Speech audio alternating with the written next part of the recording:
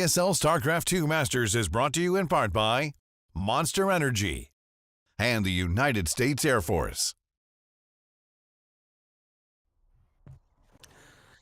And welcome back, everyone. Welcome back to day number 6 of the ESL Masters Winter B-Stream for the regionals. I'm, of course, host Live VIP, and with me, I'm joined by the one, the only, my lovely co-caster, the Yaku of the Zaku. Hello. It's been a while, Papy. It's been a while since we've been able to cover the B-Stream together, but I'm glad that you're here with me, and we've already been through quite a journey, quite an array of matches. We are nearing the end of the group stage. Players have already been confirmed out of the group stage as well, and we're here to kind of find some more here. We're here to really finalize and work our way through the Asia regionals. Indeed we are. There's going to be another day of the groups tomorrow, if I'm not wrong, but there's not going to be that many actual matches going on tomorrow. That's more of the final tiebreaker matches going on. Today is pretty much going to solidify who is going to advance to the playoff bracket and who is going to be relegated to, well, hopefully the open bracket over in Montreal next month. Yeah, exactly. So a lot. Atlanta. Yeah, not the first time you said Montreal. It's fine, Bobby. It's fine. It's all in the same place. So it is. Yeah, they're like right next to each other. Yeah, exactly. Geography. So yeah, DreamHack Atlanta, of course, at the end of the month is going to be where all of this does take place. At least, you know, the main event. But here for the regionals, as you mentioned, these are essentially, in a way, qualifying matches. The winners of this series, I believe, will be advancing on out of the group potentially. So yeah, a lot is on the line here. A lot is on the line as we near the end of the Swiss group stage. Yeah, which definitely makes sense here. Definitely does. Yeah, exactly. For those wondering, of course, there is the mainstream going on at the same time. I believe VODs is going to be covering the content over there. We have plenty of matches. We have 4 best of 3s here for the Asia regionals. We're going to be kicking things off with a ZVT with Oriana versus Silky, followed by Coffee versus Namami, Cyan versus SCV, and Maxed versus Tble. So a couple of PvPs, but don't you worry about it. If you're a fan of PvP, we got plenty of it for you here on the B stream. Indeed, we do. This is why we really do have a B stream, though. Or this is the main original point of having a B stream. It's to relegate the PvPs and the mirror matchups. You say that, I requested it. I made sure that Wardy gave us as many PvPs as possible, Papy. And I mean, to be fair, you know, again, personally, I do enjoy PvPs, especially the more active and aggressive ones, and I'm sure especially in this region that's exactly what we're going to be getting. But before we can sink our teeth into those PvPs, we are diving into something a little bit special, the ZVT. Gotta savor them while we can. we really do. Hey, Smash Papy, let's all the way, Papy, all the way. We need this one series to go on for over an hour. One can only hope, and game number 1 is going to be taking place on Golden Aura, and we are diving into game number 1. Indeed we are, on Golden Aura, over here in the bottom right-hand corner of the map, starting all the way in the bottom right-hand corner. We, of course, have our red Terran player coming out for the land of China. Currently representing Mystery Gaming, we have Oriana. And spawning in the top left-hand corner, we have his opponent. We have the Chinese Zerg player representing the Starving Camels, SSLD. It is Silky.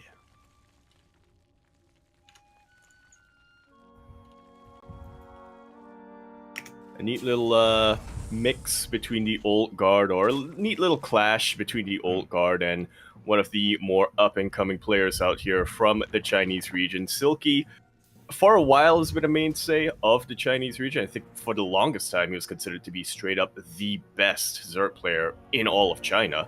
Whereas Oriana has only really started making a name for himself since 2021 onwards, I would say. Yeah, I mean, I'm glad you bring that up because, as you mentioned, I think I would still actually say that Silky is the best Zerg player in China at the moment. I think I still stand by that as well, which is why coming into this, he's a heavy favorite. I expect him to go far. I expect him to make it out into the playoffs. But even though he may be the best Zerg player, there have been some rising stars, and it has been really cool to see Oriana rise up through the ranks over the course of the past couple of years. We have been having the luxury of being casting him over the past couple of weeks, in GPO and Grand Papas Opens, in these online weekly regionals, and Oriana has been improving quite a lot over the year. Yeah, definitely. Can see him tighten up his play quite a bit more. I remember the first time I think we casted him in the qualifiers, I believe, or in ESL Masters China regional, and he was coming up with some very questionable builds, I would say. But yeah, in these past couple of weeks, he's really refined them, and he's been having a lot of success with them. Yeah, he really has, and I'm sure he's very used to the style of Silky as well. Silky is typically a very aggressive Zerg player, and Oriana was forged in the flames of Miyamika, which is maybe a good thing, maybe a bad thing. I don't. He's gonna be getting into this, and then he's gonna see Link Bane, and he's like, "Wait, what? Like Zerg players, they make Banelings? What's going on?" So why aren't you going Infestors right off the bat? Like what? True. They're actually using AOE. So yeah, we'll see how this all does come together. What's really interesting to me, at least, is that Silky hasn't gone for anything too quirky. It's been very standard out of our Chinese Zerg players so far. Yeah, it definitely makes sense coming out from Silky. You mentioned it, he is pretty much a heavy favorite coming into this match. This is also just game number 1 of this best of 3, so I wouldn't be surprised if Silky is just feeling confident in his fundamentals, and he decides to use game number 1 just as a way to gauge how Oriana's feeling tonight. Yeah, definitely, and it's a bold move. Oriana does go for the tumor, and he does. He gets the first tumor. There you go. Well, ish. Yeah, true. It's not quite that massive confidence boost where you feel invincible, but it's a nice little morale pickup. Yeah, it's a nice pickup here, and it is going to delay some of the creep shred. What's important is that we are loading into Golden Aura, and this is one of those maps where actually the bases are very close together. You can defend with quite minimal units with your queens. It doesn't take too many tumors at all to connect your bases, so you can be very defensible on 3 bases. 4 bases, that's when things get a little bit more crazy and a little bit more scary once we do get up to that point, as we're getting into our openers. Yeah, cool to see this from Oriana. I do feel like I have been missing this a little bit in the past week or so specifically. A lot of Terran players in the new patch have been experimenting a lot with Banshee play. They've been, what's the term that you use? Call it Battle Mech plus Banshee? Yeah. Banshee Mech, something like that. Yeah, we saw a lot of that over the past month or so in the first couple of weeks when the patch went live, but I feel like specifically these past 7 days, a lot of Terran players have been going back to basics and haven't really been utilizing the Banshee as much. Yeah, it's refreshing, right? Because this is a very old school opener, right? It's 3cc Banshee, and we've been seeing a lot of like the Beyond opener, the 2 racks on the low ground, or like these Cyclone based openers from Cure. So it's great to see something a little bit more standard. And Oriana, he's going back to basics. He's calming things down a little bit here, at least in game 1. Maybe likewise, as you mentioned before, just kind of testing the waters here against Silky's playstyle. Yeah, already the Banshee does get revealed, but it doesn't seem like it's meant to be a surprise here from Oriana either. It's still, as the game continues, you can get hyper flight rotors on that. Banshees can still provide a lot of utility, especially if you... Oh, okay. I saw for a very brief moment a Raven on the way. I thought he was coming up with that classic 2 Banshee, 1 Raven creep clearing squad, but apparently not. Yeah, the classic creep scaring squad that I think only 10 times fast. Yeah, true. I think only like Special and like TY did that, but it was a thing for a little bit. And I was freaking out for a moment as well. But thankfully, we do go for the add-on swap. There's no Raven here. We're throwing down additional Raxes. 5 racks on 3 bases is pretty standard. As Silky goes in for a full scout, he sees everything in the main. Yeah, it will confirm that he is up against Bio. Will confirm that Silky's not going to be too aggressive in the early game. Going to go for a pretty standard Starport plus Hellion harass as an opener. Oh, yeah, exactly. As the Banshees get across the map, 3 workers go down. They're going to be threatening drones here at the natural. At the same time, Hellions are looking for a dive as well, and Oriana is getting damage done. Up! Yeah! Up! Lings to surround every single Hellion, and that's going to be it for the ground pressure here from Oriana. Unfortunately, he did decide to test the waters a little bit by that 4th base, and yeah, unfortunately, that wasn't a lot for his Hellions to do. Thankfully, though, these Banshees put in a lot of work. Yeah, this is almost a mineral line. 11 drones go down to just the Banshees. That's amazing.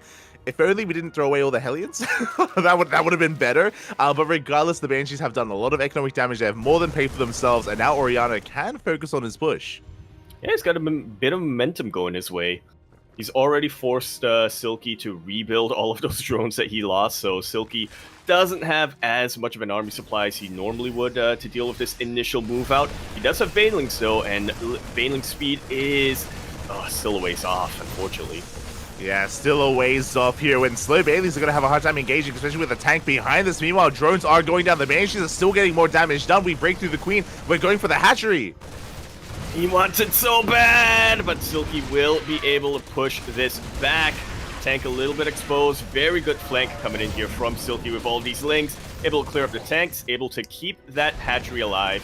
Will lose a lot of drones once again. This is some fantastic multi-prong coming out from Oriana, but Silky has kept his bases alive and hasn't lost too many of his key units yet. Yeah, exactly. He's able to maintain his army, maintain his Banelings, but that's another 10 workers. That's 21 drones in total for 2 Banshees, by the way. That is insane. So an amazing amount of economic damage. And also what's important is that Oriana may have lost a tank, but he maintained his Marine count, and he's going for a second push. But as he moves out, Silky is getting ready for a backstab. Yeah, as one moves out, the other moves in. That's just life. Can't explain that. Yeah. Let's go. As Oriana is going to be pushing Silky, attempting to expand, take a 5th base off of creep. We'll see if he gets away with it as Oriana's pushing forward. This base is still very low from that earlier push.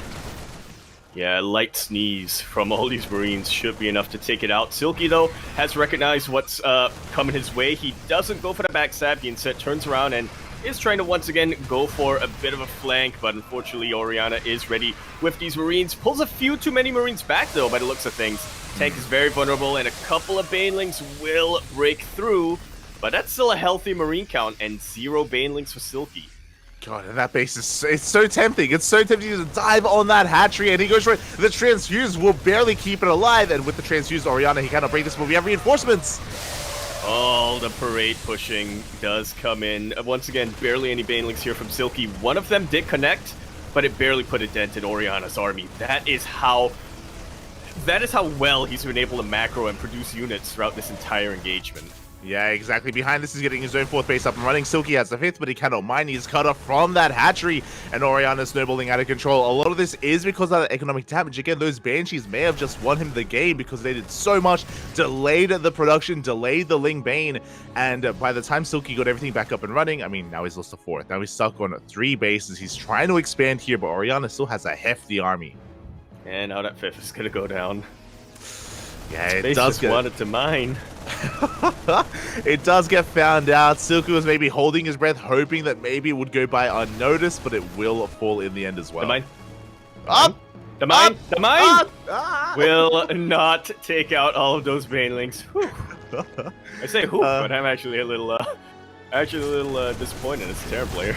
Oh, that's a kill that'll cancel the hatchery. You know what? That mine is still ready to get triggered once again. So, speaking of mines, that was a fantastic connection here for Oriana. Barely any Banelings left. The last of them do connect, and it may just be enough for Silky to start fighting back. He does send a massive link force towards Oriana's base, but now we're in a full-on base trade. Oriana doesn't want to turn around. He wants to end things right now. He takes down the Baneling nest. No more Banelings available here for Silky. Without them, how can he defend? He's taking down the 3rd base, but at the same time, there's just too much chaos going on. GG gets called, and Oriana will take game number 1. This is why we make Banshees, Terran players, in TVZ. Oh my god. I mean, to be fair, you know, we don't want to be making Banshees expecting 21 No. worker kills. That's only something that Oriana can pull off. But yeah, that was really impressive stuff. I think the most impressive thing, not just that he was able to get damage done, but if you remember, especially the second wave of worker kills, like he was killing those workers as he was pushing at the same time. Like he was able to pull apart the attention of Silky. Yeah, after the Hellions went down and we kind of panned back into the main base of Silky, I noticed those Banshees still alive, and I was in the dead air, and I was thinking, man, if only Terran had recall. Well, as it turns out, apparently you don't need recall if you're Oriana, and if you are able to sneak your Banshees out to another base and still get a ton of damage. Exactly.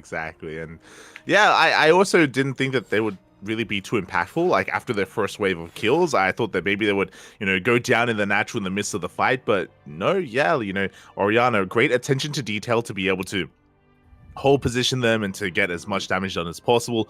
On top of that, also really good control with his main pushes as well. Sure, he would start getting cleaned up, he'd be losing his tanks, but he did keep his Marines alive, so he could just snowball out of control. And we didn't really get to talk much about it, but that was on Golden Ore. You know, the rush distance by ground is that much shorter, so those parade pushes, they hit that much harder as well.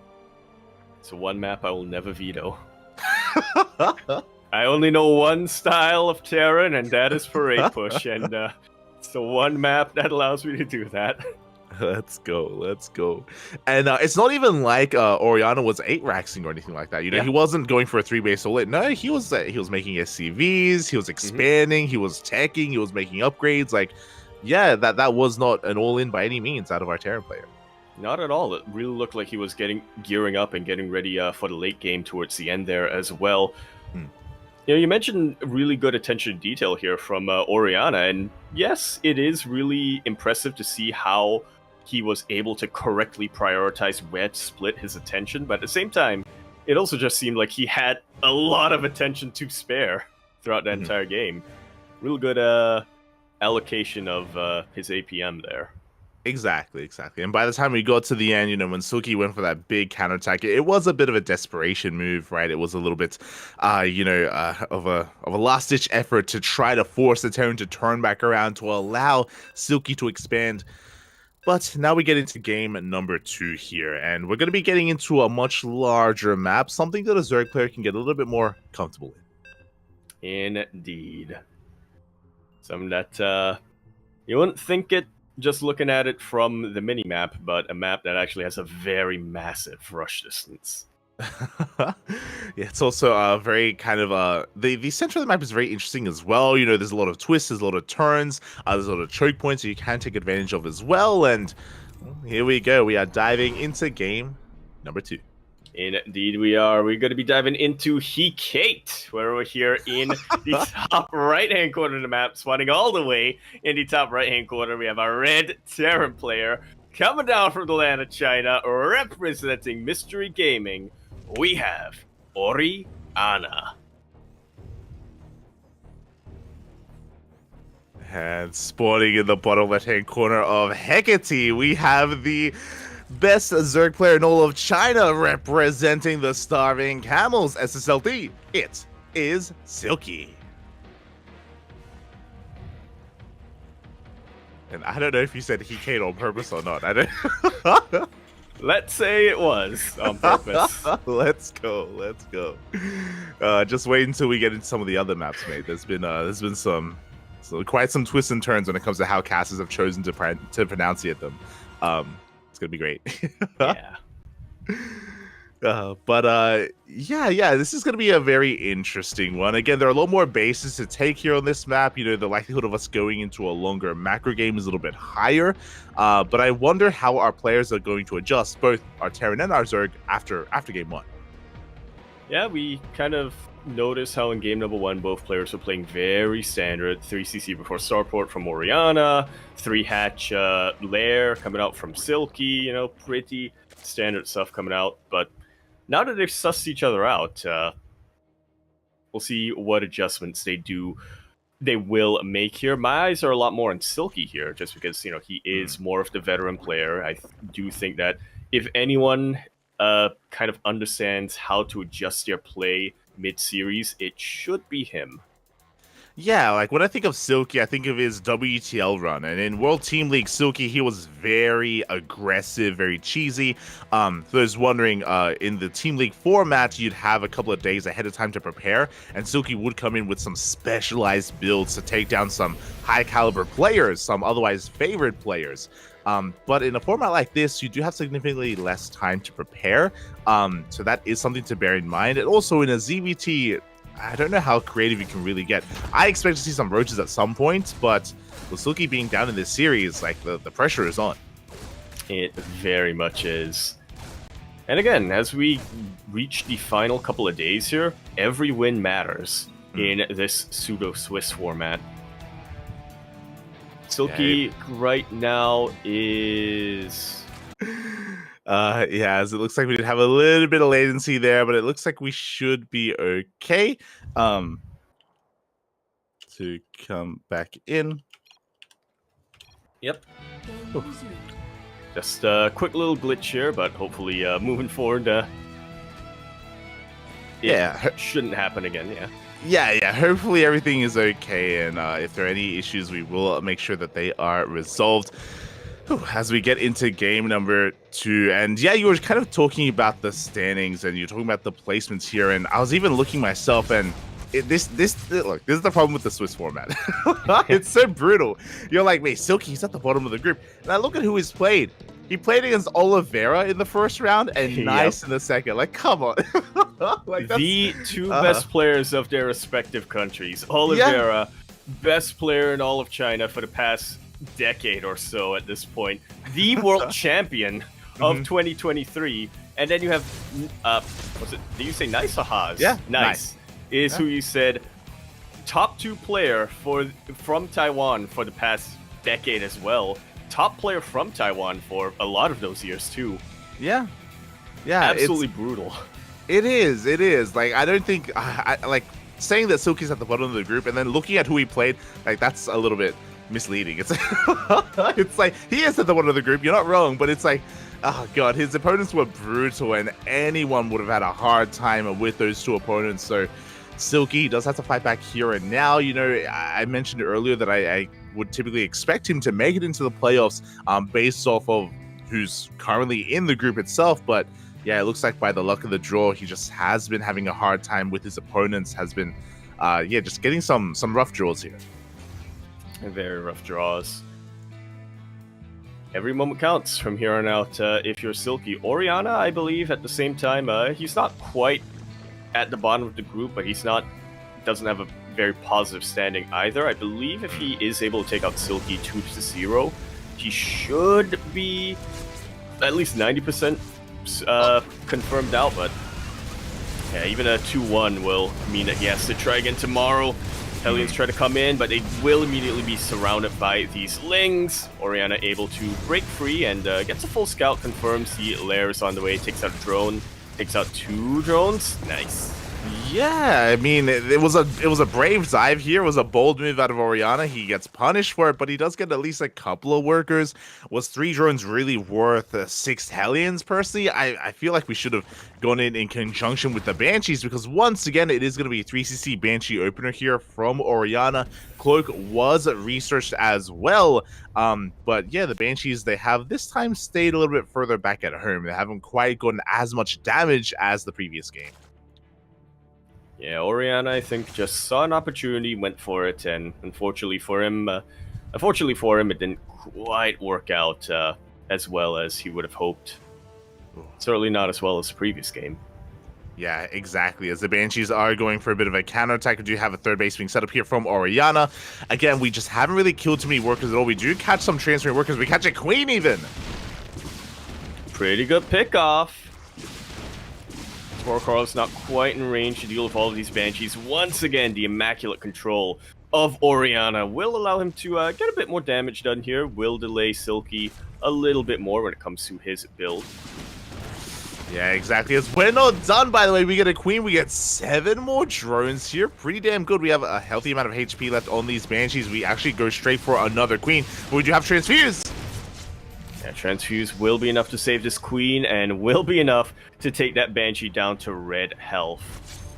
Oh no! and even kill it with a bit of a follow-up snipe here from another queen. There we go. One of the Banshees does go down, but one Banshee for 7 workers is a pretty good value overall. And now we have the next step here, the next stage from Oriana with his 5 Raxes. He's working on his armory for 2-2. Eventually, once 1-1 does kick in, and the main army is pushing out. This time, though, a little bit different. We actually aren't incorporating tanks for the first push. Instead, Widow Mines. Yeah, not as much safety here from Oriana, but I guess he has identified that Silky is a bit more of a Ling Bane player, not too fond of Roaches or Hydras, at least not yet anyway. And so it allows him to go a little bit sooner. Widowmine will get a fantastic connection, but not good enough for Oriana to keep this going. Thankfully, he is able to evacuate most of his Marines, and he is, still has a bit of momentum going his way. Yeah, I mean, he canceled the 4th base. The Banshee goes back in, but this time the Banshee is going to get cleaned up by these Queens. So a much stronger defense from Silky, at least when it comes to his economy. He does hold on to his 4 bases. He's expanding, taking a 5th base, but Oriana is going for a split push. He has the double jump on the left. He has the double jump on the right. He's getting into the mineral line. And there's something that worked brilliant for him in game number 1. Should work out really well for him as well in game number 2. Widow Mines aren't quite able to burrow in time, but once again, very quick reaction from Oriana. He's able to pick up the majority of his Marines and keep them alive. Takes out another 7 drones for the cost of 1 medevac full of Marines. Yeah, pretty well worth it here for Oriana as he comes in once again. This time he's going to be fighting off a creep. Good target firing on the Baneling. Saw them go down. There's 1 left, and it looks like it barely will connect. Not quite, as Oriana backs off, but Silky does hold on to his 5th. Yeah, very hot pickup here from Oriana. Traded very well against these Lings and Banes, but like you said, Silky is still standing. The backbone of Silky's production is still up and running. Yeah, it is for now, but here comes another push, and you can see Oriana, the macro here from our Terran player, is starting to snowball out of control. The Terran up 30 supply at this point, and Silky has been struggling here, hasn't had the best connections, has had some rough trades, maybe even missing a couple of inject cycles here as he tries to push into this concave. Yeah, not the best connections here from Silky. Oriana, meanwhile, able to isolate these Banelings from all of these Lings. Oh man, that is the worst case scenario as a Zerg player. Dropping the main base will go down, but will provide a very, very distraction for Silky over here. Even a couple of drones go down. Yeah, 6 workers go down. The desperation from Silky to pull the boys to help fight with that. Meanwhile, you see Silky setting up a big counterattack this time once again. He knows that he can't quite defend back at home. There are just too many Marines. Oriana is pushing on in. Back at home, we have reinforcements though, and Oriana, he will have forces to deal with that counterattack. Well, he should. If he's looking. It's true. As he is moving out, and oh, does he? He does see it. Yeah, catches wind of this massive counterattack being prepared here from Silky, and he immediately turns around with his reinforcements, deals with all of them, and is now chasing them all the way back to his side of the map. Meanwhile, on Silky's side, looks like all the Marines did get taken out, so Silky has a little bit of breathing room, but it shouldn't last too long. Yeah, round number 2 is gearing up here for Oriana. Yeah, Oriana was a little bit distracted by the run. By that meant that Silky did clean up one of the armies, but he's still on the back foot. He's working on 2-2, working on now an infestation bit. A late pit here at the 10-minute mark. He is on 5 bases, but very limited crease spread. And Oriana, as he rocks up here towards his hatchery, we can see that Silky is out of position. Up. Yeah, a couple of Banelings tried to get connections on the mineral line, but didn't quite make it. Huge Widowmine hits here from Oriana will pretty much take out every single Baneling. Banelings from the flank are trying to connect. Some of them do, and it is barely not enough to chase Oriana back, it seems. Yeah, barely, not enough. There's a couple more Banelings being morphed in here as well. At the same time, Silky going for a big counterattack. Do we have any reinforcements? No, we do not. Oriana sent his reinforcements across the map, but he does break the 5th once again. And getting some massive flashbacks here to game number 1, like just looking at this army supply difference. This counterattack from Silky is a massive desperation move, and it will not be enough. GG is called. Oriana takes that series 2-0, and I'm not going to do the math here, but chances are he's making it to the playoffs. GG, well played. I'm not too sure about the playoffs, but I think that does secure him at least a chance here to make it through and to fight for a spot tomorrow based on the standings. But very well played here by Oriana, and he was coming in as, again, he's coming in as the up-and-comer, right? Like, he's coming in as more of a newer face to the scene compared to the veteran of Silky, and Oriana looked damn good. Oh, yeah. Very, very damn good. And yeah, I guess it's important to note that both of these players coming in haven't quite been able to, they were both in negative standings, haven't quite been able to win a series yet in this tournament, but Oriana came in and was able to force a couple of ace matches here and there, which was enough to pit him against Silky over here. And with this win, it's enough to, like you said, give him another shot tomorrow. Exactly. And personally, like, I hope he is able to perform well tomorrow as well. He's already been able to take games off of every single one of his opponents, so Oriana is one to keep your eye on. He is an amazing player in his own right and looking to make a name for himself in this season of ESL Masters. Meanwhile, we're going to be going on a short break. When we return, we will have our second series. We will have Coffee versus Namami. Indeed. Stay tuned to that.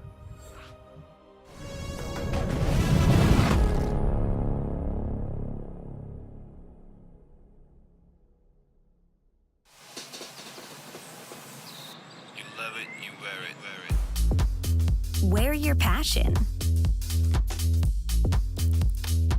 Share your passion. Wherever,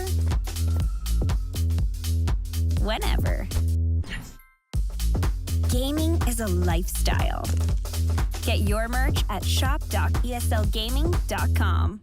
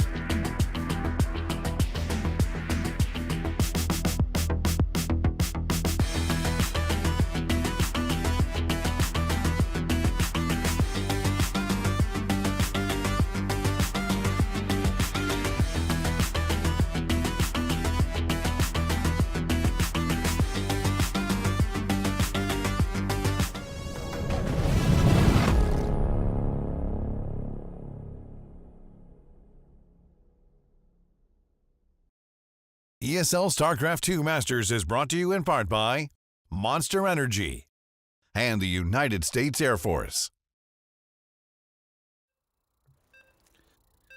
And welcome back, everyone. Welcome back. We just wrapped up with our first series of the night with Oriana versus Silky, and now we're getting into our second series. Up here before us, the VODs are done, the lobby is ready. We're diving into Coffee versus Namami.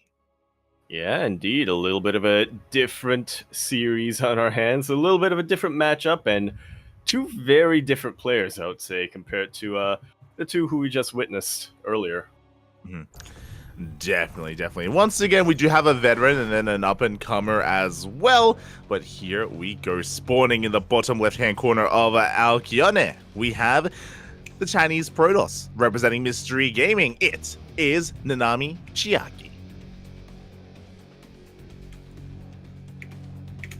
And over here in the top right-hand corner of the map, starting all the way in the top right-hand corner of Alkione, we have our red Terran player coming down from the land of China, representing Little Fairy. We have Coffee.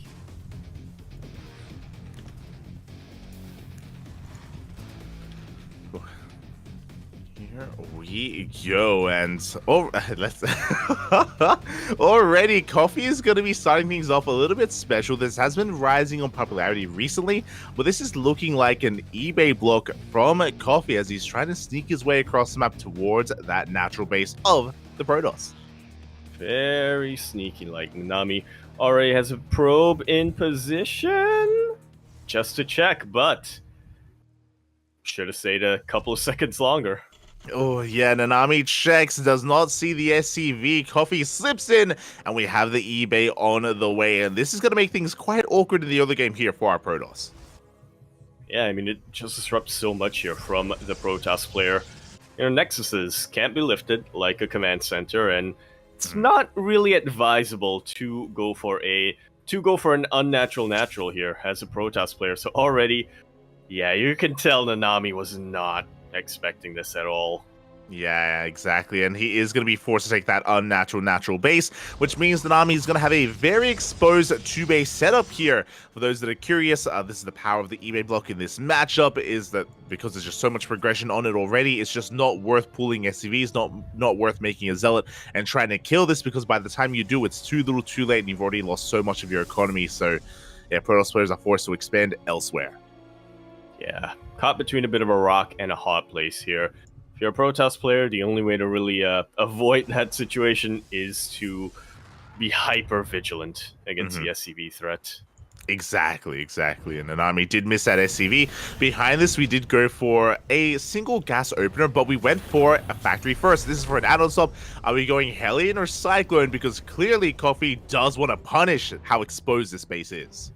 And that is exactly how to punish the exposed nature of the unnatural natural. 2 Cyclones are now on the way. They produce a little quicker, they're a little cheaper, but they're just as fast as ever. Oh, exactly. They're fast. They've got quite an amount of DPS available as well. Meanwhile, Namami is going for a Twilight Council opener. He's going to be relying on a ground army and does see the factory with the reactor. May even spot the Cyclones as they move out. But is he going to be able to survive this eventual attack? As Zedep does take a couple of hits, will it shade away? Will barely escape. Just in time. Barely has any health left. Oh, this Marine. Can finish it off, but it doesn't get aggroed. He now sees he's trying to chase him down. The Cyclones are making their way across the map as well. We see Namami throwing down a proxy pylon across the map. The Stalker has arrived. Shield battery is done alongside Novalord. But Coffee, he has options. He can go for the unnatural natural, or he can go straight for the main. He can go for either or. And it looks like the main is his target. He knows that Nanami's going to be focusing on defending that unnatural natural. It's not a very defensible base, so unfortunately, yeah, Namami did leave this exposed. Coffee has also scouted the Dark Shrine, so he knows to save a scan and prepare for a counterattack. Yeah, not a whole lot that an Adept can really do against these 2 Cyclones, and with Stalkers, you have to be very, very careful with your kiting. Thankfully, Namami has been pretty careful here, and will be able to deal with the initial Cyclones. Yeah, but we have 2 more Cyclones hitting that natural base. We do have a recall as well, but the shield battery goes down. The second Stalk is going to be falling as well, and this has gotten out of control. Is there anything left to protect this base? It looks like there isn't. There's 1 Stalker left, but with 2 Cyclones, we can focus it down. We really, really can. Up. This 1 Stalker can be kited like so. And this entire mineral line just goes down in the blink of an eye. Yeah, 13 probes go down. An insane amount of economic damage is dealt here. 1 Cyclone barely does survive, and we have a Marine or even 2 more Cyclones rocking up. Once again, it just does not stop. Behind this Coffee is expanding. He's not all in. He is transitioning. We have Stim on the way. Meanwhile, a Dark Shrine, a last-ditch effort was done, and a DT is waddling into these bases, but we're ready for it. I love this from Coffee. The minute he scouted that Dark Shrine, he threw down that eBay. He built this 1 missile turret because he knew that's the only way that Namami can come back here. Yeah, exactly. It's the only way he can lose. And the DT goes down. GG gets called. That was the only chance, the only hope, and Coffee will take game number 1. Very swiftly here.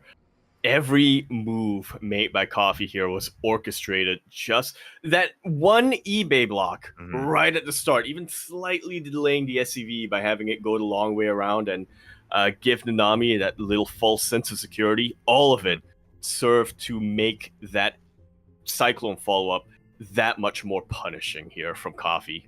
Exactly. Absolutely big-brained. As you're mentioning here, this was basically planned from the beginning, from the initial eBay block. Because things started off so well, Coffee was able to punish and abuse Nanami's base location. As we mentioned, if he wanted to, he could head towards the unnatural location or the main base, and he just snowballed out of control, sniping Stalker after Stalker. They barely couldn't get within range of the shield batteries. The overcharge barely couldn't keep them alive, and yeah, things escalated very quickly out of control in favor of Coffee. Yeah, once you get that snowball going, it's hard to prevent the avalanche.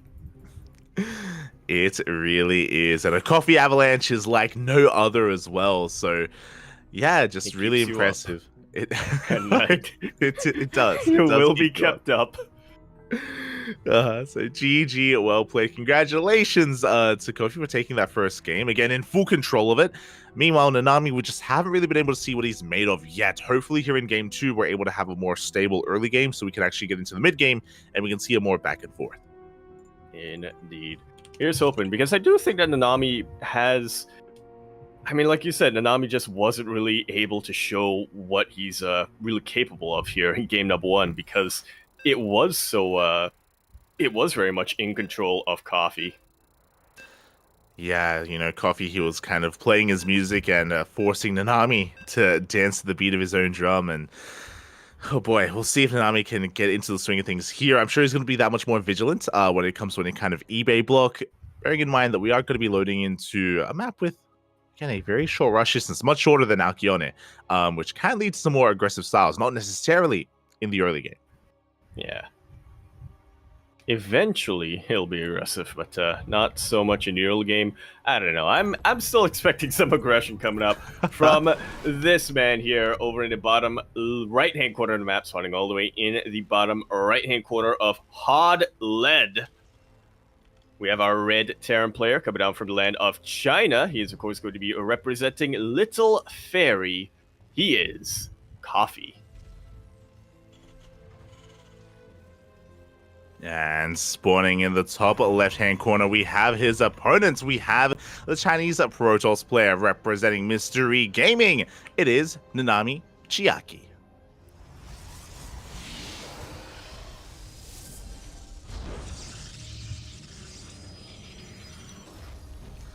And yeah, I think the last game was also a really good example of how you can really make use of the new Cyclone. I know a lot of people have been lamenting about how the new Cyclone, you can't like mass it like you used to be able to with the previous one. It is a lot more of a glass cannon. That is true, but it does have its place here, especially in the early game. You can get a lot done and kind of snowball out of control. As we saw in TVP, you can be quite aggressive with said new Cyclone. You absolutely can. Of course, I don't think the Cyclone is a unit that you want to be massing up too much here. It's not like it's going to be your main bread and butter unit like a Marine will be, but like you said, it it's garnish here and there, you know? You sprinkle it in here and there, and you just make your build that much more flavorful. Exactly. You know, it's kind of how you finish something off, or finish off your opponent even, as you saw in that previous game. Saw that previous game. For now, Coffee this time is going for a Rax Expand. Doesn't go for the eBay block, which I think is a wise choice. As you saw, Namami was a lot more vigilant here with his probe, was a lot more aware of his natural, and yeah, wouldn't be done dirty 2 games in a row. Yeah, absolutely not. Things are looking a lot more standard coming out here from Coffee, and it looks like we will actually get a mid-game where we can see what Namami actually planned for the evening. Exactly.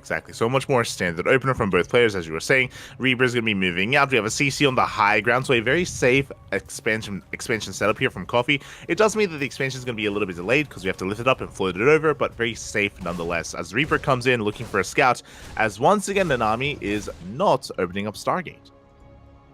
Interesting choice here, but one that I think we've kind of come to expect from Namami. He's not really one to opt for Stargate openings. He does still like his Blink Stalkers and whatnot in the early game.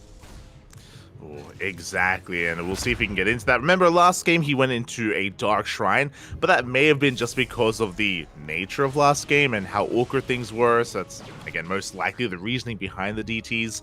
As you called it, it is going to be Blink. There we go. I can see into the future. But yeah, Blink is a nice and standard and very, very safe opening here, all things considered, especially in a PvT. It gives you some potential to pressure your Terran opponent down the line once you mass up a couple of Stalkers, but more importantly, it's a really good way of just keeping your mineral line alive, shall I say, in the early game, especially against something like a Mind Drop. As some Protoss players do like going Phoenix to deal with that, but Blink Stalkers are just that much more versatile, IMO. They really are, and I'm really curious to see how many gateways get thrown down. So far, only 2 gateways, so this is looking like a 2-gate Blink opener into a third. The probe is making its way over, so a very safe, very standard economic opener here out of Namami, just getting into his third, not really being too aggressive whatsoever. Yeah, he just wants to play his game. He just wants to play some StarCraft. He just wants to play some StarCraft. True. And we'll see if he can, because Coffee is here to stop him. We have a Mine Marine drop slipping into the main base. We do have Stalkers in position, though. We have 3 of them here in the main. No shield battery, but plenty of firepower. Yeah, that's quite a lot of Marines. Vanilla Marines, but they will have some support here from the Medevac. Very good Blink here, able to completely take out the Medevac in one hit. And eventually these Marines are going to go down. Already a couple of Stalkers will fall. And in the heat of that moment, that 2 mine shots. Yep. Yeah, we had the Widowmine waddle into the natural base. It's 11 kills on this one. 11? How? I have a hard time believing how the hell that did happen. But 11 kills with 1 mine and plenty of other kills with the other. We will clean this up, but Coffee did an insane amount of damage with this. Yeah. Very surprising result here, but also very good quick thinking coming out from Coffee, recognizing how committed Namami really was, how committed Nanami's attention was to that main base, that he can actually swaddle in a Widow Mine into this very vulnerable natural base. And he's not done, by the way. That is a Liberator gearing up for even more probe kills. Yeah, exactly. Coffee already has a solid lead, which is something that should never happen in a TVP, especially with Namami going for an economic opener as well. Yes, this does mean that Namami can recover, making 3 workers at a time, but that's a lot of resources spent just rebuilding probes. Meanwhile, Coffee is just building himself up as well with a 3-1-1 setup, working towards tanks, working towards his eventual 2-base push, and he's still keeping this Liberator back here, just waiting for the opportune moment to pull apart the attention of the Protoss. Yeah, I guess it's one of those things where, you know, looking on the bright side, because Namami was so greedy in the early game and did opt for that quicker third base, he's going to be able to recover. Already we can see that the worker count is even, but Namami didn't plan for things to be even. He purposely got that earlier third base because he wanted an economic lead going into the mid game, and unfortunately he doesn't have that lead. Yeah, it doesn't have the lead that he wanted. Also, he's going into a swarm toss style as well, so no high-tech units, no disruptors, no colossus, no storm. It's just gateway, it was just stalkers and zealots instead, which can work well, yes, but you do need a solid economy to actually maintain all these warp-ins and maintain the amount of zealots that you're going to be relying on.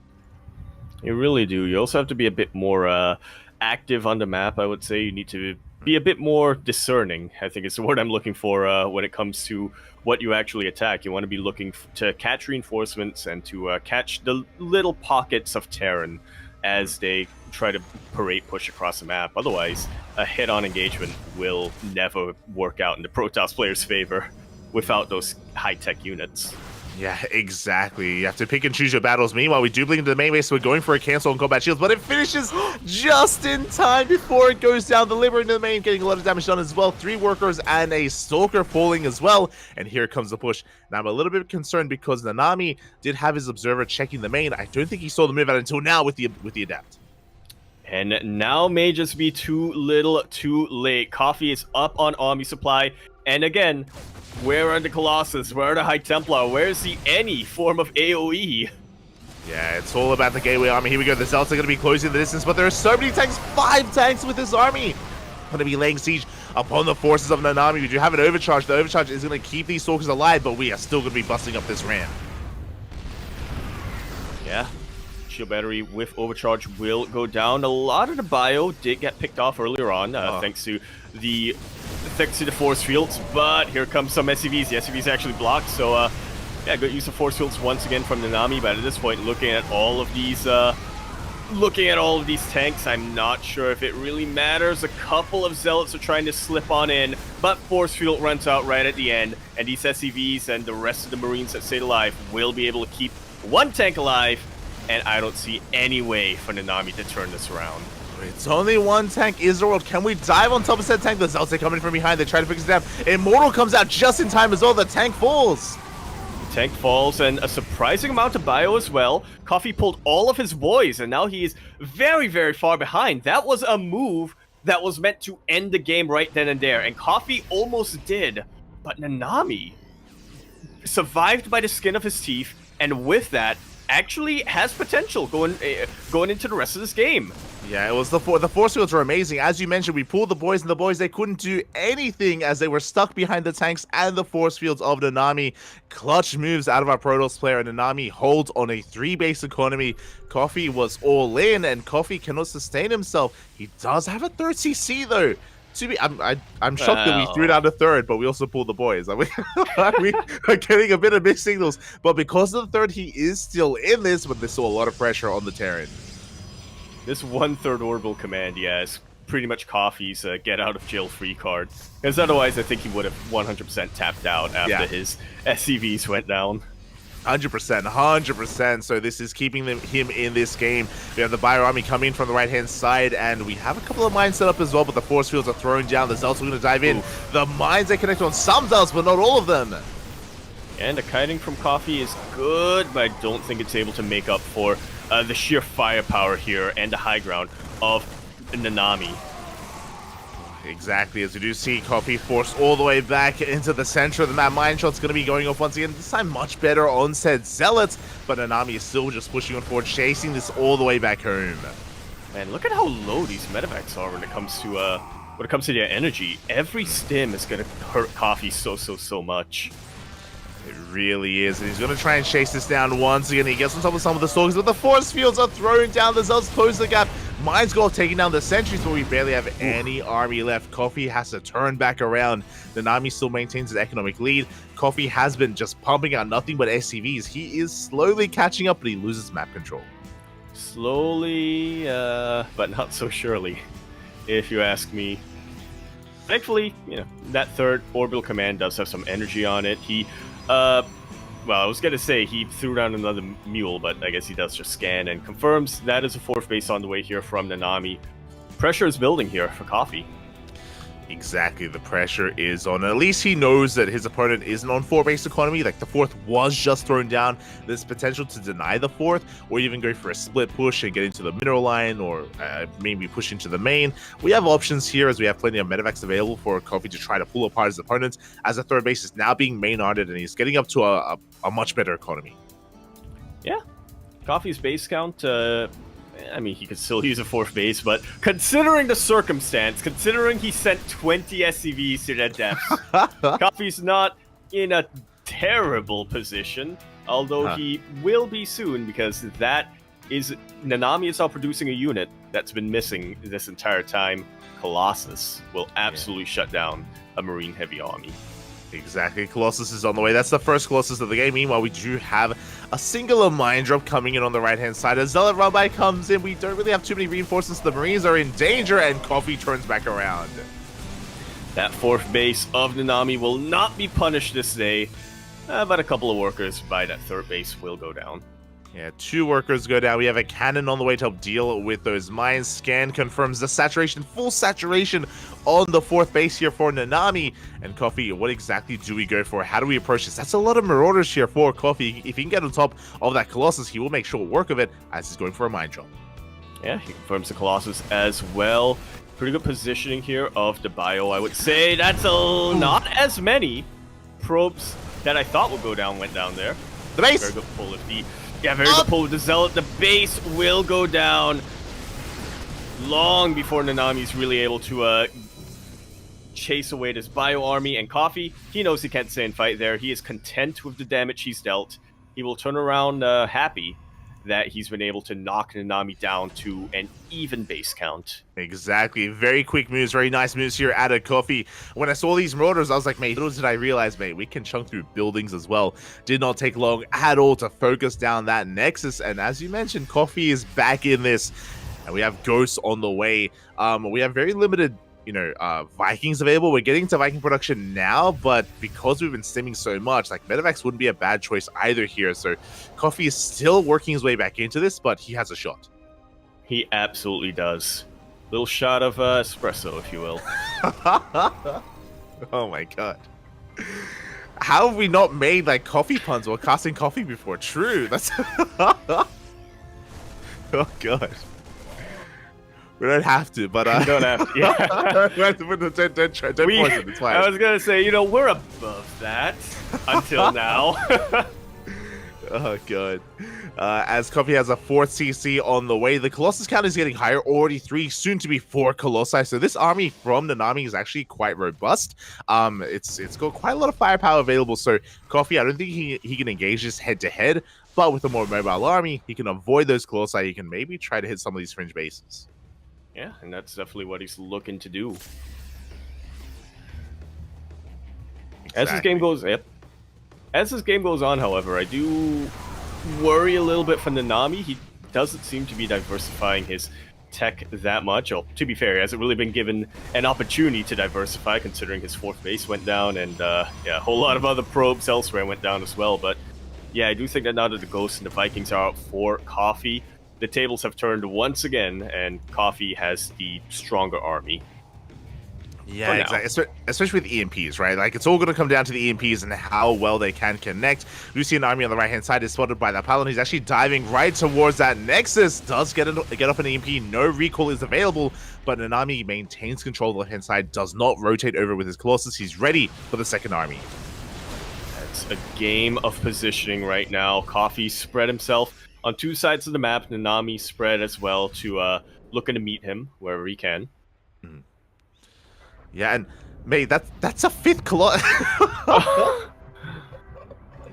Okay, well, we should like address this, because a 4th Colossus is already crazy. For those wondering, 3 Colossi is typically considered to be ideal. Any more than that, and you do over damage or overkill, and it becomes a little bit wasteful when it comes to the DPS that you have. So it's a little bit advised to go into disruptors, but no, we're just doubling down on Colossus. Well, hopefully this works out for him. Massive EMP blankets the core of that army. Vikings are able to get a lot of volleys off on these Colossus, but so do the Colossus on most of the bio. The vast majority of Marines have been taken out, but the Vikings land, and Coffee comes out a little bit better in that trade. a lot better, actually. Most of these ghosts are still alive. Yeah, as you mentioned, he loses the Marines, but everything else does survive. He resets the Colossus count, but it's okay. We were making more because, of course, we were. There we go. Big brain from Namami here. He knew he was going to lose all 4 of his Colossus. True. He was ready for it, Pop. He was ready for it.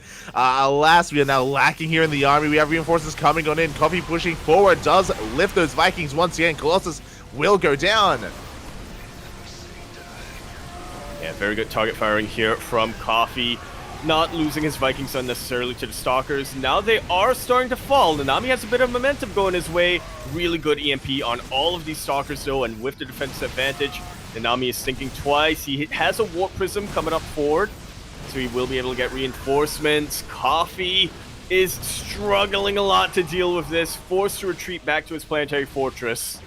Yeah, exactly. Forced to retreat to the 3rd base, to the 4th base even. We do have the 5th burning down. It will fall here to those Stalkers, and it looks like there were just too many Zealots, not enough splash damage, not enough either Ghosts or Widow Mines. We're going for another big warp in, and Namami may be able to break this position and may be able to force an ace match. Yeah, it's looking very likely as he dives in on top of the heart of Coffee's army. Coffee is up in army supply, but a lot of his supplies actually in these medevacs that are very quickly running out of energy. Yeah, Bunker coming in clutch, but it's going to be focused down immediately by all these Stalkers. The Zealots are barely squeezing through. Mines are coming in as well. Coffee trying desperately here to hold on. He barely will hold on to his natural base, but the Warpins, they just do not stop. This 5-base economy from Namami really kicking in. Yeah, who needs Colossus? True. Not Namami, apparently huge friendly fire on top of all these SCVs. It looks so low. Yeah, the SCVs, so many of them are going to be going down. The boys are pulled. GG, and Namami will take game number 2. We're going to the ace match. GG, very nicely done here from Namami.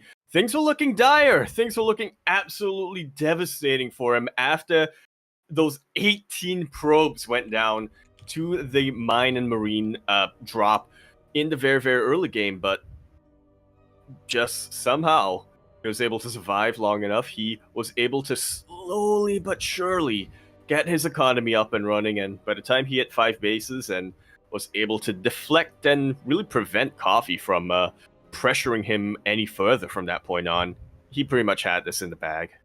Mm-hmm. He really did, and yeah, you could definitely make an argument as well that maybe Coffee just wasn't really anticipating his opponent to pose that much of a threat here, you know, with that SCV pool. I don't think I was opposed to the SCV pool, but it was just a brutal position to push up, right? Those force fields were key in Namami surviving that first big attack, and yeah, Coffee did fight his heart out trying to recover, but after a failed all-in, it is difficult to do so, and Namami was able to hold on, and yeah, we have an ace match. We have a back and forth. Indeed we do. I'm loving this. I will say, like you were mentioning not being opposed to the SCV pull, I wasn't opposed to it either. I really thought that was the move that would really secure Coffee's victory. I thought we would, be done with our TVP and move on to our first of many PvPs of the evening, but those force fields from Namami came in absolutely clutch. I think if even one of them was slightly misplaced, I do think that the SCVs of Coffee would have been able to surround the army, would have been able to provide a buffer for the bio, but instead, those force fields were placed just at the right time, just at the right position to really do the opposite. And the bio was buffering for the SCVs at that point, which doesn't actually do much. Well, doesn't do much for the Terran player. Yeah, it's not ideal for the Terrans. So, yeah, with this, Namami was able to get into his game, was able to really reveal to us what he is made of, and honestly, looking damn good as well. We learned a couple of things. He likes his Colossus. Yep, that's a problem. Apparently not. He won that game, so maybe not.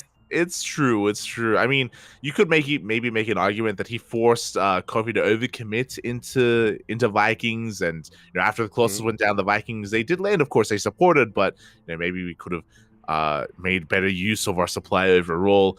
At the same time, though, just a wild play style out of Namami, and really well done. I'm impressed by this game. I'm gonna say that that was exactly what Namami planned, yeah. He was content with 3 Colossus, but then realized, wait, if I go up even higher, I can force Coffee to overreact. Yeah. the big brain plays here from our players, and we'll see what Coffee has in store for us here in game number 3. I say Coffee because so far he has been the one dictating the pace of the game. Game 1, of course, Coffee went for the eBay block into the Cyclone Rush. Here in game 2, he went for essentially a 2-base all-in with a 3rd CC behind it, which was wild, but still a 2-base all-in by pulling all those boys. What does he do here in game 3? Well, we'll find out. As there we go. Just a couple of technical difficulties, but now we do have all of our players in game. We do have all of our refs in game. Oh, actually, we're just trying to sort some stuff out. And just making sure that everything is looking good and as it should. Just making sure that there are no issues going on. And it's beautiful. We can now load into that final game. It is going to be on Hecate. Once again, a bit of a larger map. We didn't really get to talk about it, but we did mention how the rush distance on hard lead is actually quite short, which also, I guess, led into that all-in from Coffee. Didn't work out in the end, but like logically, it did make sense that he would go for a more aggressive build. So, yeah, that's why I'm keeping my eye on Coffee here in game 3. Yeah, I mean that's usually just the type of player he is. You know, he is a player who really likes dictating the pace of the game. There's a reason why. You know, a lot of us Terran players look to him for builds. Somebody else look to him for content. But regardless, we are here now on Hecate.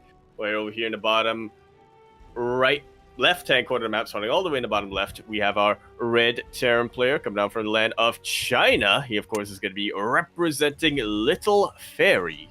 We have Coffee.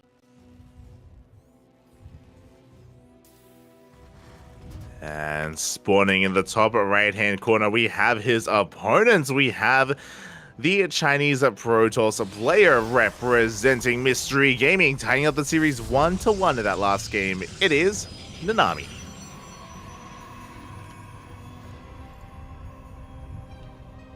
I think I saw somebody mention that Nanami's name comes from that Japanese game series, Danganronpa.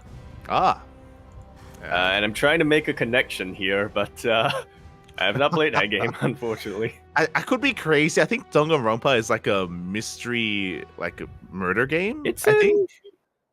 I think it is, but then there's also that like Shadow Bear that you have to use a megaphone on.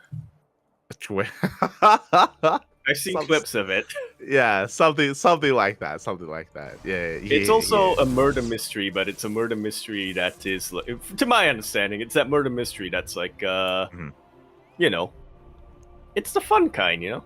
No, it's like they have it's like the kids have a podcast about true crime. There you go. Yeah. I mean, it's very uwu. It's like the Hardy Boys. Yeah, but in Japan. I don't think the Hardy Boys did murder. When I think about it. Well, thank you for letting us know. To appreciate the origins here. There are a lot of weebs in StarCraft, and you know it's a beautiful thing. You know, it's a safe place for all things weeaboo. Well, but now. As we are getting into our openers, once again, a Rax Expand economic opener here out of Coffee, not going for an eBay block or anything too crazy. So the early game is looking quite normal, quite standard from our Terran player here in game 3. Just barely not able to start a step on top of that probe. Barely. The probe does escape. Once again, 3 games in a row. Namami going for that Twilight Council. Yeah, no Stargate whatsoever. Hasn't quite learned to fly yet, but I kind of like this coming out from Namami, you know? I do feel like Stargate openings have pretty much become the standard in the past couple of years for pretty much every Protoss matchup, so nice to see a little variety come out here. Nice to see that you know, the basics are still working. Yeah, exactly. It's great to see some variety going into a Twilight Council into Blink. We'll see how aggressive he's planning to be. To wind it back, last game it was 2-gate Blink into a third Nexus. We'll see if we have a similar opener. As on a map like Hecate, I wouldn't be opposed to it as the Reaper barely does escape. Up. Yeah, barely gets a full scout on this main base. Will confirm that it is not a Stargate opening. Should be able to get eyes on the Robo facility as well. He does. Does see all the tech, does see all the production for now, and we see that Namami is looking to expand and take that third base. So once again, a 2-gate Blink into a third from Namami. Yeah, if it ain't broke, don't meddle with it. There you go. As we do have a pretty interesting build here from Coffee, though. We have a 2-1-1 setup. Very really interesting 2-on-1 setup. We're rushing into Stim, that is true, but we're actually making tanks as well alongside this. Yeah, this is not going to be a drop whatsoever. I saw the Cyclone, I saw these Marines, and I thought, oh, it's that variant of a 2-on-1 where you go in with your initial medevac and you drop the Cyclone and the Marines for support. But no, Coffee, I'm keeping my eyes glued on the production tab. I would be very surprised if we see a third base anytime soon. Exactly. So basically what we're seeing here is a big delay on the starport, as you also brought up, right, when it comes to the lack of drop play and the lack of scouting as a result as well. But this means that we're going to be rushing into Sim, we're rushing into tanks, we're going to be having an abundance of army, and once we get our medevacs out, then the push is going to be upon us. A very aggressive build here out of a Coffee. Observer's going to be dipping in, though, and we'll be getting an eye on things. We'll be getting a read on the overall production, on the army as well. And yeah, we'll see if Namami can manage to hold this once again. Storm Toss. Yeah, well, worked for him pretty well in that last game, and I think he's proven that he really understands how to get the most utility out of his Storm Toss style with all those force fields. So I can't fault him for going with it again this time. He will be faced with a bit of a different army, though. Exactly. Or rather, he will be facing a bit of a different army. He will, and we'll see if Coffee does commit and pull the boys with this as well. Stim is already done. Combat Cheers is on the way. We're going for an add-on swap to get into those reactor medevacs so we can commit to the push and have some sustain with those Stims. And Anami is just preparing himself. Anami did lose an observer, but comes in with a second observer and gets a better read on what is going on. Yeah, he's put 2 and 2 together. A lot of shield batteries now being thrown down. He is just looking to secure these bases as securely as possible. I couldn't think of another synonym. That's safely. Safely, there we go. Yeah. As the scan's going to be thrown down, keeping an eye on the gas count of Namami as well, just making sure that we're not rushing into Colossus. And here we go, the push is upon us. We do have a bit of a stim just to force back these Stalkers. This is really wise of Namami to actually have these Stalkers slow down the army, force out stims, maybe pick off a couple units here and there. Namami even going for a Zealot counterattack at the same time as the boys are being pulled. All the boys. Time is a flat circle. And it is repeating itself a little bit here, although this time, Coffee is much more committed. Once again, 0 third base on the horizon. There's a very tight choke! There is a tight choke, and there are 3 sentries on top of this ramp. The rocks are going to be knocked down, though, so far more force fields are going to be forced here to be able to bust, or to be able to slow down this army, as Coffee is not slowing down. Coffee is committed. That he is. He is now up a ramp, and there's no easy or no obvious position real force field here, but the tanks are a little bit exposed. Probes are being pulled to deal with the boys that have already went down, but it looks like the Nami is barely going to be able to beat this back. Yeah, exactly. Good target firing, good probe pull as well. 22 SCVs may have gone down. Sorry, 16 probes may have gone down, but that was for 22 SCVs. And this time, there is no third CC. This time, there is no safety net for Coffee as he gets forced back home. All the way back. And Nanami's looking to meet him there. Nanami will be a little bit slowed down when it comes to his reinforcements. Again, he's on the overall better economy, but not an economy that's secure enough to really be able to warp in over and over and over again. But you know, if he's able to catch some of these bio units in the middle of the map away from tech support, I do think Namami just really has this in the bag. I mean, he forces out the Bio Army. We're going for a double drop. At the same time, there's nothing back home to defend. There are tanks, yes, but more SCVs are going down. Coffee can't afford this. We barely have an economy to begin with. The Stalkers, they come in from the right-hand side. They do not dive on top of those tanks, but the double drop comes back home. Yeah, this should just about put an end to that, but again, this was only 4 Zealots here from Namami. It's a drop in the bucket for him. It really is, and behind this, Namami is just getting further ahead. This time, we're not going into Colossus, we're going into Storm, so we are just mixing it up a little bit further.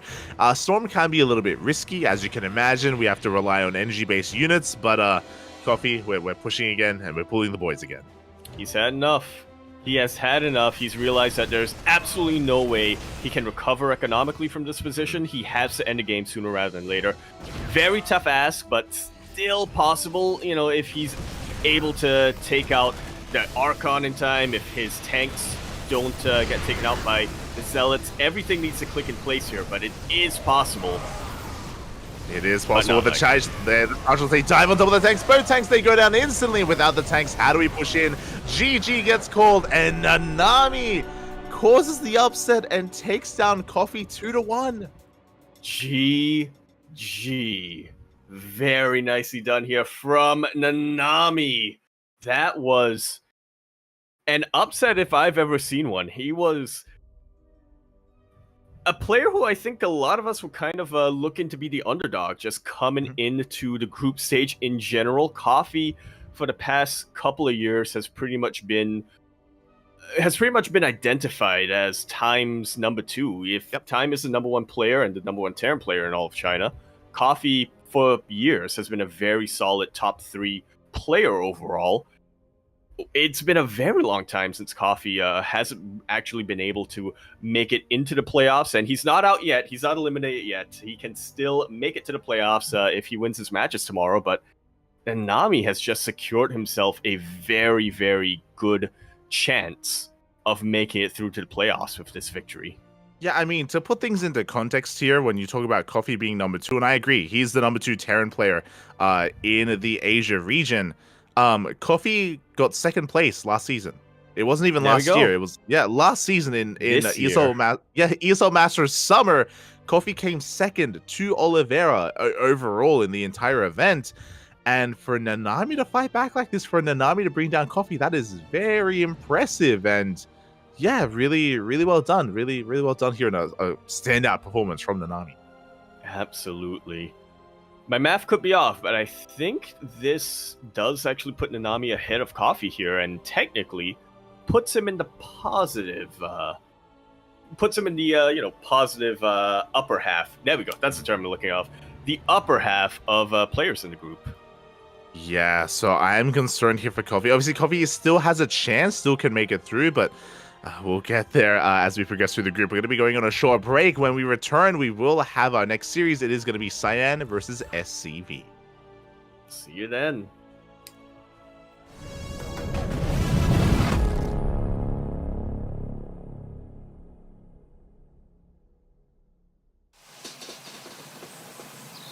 You love it, you wear it. Wear your passion. Share your passion. Wherever, whenever. Gaming is a lifestyle. Get your merch at shop.eslgaming.com.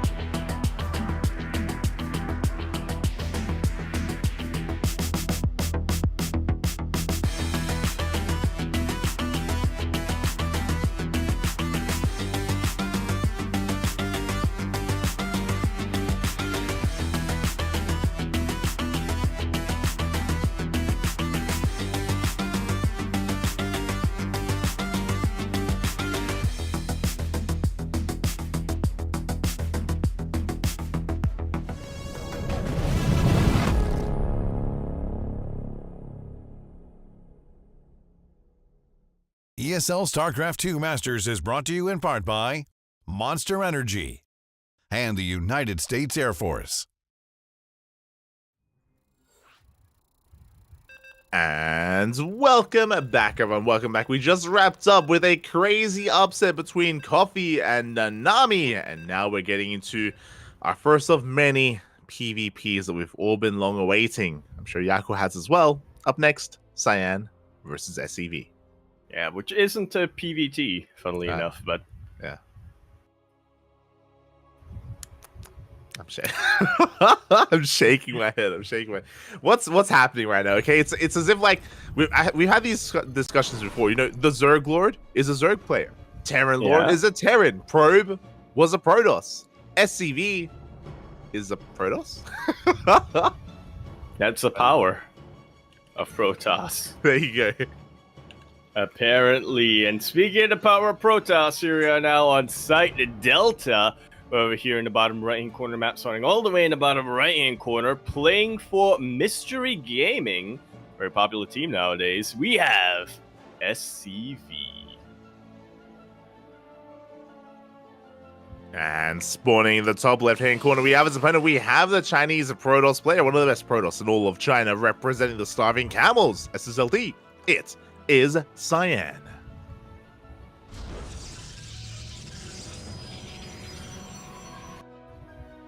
Who I was gonna say also is inappropriately named, but then I realized that I don't remember what color Cyan is. It's blue, Yaku. It's blue. Yeah. There we go. Okay. Like See, no in my quite mind, blue, it's always but, yeah. like purplish green. Yeah, like turquoise, you know, or like aquamarine. I mean, turquoise is like turquoise is like aquamarine, Mm. but aquamarine is like a little yellowish. The No, Cyan, it's a turquoise. You're just bringing back all of these memories from Cyan, the esports journalist who used to be quite big in StarCraft back in the day. I think in his Discord server, he also had like a Cyan emote, which was just the color Cyan. But I want to say he had like did he have a turquoise emote as well? I'm sure Kura would know. But I think that was also a thing. Debates were had.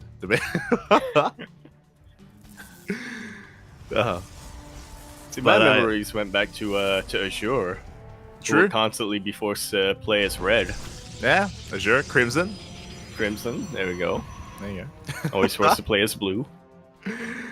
Oh god! But we are diving into this, and we should quickly bring this up as a true yellow as well, as this is going to be yellow.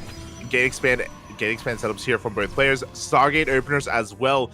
This has potential to lead into something that we've been casting quite a bit of this week, but I think you and I haven't quite delved into. This could lead into Phoenix versus Phoenix Wars. Yeah, let's go. Has been rising a little bit in popularity here, and I'm excited to see some of that coming to life as well. So far, we have pretty much exactly mirrored builds, aside from the fact that Cyan did block SCV's base for just a couple of seconds longer. Ooh, and despite both players scouting each other's Stargates, neither player goes for a Phoenix. A bold, crazy move, by the way. This is so risky. If one player made a Phoenix and if the other made an Oracle, then the chances of the Oracle getting damaged is very low. But they both double down on Oracle production instead. It's all going to be about who has better control, who is able to really position their Stalkers better here. Yeah, exactly. As we do see initially Cyan pushing out with a couple of units. He does have an abundance of Stalkers. In a couple of seconds, the shield battery is going to finish up. But we do get a first hit in. We already chip away at that Zealot. And that shield battery does have finite energy. It's going to take a while for an overcharge to be available. Yeah, and already it's starting to run pretty low. Cyan going to be able to keep all of his units alive for the time being, as the Oracles do pass each other, like ships and night. SCV is taking this a lot more seriously now, though. Will be building a Phoenix. Yeah, we have Phoenix on the way. Shield batteries is done for both players in both mineral lines. We're going for some stasis traps in the main base of Cyan, but only one worker will be trapped at the same time. Cyan trying to break into the natural base, trying to get damage done in the main, but the overcharge is keeping most of these probes alive. for now. Oracle does provide a pretty good distraction here for the Phoenix and for one of the Stalkers as well. Cyan going to be continuing to chip away at that wall, but we'll be chased away right at the end here. Yeah, we'll be chased away. Meanwhile, we have another second stasis trap into the main base. Cyan does take note. He does pull away. Only a single probe gets caught once again as the Oracle has been spotted. And we could try to dive on it as the Phoenix does zoom across the map, making a beeline right for that Oracle. Yeah, it wants it. It wants it so bad. But Stalkers will be enough to chase it away. Yeah, the Oracle will be safe and sound in the main base. And now we can settle into, I guess, at the beginning of the mid-game here. As we're getting up to 2 base saturation, Blink is on the way for both players. Gateways are being thrown down as well, and the game is going to be settling after a bit of a chaotic early game. Yeah, very much so. Both players pretty much mirrored very well in the early game, but now that we get to the mid game, we can see a little bit of a divergent in builds coming out from them. Yeah, as we do have a very fast third base being taken here from SCV, so he's looking for a longer standard macro game. Meanwhile, Cyan throws out a proxy pylon. He hasn't seen the third base yet. He doesn't know how economic his opponent is being, but he throws out a proxy gateway. He is looking to ramp up the aggression. And he's going to get it. Probe will dip in and it will confirm that, yep, that is a third base. But hold on, this Oracle is pathing away from the proxy.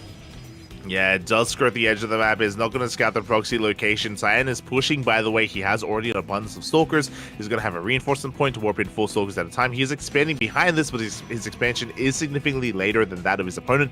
So Cyan, he has to trade. He has to make this worth his while. Yeah, absolutely does. Blink now finished for both of our players. Cyan keeping just a couple of Stalkers back home, which he really wants on the front line right now, but he has to keep them home to protect against Oracles. Yeah, and here we go. The Stalkers, they push on forward. So far, the Blinks are looking good. One Stalker did go down for SCV. The shield battery is helping, but another Stalker will fall. It will, but it will buy enough time for this Nexus to finish up, and there is enough energy for one recall. Oof, a little bit of mistiming here from Cyan. We'll be getting a lot more probes trapped in that stasis, and necessary. No! He chrono boosts the Oracle, but thankfully we'll have enough energy elsewhere to go for this battery overcharge. Cyan trying to one-shot these Stalkers one at a time, and is starting to get it. SCV, though, with his probe pull, will be enough to chase us back. That was a really weird sentence to hear. SCV will pull the probe. SCV with the probe pull. I was like, remember, I was like, what? That was a split, yeah. That was a split second where I could feel the words SCV's pulls his voice on my tongue, and I guess technically it's true, but true. Yeah, it's weird. It is very weird, but regardless, 7 workers go down. SCV getting a lot of damage done across the map with that Oracle. Now he's ahead, far ahead economically. All he has to do is hold on as Cyan is becoming that much more committed. He does take down the Phoenix. So far, the Blinks are looking better for Cyan, but that shield battery putting in a lot of work, keeping these Stalkers alive. Yeah, not only that, but SCV is able to maintain his concave of Stalkers. Will be able to warp in. I guess Cyan can warp in as well, but the defensive advantage is absolutely paying off here for SCV. It is, but Cyan does have a 5 Stalker lead. His Blinks have been better. A lot of his Stalkers are very low, bear that in mind. Even though he has a higher Stalker count, a lot of them are one shot away from going down once those shields are worked through. So a very delicate dance, a very delicate army for Cyan as he does push on forward once again, looking to try and break this position. Yeah, battery overcharge is still on cooldown for now. Cyan does get a pretty good concave. Dance of the Blinks is happening, and it looks like Cyan, with his numerical advantage, will be able to gain a lot of ground. His Stalkers are so low, though, and once again, he's on the back foot. He really is, and Cyan behind this is able to chrono out and actually take an economic lead from this point, but behind this, SCV, I believe he was just throwing down additional gateways. Once again, we do see a big fight. SCV barely holding on. We have more shield batteries on the way behind this. But they're not done yet. And Cyan's looking to just trade as efficiently as he can with the rest of his Stalkers here. I think he has recognized that there's no way he's going to be able to break this position with purely Stalkers, so he just wants to keep SCV preoccupied. He really wants to keep this pressure going while he grabs his 4th base.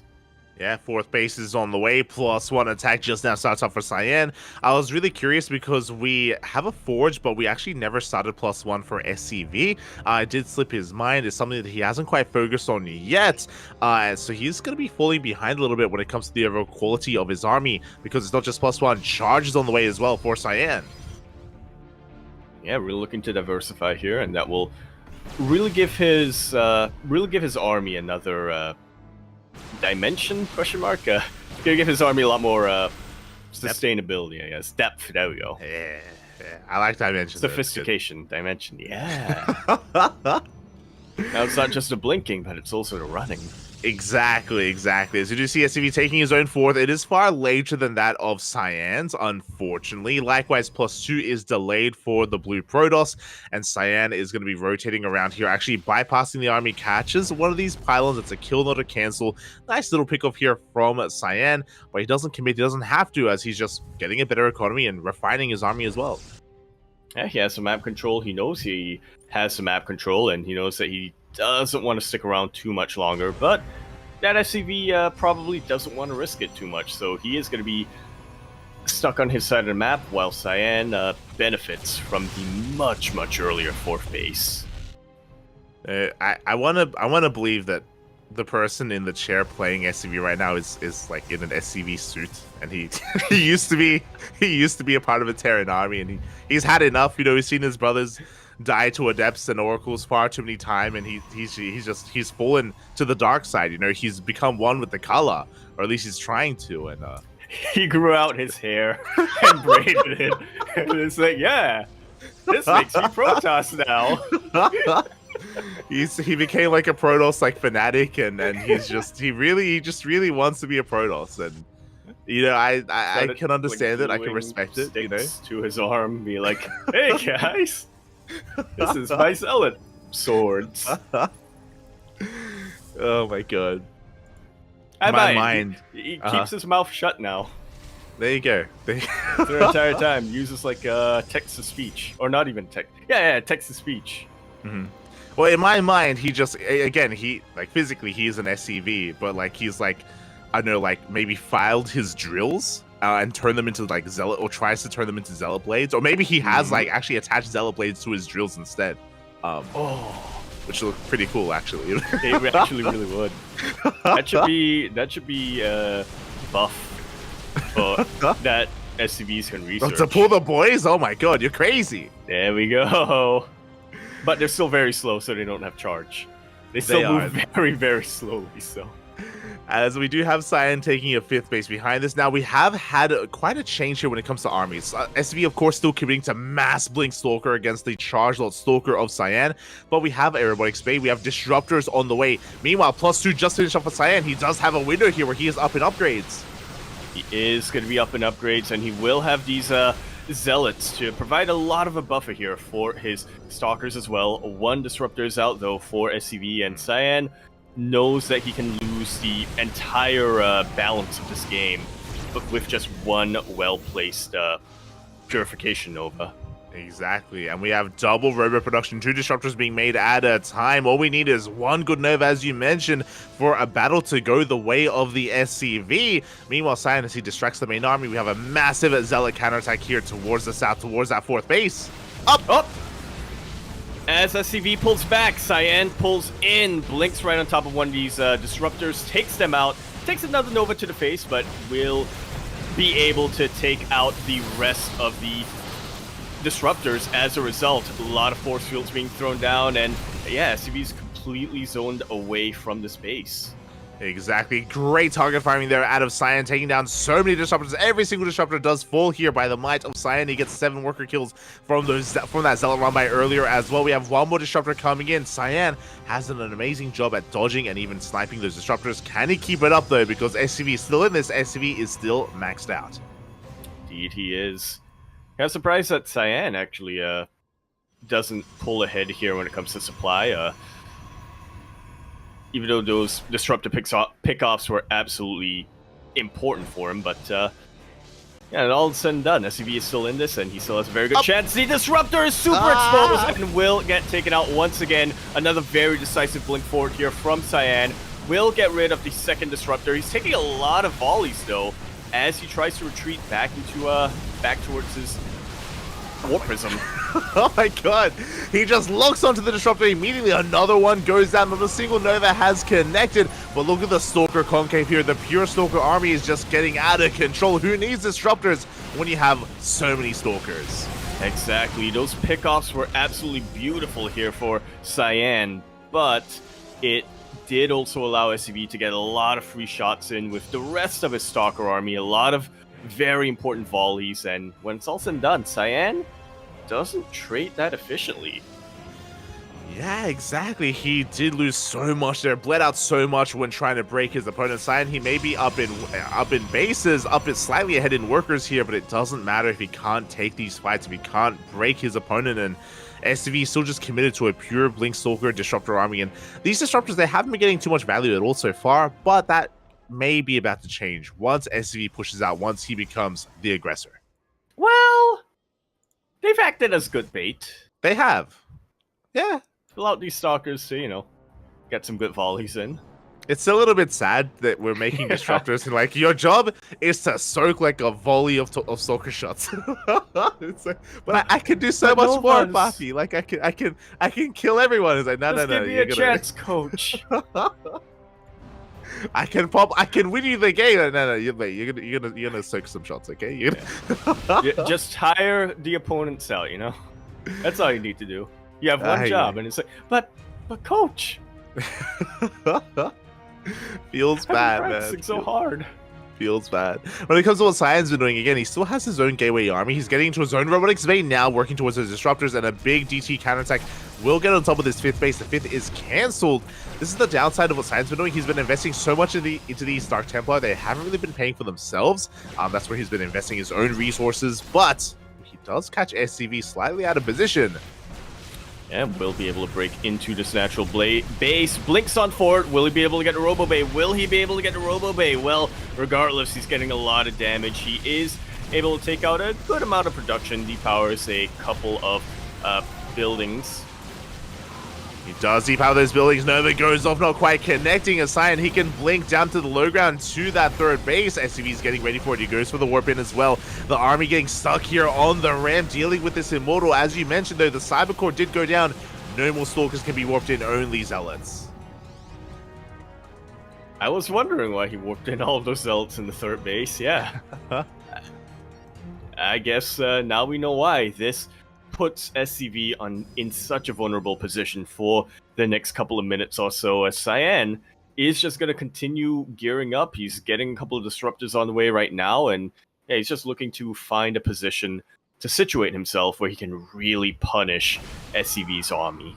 Oh, exactly, and here we go. SCV finally gonna be. He hasn't been able to push out this entire game. He hasn't been able to attack at all, but now finally he's moving out.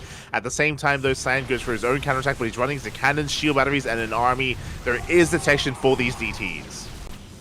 Indeed, there is. Well, DTs do have high damage. Oh, if they're not able to get on top of their targets, they are pretty much useless. Really decisive blink forward once again. But really important Nova gets popped here for SCV. I don't think that's going to be enough, though, as the tables have turned. Cyan, with the defender's advantage, is now going to be pulling slightly ahead here when it comes to the engagement. Yeah, he forces SCV all the way back. Once again, the Disruptors got completely cleaned up. We saw one big Nova, one juicy Nova did connect, but all the Disruptors did fall, and now SCV has to back off. He still is able to maintain control, or maintain his economy, maintain his army as well, but Cyan is now getting into his own Disruptors, and now the turns have tabled. How good is SCV at sniping those Disruptors? Well, we'll see. I do like this from Cyan, is that he hasn't really morphed his DTs into Archons yet, and you know, that's a way of keeping the Disruptors alive, kind of. It is. It Stalkers definitely blink in, and yeah, they get wiped out by the DT swipes. That could be a good way to deal with this. 2 more Disruptors go down for SCV as they just fall as soon as they're being made at this point. We do see Cyan still looking to buy control of the center of the map. He goes for his own DT counterattack, but there are cannons in position. DTs are going to get cleaned up. Cyan just mass expanding towards the top right as well, just taking so many bases. Yeah, Cyan is pulling out very far ahead when it comes to the base count. He is up over 10 workers of SCV at this point, but he has consistently been behind when it comes to army supply, and that's very worrisome. He's making a lot of these disruptors, which immediately get sniped. Cyan, his attention elsewhere for just a split second, will allow SCV to snipe those disruptors and gain a lot of momentum across the map. Yeah, and here we go. As SCV pushes out, we have a massive DT counterattack here at the natural base, at the 5th base as well. SCV, we can just push Papy, but no, it looks like he turns it back around to deal with this because there are just so many DTs. He's taking this very seriously, and Cyan, he's buying time to rebuild and remax. And so it goes. SCV losing a lot of losing a lot of probes, a lot of workers here. But he has a little bit of a bank. He's been super maxing this entire time. For every probe that goes down, SCV is replacing it with another Zealot, another Stalker, and so on and so forth. Yeah, and I appreciate that actually SCV does turn around to protect his 5th, but he doesn't turn around to protect his natural base. He has reinforcements to deal with that. He will clean up those DTs, and SCV is going to keep on pushing. We have another big counterattack once again, and SCV... he's had one moment in this game where he was able to like harass these bases, but that was the only moment. He's still stuck on his own side of the map. Yeah, Cyan has been doing such a good job of keeping the pressure up here on SCV. Maybe not the most efficient job when it comes to the actual trades here, but no matter what, he is still putting the fear in SCV. Every time SCV moves out, he's watching his back. He is anticipating a backstab here from Cyan. Exactly, but finally we can push out. Finally the backstabs, they have ended, and SCV can be on the aggressive side here of this map, on Cyan's side of the map. Now there are 2 disruptors, there are Novas available for both players. We'll see what comes down, or how this engagement does come down. Yeah, players need to be very, very careful here. Cyan recognizes he's down in army supply, doesn't want to just blink immediately on top of the disruptors like he has earlier in this game.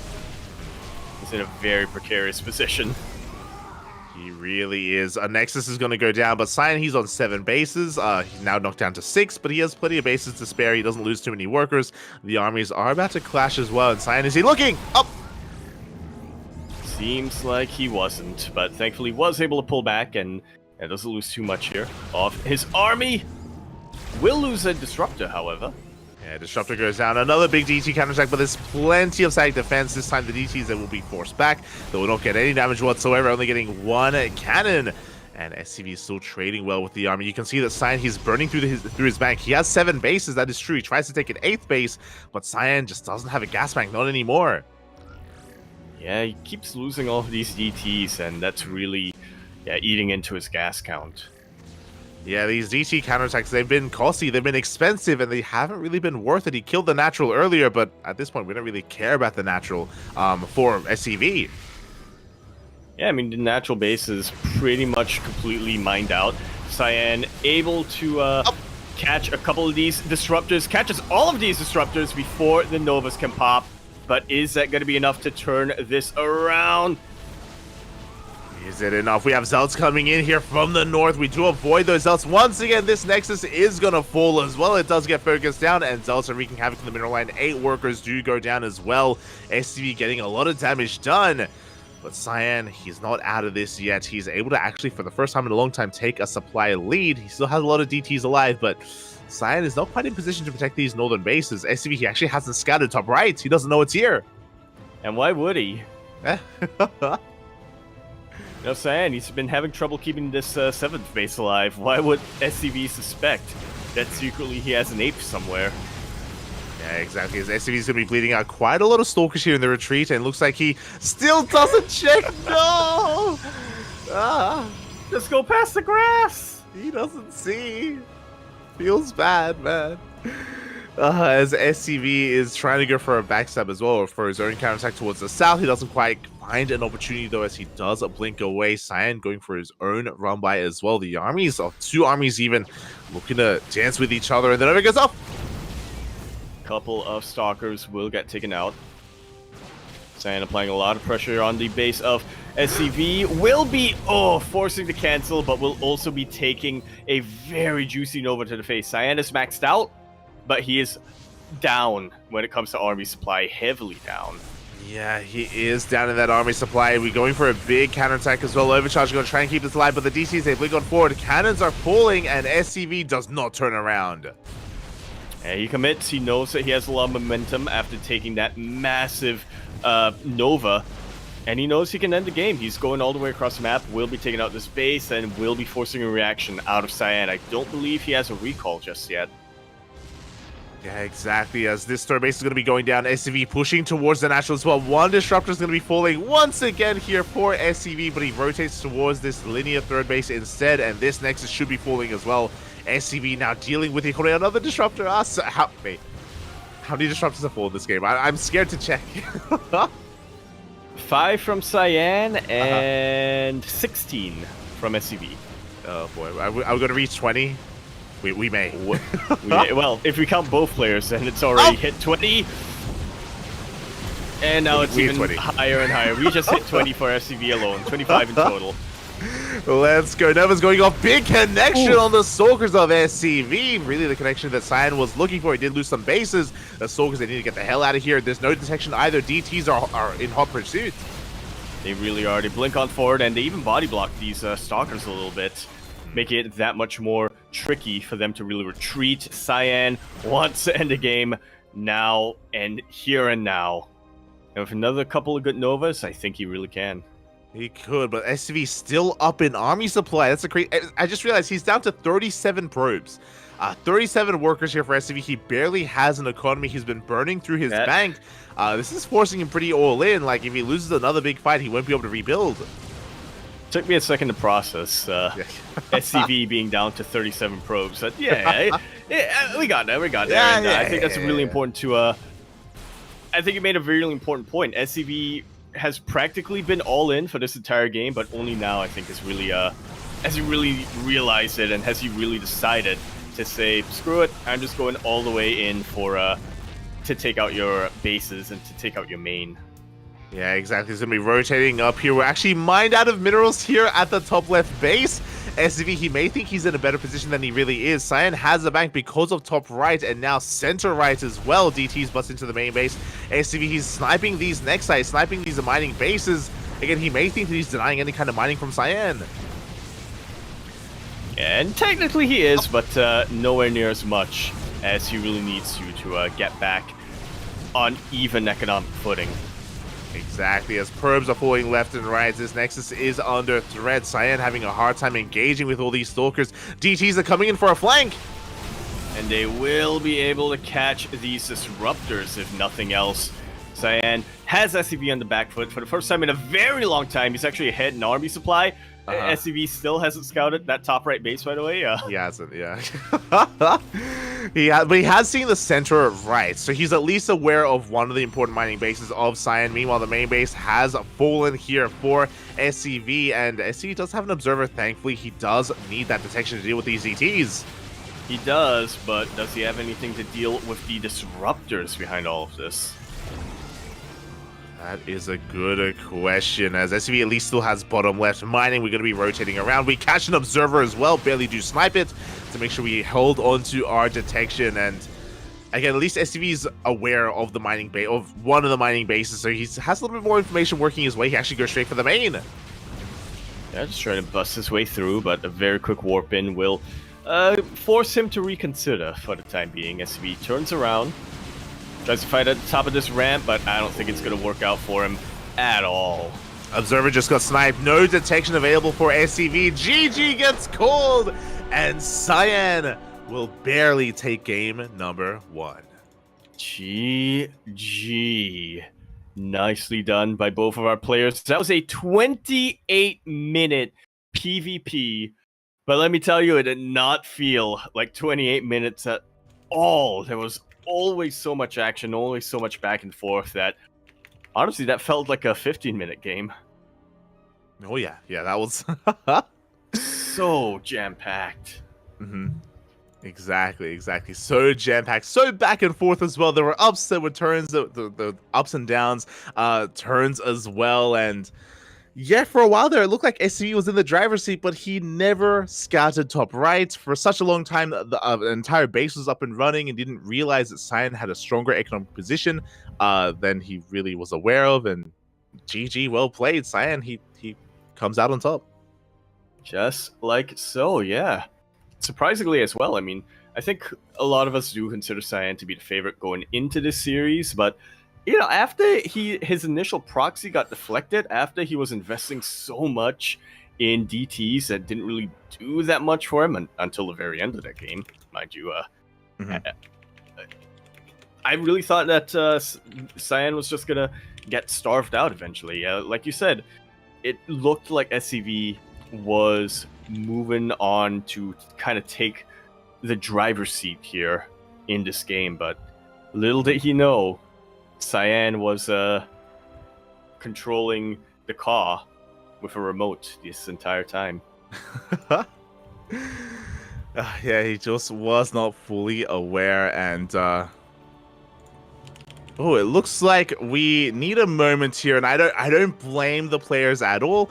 Cyan did just mention that he needed a couple of minutes here to as a break, and it makes sense. That was 28 minutes. That was 28 minutes of almost non-stop action with those Blink Stalkers. It was wild. It was crazy. It was back and forth. GG, well played. Honestly, like it could have gone either direction. It could have gone either way. Over 20 I lament for the disruptors. 25 disruptors total. 20 on the side of SCV, by the way. Yeah. 5 from the side of Cyan. Yeah, like it's not a good game to be a disruptor. SCV, he had amazing Blink Stalker control. Okay, his Blink Stalker movement, his positioning was amazing. Disruptor is a little bit less so. I almost wish to introduce SCV to like Skillus and be like, Papy, if you want, you can make Colossus instead, and it kind of works. You know, you can make it work, Papy. You know, it can at least help with some of that DPS as well. But yeah, not something you see too often. As our players are getting ready and we're getting ready for game 2. I can't believe it's only game 2. Wow. It's maybe the one time where you know, mainstream is actually ahead of B stream. Yeah, exactly. I don't think anyone was expecting a PvP to go on this late. Not just to go on this late, but yeah, to to have a late game, but just with a purely Blink Stalker Disruptor army. Like it was very chaotic, very chaotic. Absolutely. Stalkers were falling left and right. Disruptors were falling. Buildings were falling. Just, I mean, I almost regret now not taking one final look at the resources and units lost tab, because, oh my lord, that I think it's in total probably a number that's higher than what I can count to. 100%.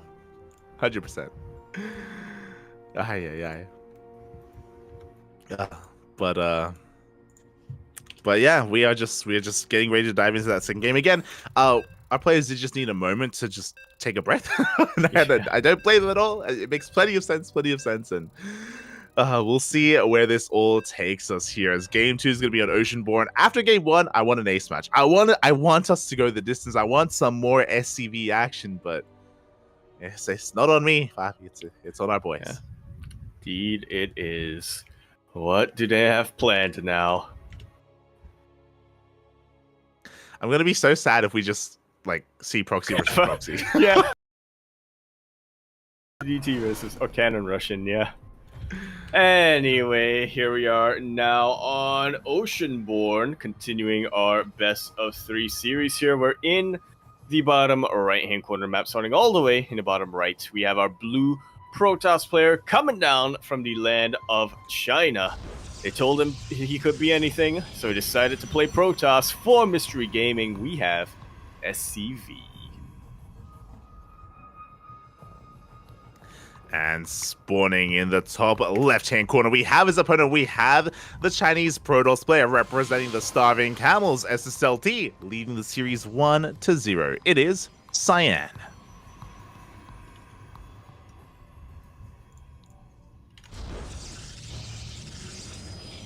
Oh.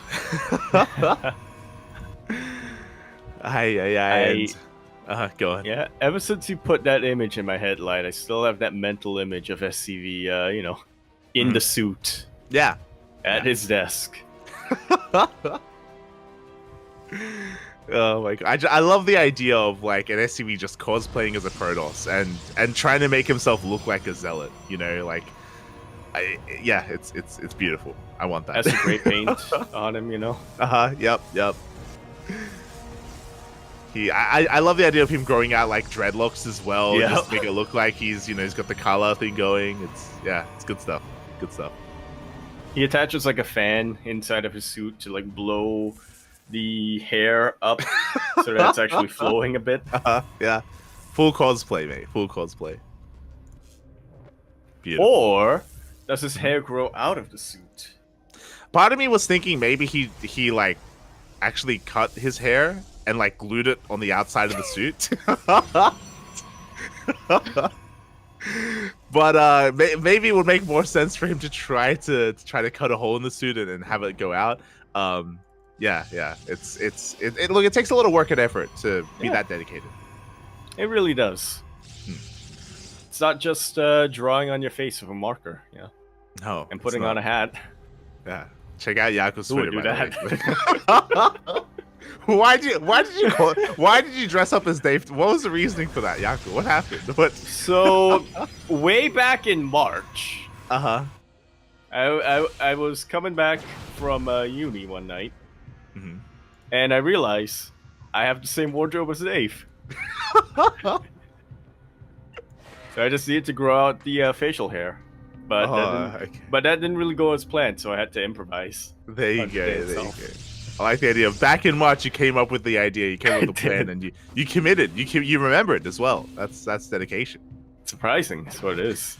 I remember something for that long. Let's go. As we have some very interesting openers, we do really quickly have to catch up with what's been happening. Cyan went for Gate Expand. Cyan, he's doing his best Max Packs impression. You love to see it. Very economic opener, and this should trigger a response out of SCV. We do have a third gateway on the way. This is looking like the beginnings of a one base all-in from our Blue Protoss. Yeah, really looking to not just punish the macro play, the economic play coming out from Cyan, but also potentially just take a very quick win here. Cyan has not neglected his defenses at all. He is getting a Void Ray just in case, and behind that will also be getting a Robo facility on the way for potential Immortals. SCV, meanwhile, he is 100% committed to that one base. Yeah, exactly. So it's not going to be one base Robo, it's going to be one base Blink. I believe 4 gate Blink Stalkers are going to be coming out from SCV. There's that 4th gateway thrown down across the map. And as you mentioned, something important to take note of is that Void Rays in PvP, they don't really have too much of a place other than the early game. They're great defensive tools here. With Prismatic Alignment, with an Overcharge, they can just mow through Stalkers, and we're buying enough time. We're going a Void Ray Immortal, as the first Immortal is on the way. Yeah, really covering his bases right now is Cyan. Probe will dip in and confirm that, yep, Cyan is taking this very, very seriously. He is very well fortified, but SCV... he already committed, man. He needs to get something done here, and let's hope that his blink control is going to be enough for him to overwhelm these 2 Void Rays, 1 soon to be 2 Immortals, and shield batteries here with overcharge.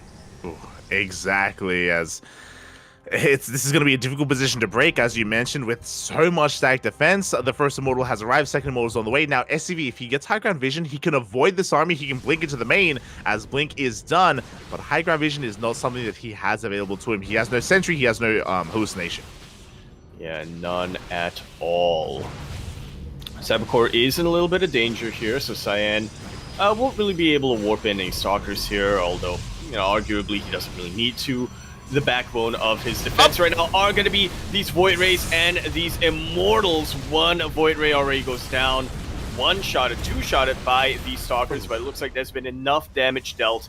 Looks like these Zealots were able to put in enough work for these Immortals to clean up the rest of them. SCV, Yeah, now he's lost a lot of momentum. He is on the back foot a little bit, but he has dealt with the Void Rays at the very least. Yeah, he traded 8 Stalkers for 2 Void Rays and 1 Immortal, and now we are down to 1 Void Ray, 1 Immortal left. Do we have enough to keep on pushing? Overcharge is now on cooldown. Bear that in mind. It was used in the first defense, and now the shield batteries are going down one after the other. SCV, he's gaining ground. He absolutely is. Cyan needs to be very careful with his Void Ray. He doesn't want to activate Prismatic Alignment unnecessarily and just keep his Void Ray as a sitting duck. The Void Ray will go down once again, but once again, the Zealots and the Immortals are able to clean up what's left of SCV's forces. Yeah, I'm loving these Zealots as well. Like, these Zealots, they are awful aggressively if you want to try to chase this army down. But because SCV is constantly diving on top of the army, then the Zealots, they're already there to just swipe away at those Stalkers. Third Immortal does arrive. GG gets called. We cannot break this position. And Cyan takes game number 2 and the series 2-0. GG. Very nicely done here from Cyan. Really proving that he isn't just... there are multiple different flavors of Cyan that he can bring forth. He was hyper aggressive in game number 1, and here in game number 2, just uber super solid in his defense. Was able to just do very well when the shoe was on the other foot as well. So GG, very nicely done by Cyan. I'm a little disappointed that we didn't quite get our ace match. I really think that after game number 1, SCV has proven himself as a player who can really take it to some of these old guard players from the Chinese scene, but regardless, it was a very, very close series. Oh, yeah. Very close series in the end. I don't think the 2-0 does it justice. I'm glad that everyone here was able to bear witness to game 1 together, and it was an amazing game 1 that we had. Game 2 didn't quite live up to it just because, we had a one-base all-in, but shout out to Cyan. He was very well prepared for it. Very early on, he had a second pylon, shield battery on the way, Void Ray production. Like, he hadn't scouted the all-in, but he had sussed it out and assumed that it would occur, and yeah, just really good preparation out of Cyan. Yeah, very, very solid. Indeed. With that, we are going to be going on a short break. We have 1 best of 3 left here for the Asia region. After the break, we're going to be coming back with Maxed versus Tble. Oh boy, another PvP. I'll see you then.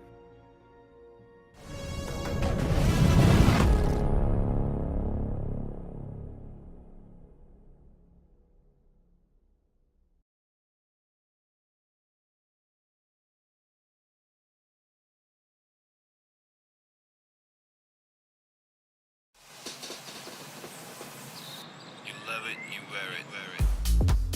Wear your passion.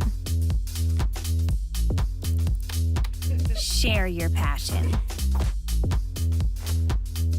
Wherever, whenever. Gaming is a lifestyle. Get your merch at shop.eslgaming.com.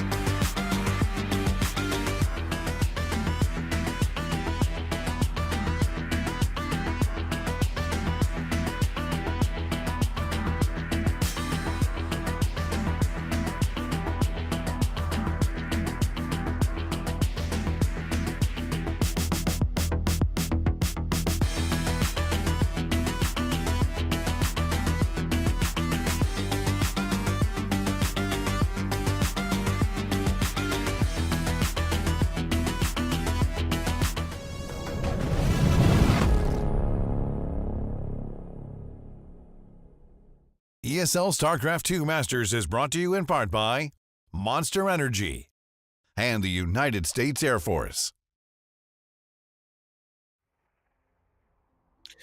And welcome back, everyone. Welcome back. We just wrapped up with our first of many PvPs. We just wrapped up with Cyan versus SCV, and it was a wild ride that we had.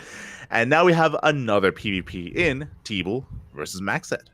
They don't stop coming, and they keep on coming. Oh yeah. We have quite a lot more down the line in the remainder of this evening, this day of StarCraft. But yeah, really excited to see these two face off. We were just having a look at the standings, having a peek over, and these two players have had a rough showing so far. They've had a rough group stage here, but they're both looking for their first win. Indeed, they are.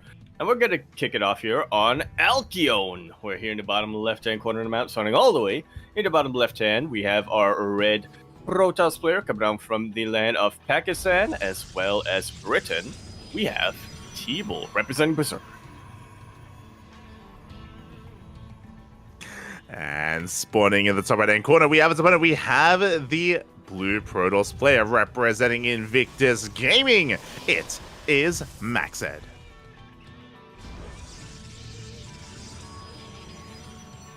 And you say that these two are haven't really had a great time here in the standings or in the group stage just yet, but they are pretty much neck and neck right now. Whoever wins tonight will have another shot of potentially making it to the playoffs tomorrow, but whoever loses is out just completely.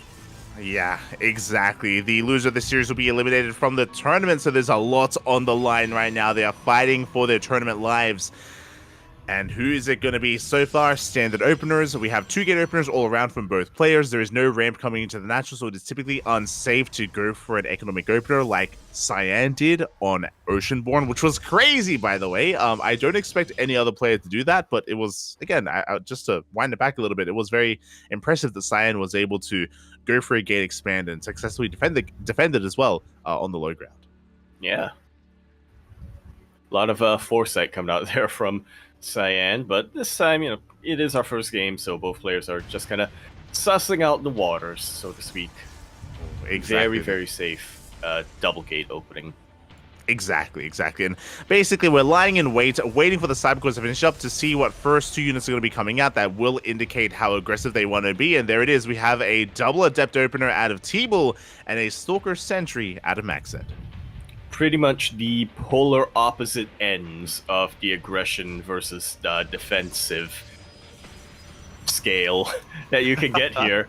Maxed wants to be very safe with that sentry. You're going to be opting for a hallucinated scout instead of sending units out. Tble, on the other hand, wants to get stuff done as quickly as possible. Oh yeah, we're doubling down as well. We don't just open up double Adept, we have 2 more behind us for 4 Adepts. We could even go up to 6 Adepts as well. And the goal here is to get across the map to get into the main base and to get economic damage done. The reason why you would get more than 2 Adepts is because once you build up that Adept count, you can actually DPS down the would-be either pylon or shield battery that gets thrown down if we do have enough Adepts. If we do, and yeah, Tble's looking to get to that point. After these 2 Adepts here to shop, he's getting 2 more! The Adepts keep coming, and they don't stop coming. They do not. It's going to be a Maxed to figure out what's going on. He does see the first 2 Adepts, which is not a tell, not yet. This is the beginning of the aggression, but there are plenty of players that go double Adept into Stalkers and Sentries. Like, that's a very normal thing to do. The Hallucination does see 2 additional Adepts coming out, and does get eyes on the build of choice here. Twilight Council's thrown down, so we at least also get eyes on the tech as Maxed goes down a proxy pilot. Yeah, looking to reciprocate a little bit. He knows that with how aggressive Tble is being in the early game, he shouldn't have too many defenses up here when he focuses more on transitioning to the next stage of the game. And that is exactly when Maxed wants to strike. Oh, exactly. We'll see if he can. Again, with 6 Adepts, we can try to DPS down whatever building gets thrown down to wall off the ramp. There it is. Oh, but because we see all the Adepts, a gateway gets thrown down instead. Not a pylon or a shield battery. We have plenty of HP as a part of this wall, and Tble will not bust in. He can't bust in. He can try to get some of these Stalkers, trading as best he can, but Yeah, there's no way Adepts are going to trade well against Stalkers. Yeah, and at the same time, we have 2 Adepts shading into the main base. 2 Adepts one-shot workers, and Maxed is doing so much with so little. He didn't invest into 6, only with 2, and he gets 7 probe kills. This is how it's done with Adepts. 8 probes go down in total. Tble wasn't all in, so he does still have that other Nexus to work off of, but you know what? So does Maxed. Exactly. Maxed enjoying himself a very nice economic lead. We have 2 more Adepts coming out. Looks like Tble has caught wind of this, and he will shut down this pylon. He will shut down these Adepts. But again, Maxed does come out of this with a lead. Both players working towards Blink. Both players saturating their naturals. Well, Tble saturating his natural. Maxed still needs to cancel that gateway for now. There we go. Yeah. As the pylon is going to be falling here, and yeah, here across the map, Maxed just building himself back up. He's taking a more defensive position. The constant hallucination scouts as well are going to be confirming whether or not there is an all-in coming his way. He does come across the army at least, so he's aware that he has to be wary of said army. Yeah, he knows that Tble's going to be aggressive here, but at the same time, Tble has been able to deny that scout. He won't, Maxed rather, won't really be able to get any eyes on where Tble is going from here. Yeah, exactly. As once again, we do manage to wall off. Now that there are significantly less Adepts, we don't need to commit to a full gateway wall or anything like that. So, again, Maxed is able to keep up with everything that's happening. Tble to get ahead after a rough start. He'll do so by a much faster third. Yeah. Which is something he can do. He's being very active on the map with his little force of Stalkers here. Pretty much just taking the map control. Oh yeah, he has taken that map control. He's containing his opponent here to 2 bases. Maxed, though, he is thinking of his own third base as well. He hasn't seen the third of his opponent. He doesn't know the timing or whether or not there is one, but he's going to be taking a bit of a chance here by going for that expansion. And actually, Maxed is going to have a faster +1 as well. +1 is well on the way, only just starting for Tble. Yeah, but you know what? Tble is going to have a much faster charge. So it's going to be a very weird window of opportunity pretty soon where Maxed will be ahead in upgrades, but, won't really be able to do much of that upgrade. Whereas Tble can attack into Maxed, but he's going to attack into Maxed with a disadvantage. Yeah, it's really interesting the tech paths that we're kind of taking here. Tble basically going for a really gateway heavy composition. You can see here the gateway explosion is upon us, so it's going to be Blink Stalkers and Charge Lots. This hallucination scout does see the gateway explosion as well, so Maxed is fully aware of what's going on, and as a response, he's going for Immortals. We should be seeing a faster Templar Archives to get into Archons. Maxed is just going to be relying on mainly a Stalker Immortal army. Yeah, later on the line, I imagine we'll be seeing Robo Bay as well. Maybe a couple of Disruptors coming into play, but Tble is going to be the first player to get AoE. He's going for a good old classic army composition in Archon Chargelet. Yeah, Charge Archon is on the way here for Tble. Max is still just committing to pure Blink Stalker, so it's going to be a really interesting dynamic. The way that this works is that Zealots do an amazing job at tanking. They take a lot of Stalker hits and a lot of Immortal hits as well, so they're going to be the buffer zone here for the main army of Tble. It's going to be very dependent on positioning and how these armies do engage, how the Zealots engage here in conjunction with the Stalkers of Tble.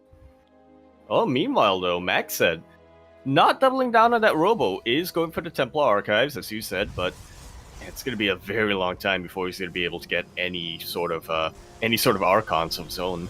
Exactly. But once he does, he can shut down a Zealot army. All it takes is like 2, maybe 3 Archons, and as long as you're in position, as long as they're able to zone away or be in between your army and these Zealots, they can just annihilate them without too much issue. So I do appreciate the quality of army here of Maxed, but he still has to bring it all together. It's one of my guilty pleasures, just witnessing +2 Archons throwing down a couple of volleys on Zealots that don't have any armor on them. It's like popping bubble wrap, It's you get it, like, especially as a Terran player, right? You see all these Zealots and you know how difficult it is to deal with. And you see these Archons annihilate them, you're like, yeah, get him, baby, get him. This is something Widow Minds could never do. Smooch. Feels bad. At least not my minds. As we do have fourth bases being taken from both players, Tble is going to be moving out here. Of course, is another big feature of Alkione is it's a very large map, a lot of bases to be taken. You can expand either towards the left or the right-hand side. Both players are opting to expand here on said right-hand side of the map, which is a little bit more safe and more defendable. But we'll see if Maxed can eventually push out, because we do have a Zealot run by being set up here by Tble. Yeah, just waiting for Maxed to make one false move. Maybe commit a little bit too much to defense here. By the fourth base, Zealots are starting to move in, looking to be a distraction, but Maxed already scouts the main army of Tble. Does he have enough to stop it, though? Oh, he goes for a Warping defensively back at home. A couple of workers are going to be going down. We have a massive amount of Zealots coming from Maxed, but there is no charge. There is no charge for Maxed. Tble, however, does have charge and will be able to create a bit of a barrier, a bit of a buffer zone here to keep the rest of his units alive. Maxed, though, very decisively blinks forward, takes out one Archon, and is looking to get the other one. Oh man, if only he had charge. This was a really interesting dynamic as Tble's being forced all the way back. So because Maxed didn't have charge, his Zealots survived because they didn't run into their deaths. Meanwhile, Tble's Zealots, they just charged right into the Archons. They all got annihilated. It was really weird to see that dynamic. It's like, in this specific scenario, not having charge actually saved a lot of army supply for Maxed. Now we keep on pushing, and charge finishes up just in time for his own attack. Yeah, but we'll see if the tables perhaps turn. Very patient play from both of our Protoss players here. Zealots do charge on in, and just like so, you called it light, they do pop like bubble wrap. Yeah, they do. Archons are going down as well. Maxed, has he overextended? These Immortals, though, they're doing so much in the back line to the Archons and to the Stalkers as well. Yeah, as long as these Zealots stay alive, and I don't think these Immortals should be able to get much done, but they don't. The Zealots do fall, and these Stalkers are looking very, very vulnerable. Thankfully for Tble, he has been able to deal with most of Maxed's high-tech units. He took out an Immortal and got rid of the Archon count, but he is defending with only Stalkers right now. Yeah, and with these two Immortals, Maxed does have more firepower. His army quality is just that much higher. +3 is about to kick in for Maxed as well. He does have a timing available here as he can push on forward. The Prism has arrived to reinforce, and Tble is on the back foot. Very much so. He has a decent setup here. I mean, he has that shield battery, and battery overcharge should come off of cooldown pretty soon. But Maxed, he decides not to fight in that position. He bypasses the army entirely and finds himself on even ground here. Yeah, no shield battery, no overcharge at the third base. Tble woefully underprepared for a fight, and he's going to be losing so much ground. Stalkers are falling. That Archon is going to be falling as well to the Zealots. And Maxed, it looks like he has broken through. He has broken the army of Tble. And +3 kicked in right at the start of the engagement. GG is called. Maxed will be taking game number 1. GG, well played. And yeah, quite a back and forth there between our players. Maxed, of course, getting some momentum early on by shutting down the Adept play.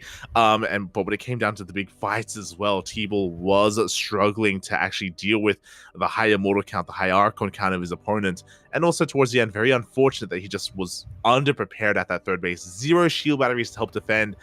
His defender's advantage just wasn't as strong as it usually is. And there was a point in that game where, before Tble really moved out with his Archons and whatnot, that I looked at the income and I was really impressed. Tble, despite being behind in the early game, was actually mining a couple hundred more minerals per second compared to Maxed. He was up on workers by not an insignificant amount. I think he was up like 7 workers at one point. Mm-hmm. But unfortunately, he did go for that engagement, and in one of the weirdest twists of fate I think I've ever watched in a StarCraft match, charge actually killed him. Like, him getting the upgrade sooner, Tble getting that upgrade sooner actually killed him. Yeah, it was just a really weird dynamic that, like, you don't really get to see too often, right? Where you see one player without charge actually benefit himself in a fight, where they were able to survive and able to be used a little bit later on, more effectively, more efficiently. So, yeah, really well done there by Max. I don't think that was intentional either. I don't. Yeah. Which is what it 100% adds. wasn't. He was researching charge, and it was halfway done during that engagement. Exactly. And I'm pretty sure it was forgotten, but and it was ideally supposed to be done far earlier. But regardless, GG, well played. Maxed does take a lead, and now we're going to be getting ready for game number 2 on Golden Aura. Indeed, we are. The casino map, as it's sometimes called. Here we go. As yeah, it does. Well, it has a pretty interesting layout as well. Shorter rush distance. I'm curious if we are going to be making use of that. Kind of like the previous PvP that we casted, where game 1 was a little more macro oriented, and then game 2 was just like an all in. I wonder if Tble is willing to just ramp it up here and yeah, whip out something different. Maybe even something like what he's known for, DTs. Oh yeah, here's hoping.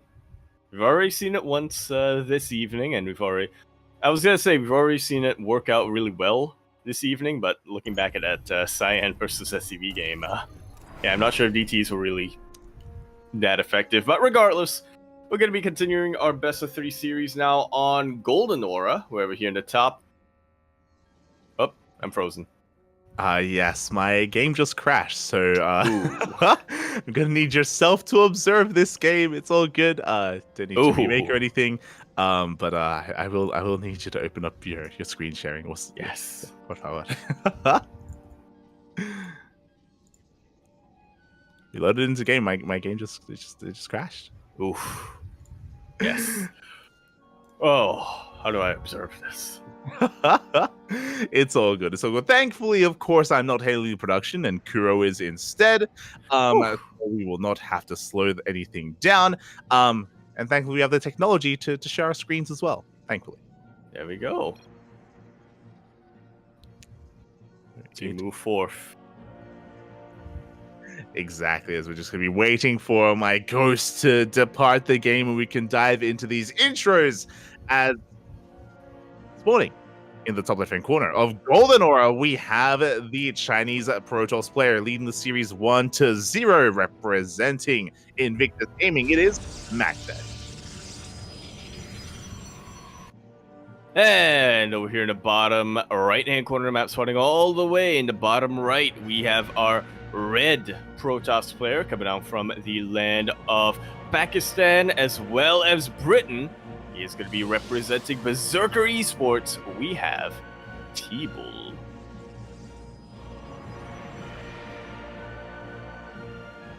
It was a couple of days ago where I put Kuro on the hot seat, and I was like, "Oh, you're observing today," and she's like, "I haven't observed in years, Papy.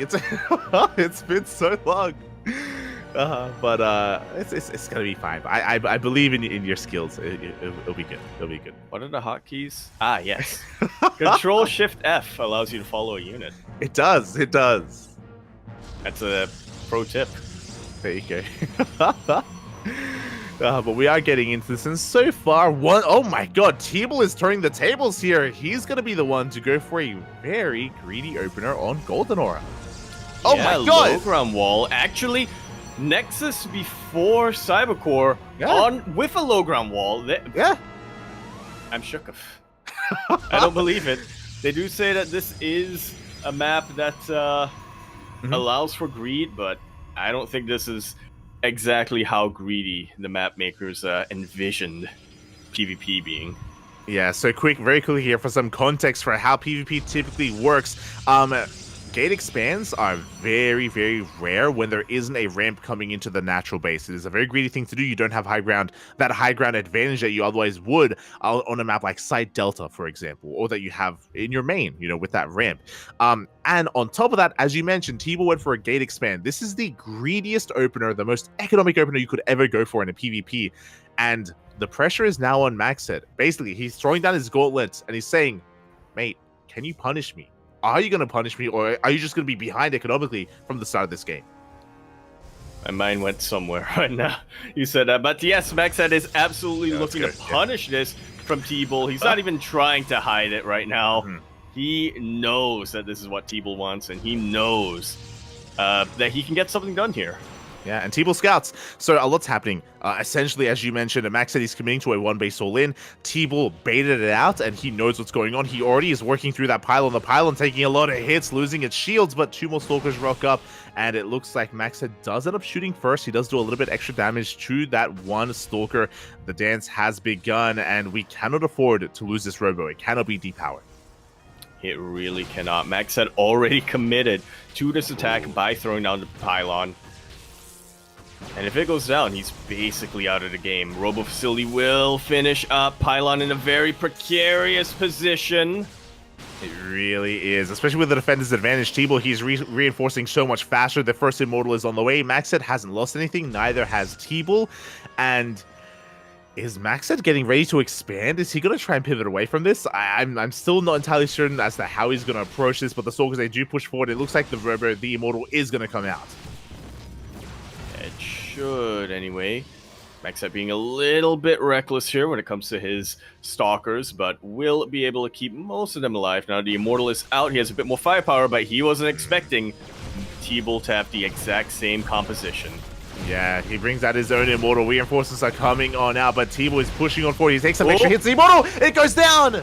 Great target firing coming out here from Maxed. Is able to take out the Immortal of Tble while keeping his own alive. Pretty soon, he's about to have 2 Immortals, and that stacks up a lot. It really does. The Immortal barely survives from Maxed. On top of that, and if you see the production tab, that's a Bay. That's a Robotics Bay on the way. We do see Maxed working towards Disruptors. A bold move here on one base. There it is. The first Disruptor is on the way. It's too early for Blink, so these Novas are going to do a surprising amount of damage, but this is just a really risky move here from Maxed.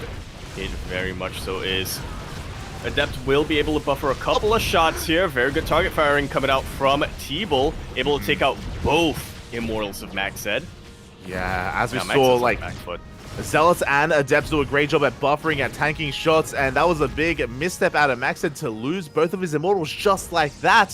So some miscontrol coming out from our Blue Pearl player, but here we go. The first Disruptor has arrived. Nova goes off, but it won't connect. It does connect. Maxed really trying to double down, trying to get a gateway in position just to really make sure that he has a foothold here, that he can continue to warp in, but it will not work out at all for him. Tble, with that extra Immortal, will be depowering that Robo. And will be killing the Robo. Yeah, with that Robo being depowered, that is going to be the end of the all-in. Tble now has a solid advantage. Maxed is expanding. He has accepted his fate that he just cannot break his opponent, not anymore. Maxed is technically ahead in workers, that is true, but Tble, he can make 2 workers at a time. He can chrono out those probes as well. He has a solid defensive setup, and Tble will have a solid lead coming into this game. Indeed, he will. Tble just going to try to maintain pressure on Maxed here, making sure that he doesn't try to sneak out a third base if possible. He would like to get rid of that natural as well. Couple of Adepts sneak into the main! No! Will complete. And yeah, that slight lead, that slight probe lead for Maxed will be completely shut down.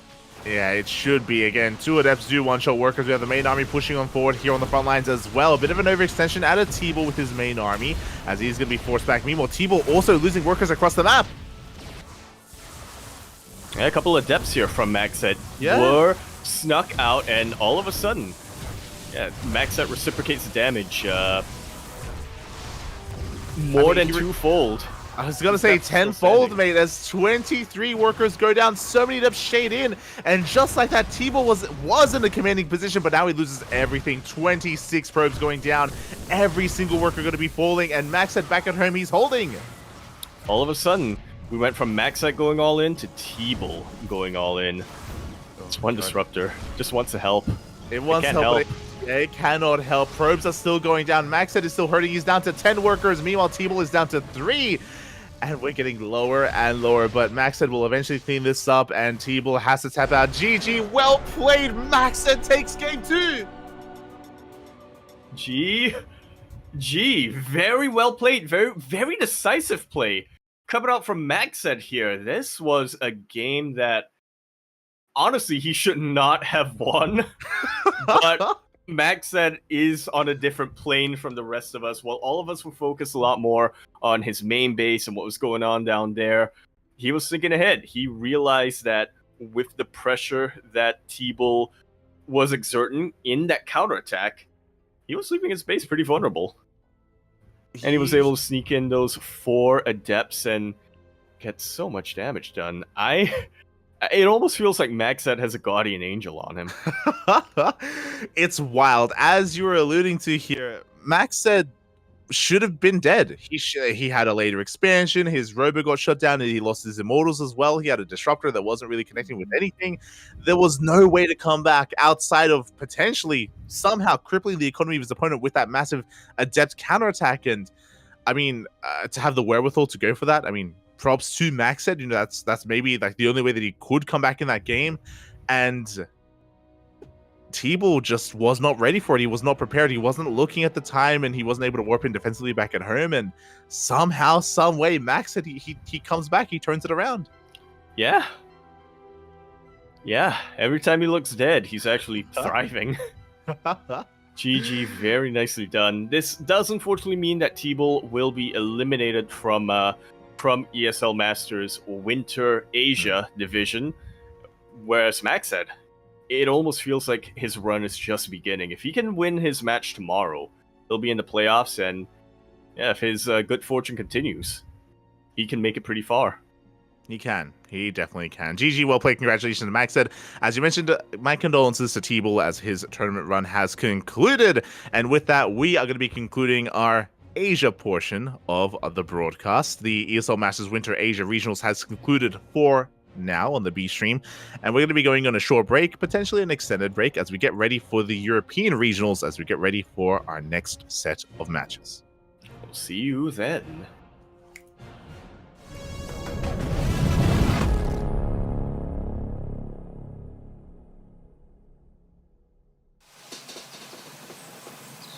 You love it, you wear it.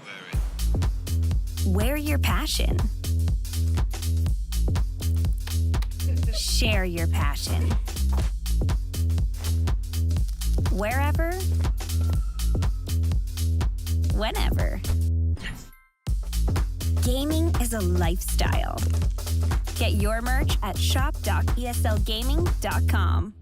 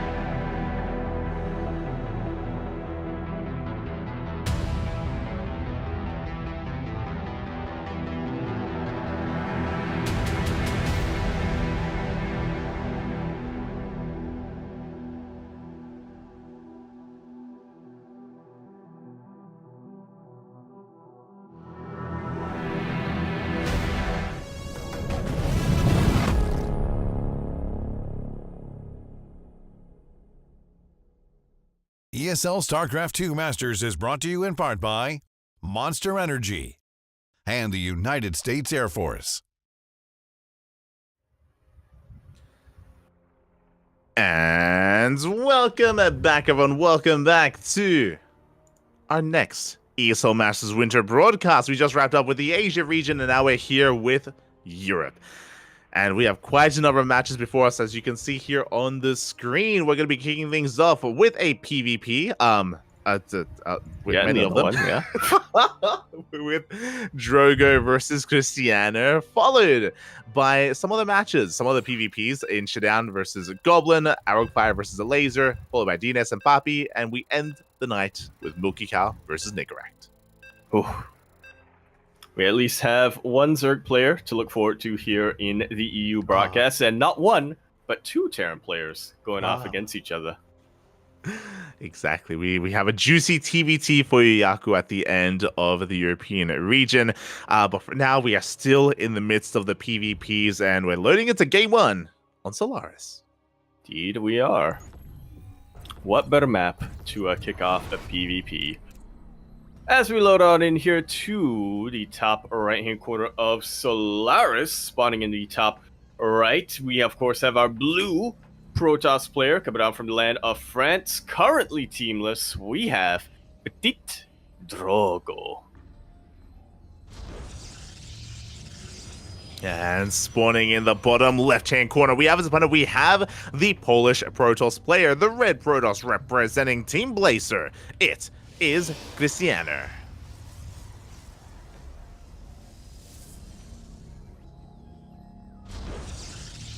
Yet another of many PvPs coming our way, but one that I think will be interesting to witness. Something that I caught in a couple of the other broadcasts, watching Petit Drogo specifically, and how he's described is he's almost been described as kind of like a hibernating dragon.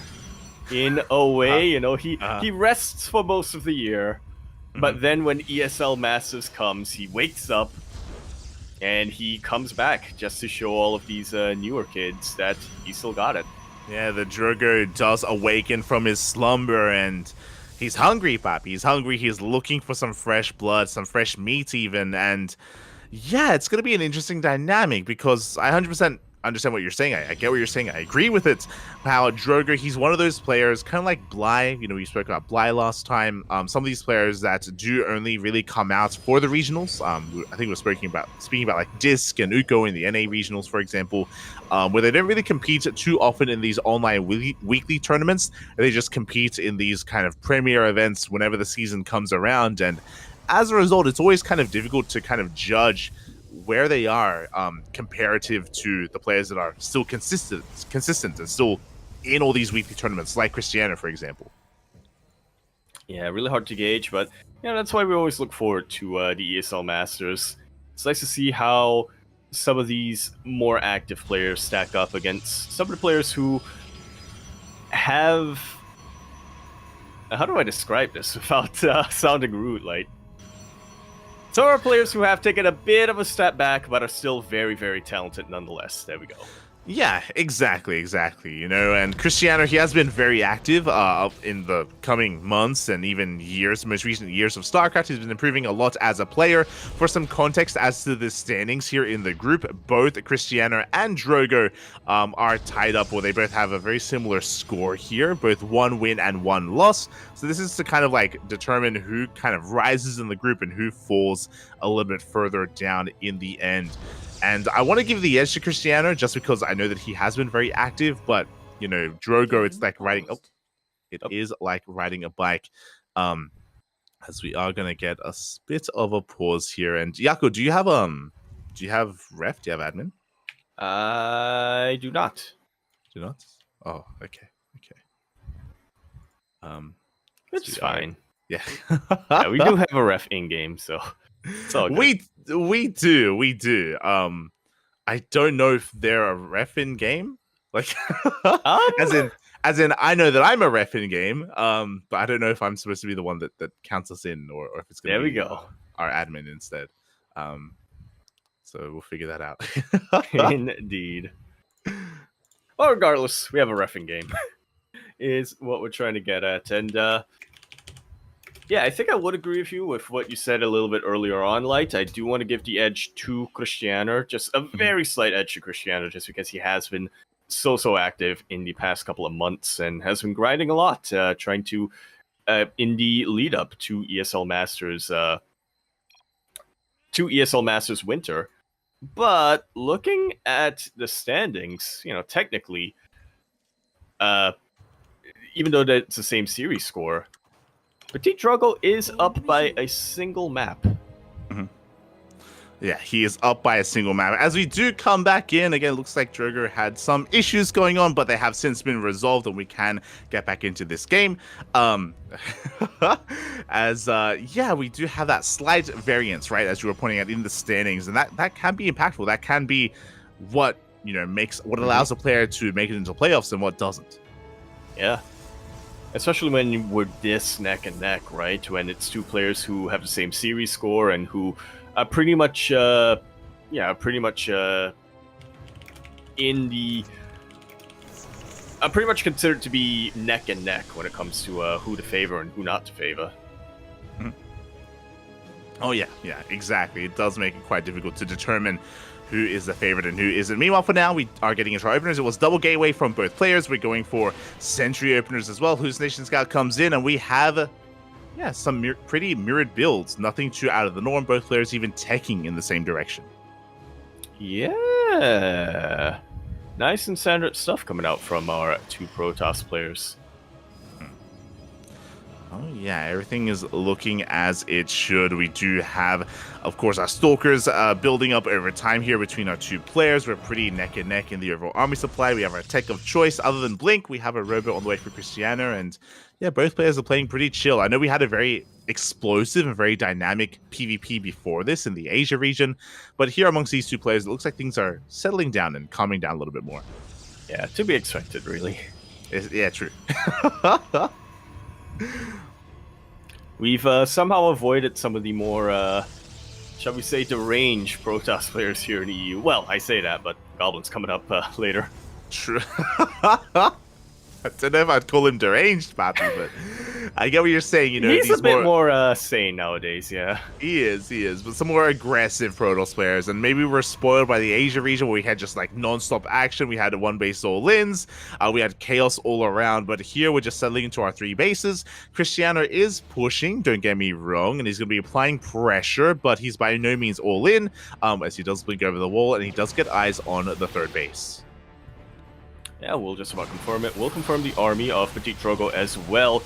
Nice little force fields here from Drogo. We'll be able to zone away Christiano once again. Christiano still looking to find some damage, and he will get a couple of probes with these adepts.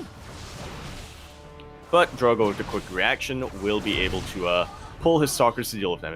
That's actually more probe damage than I expected from only 2 adepts. Yeah, 4 workers go down for 2 adepts. Very nice damage done here by Christiano. Again, his stalker movement was just to distract, was just to keep Drogo's attention at the third base, and it worked. He was able to get an economic lead as a result, and now the pressure's on Drogo to do some counter damage as he moves out across the map. He is slightly ahead in stalkers. He has sentries as well for force fields, as he gets eyes on the would-be 4th and pushes towards the natural.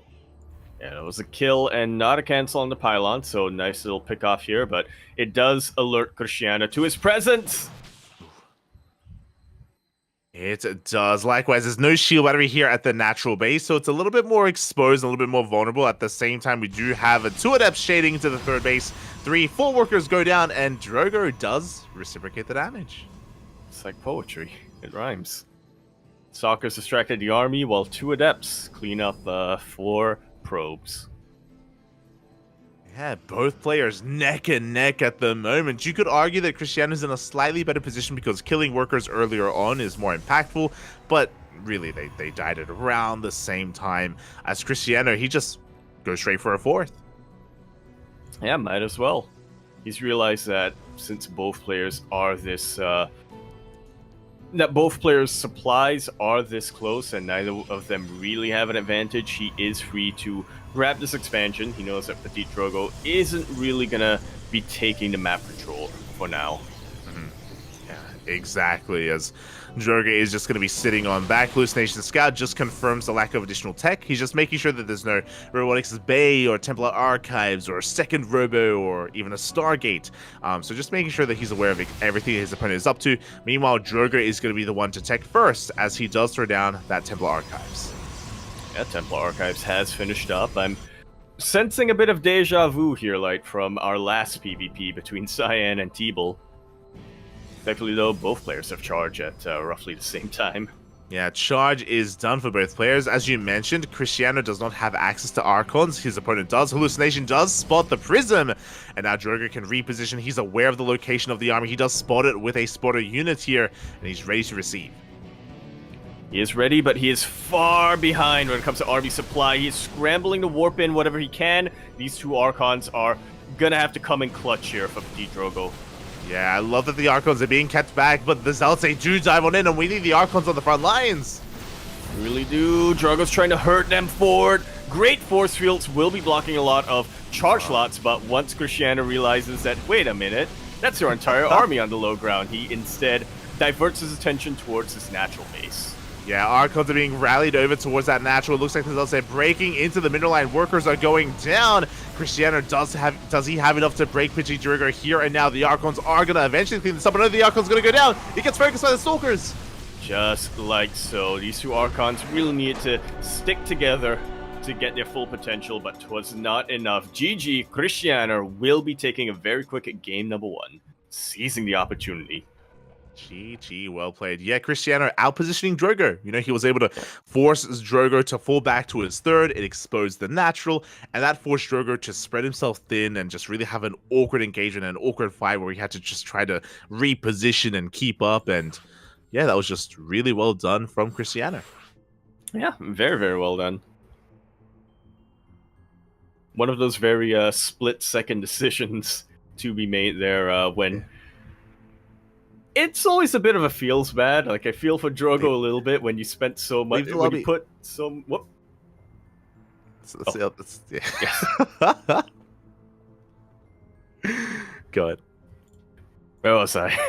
Yes, when you come up with this plan and you set the bait so well, and it ends up backfiring on you a little bit. But yeah, that's on the other hand, it was a really good reprioritization from Christiano to recognize that Petit Drogo's entire army was on the low ground, he was on the high ground, and that natural base was very vulnerable. It was, and yeah, with that, it took one swift move. Up until that point, things were pretty neck and neck. You know, they had pretty similar economies. We even had Christiano getting a fourth base behind it as well, working on that next step. +2 was on the way for both players as well, but again, Christiano was able to find an opportunity, seize it, and take advantage of it as well. So GG, well played. With that, Christiano does take a 1-0 lead, and now we're going to be working towards our next game. We're working towards game number 2. Numero 2.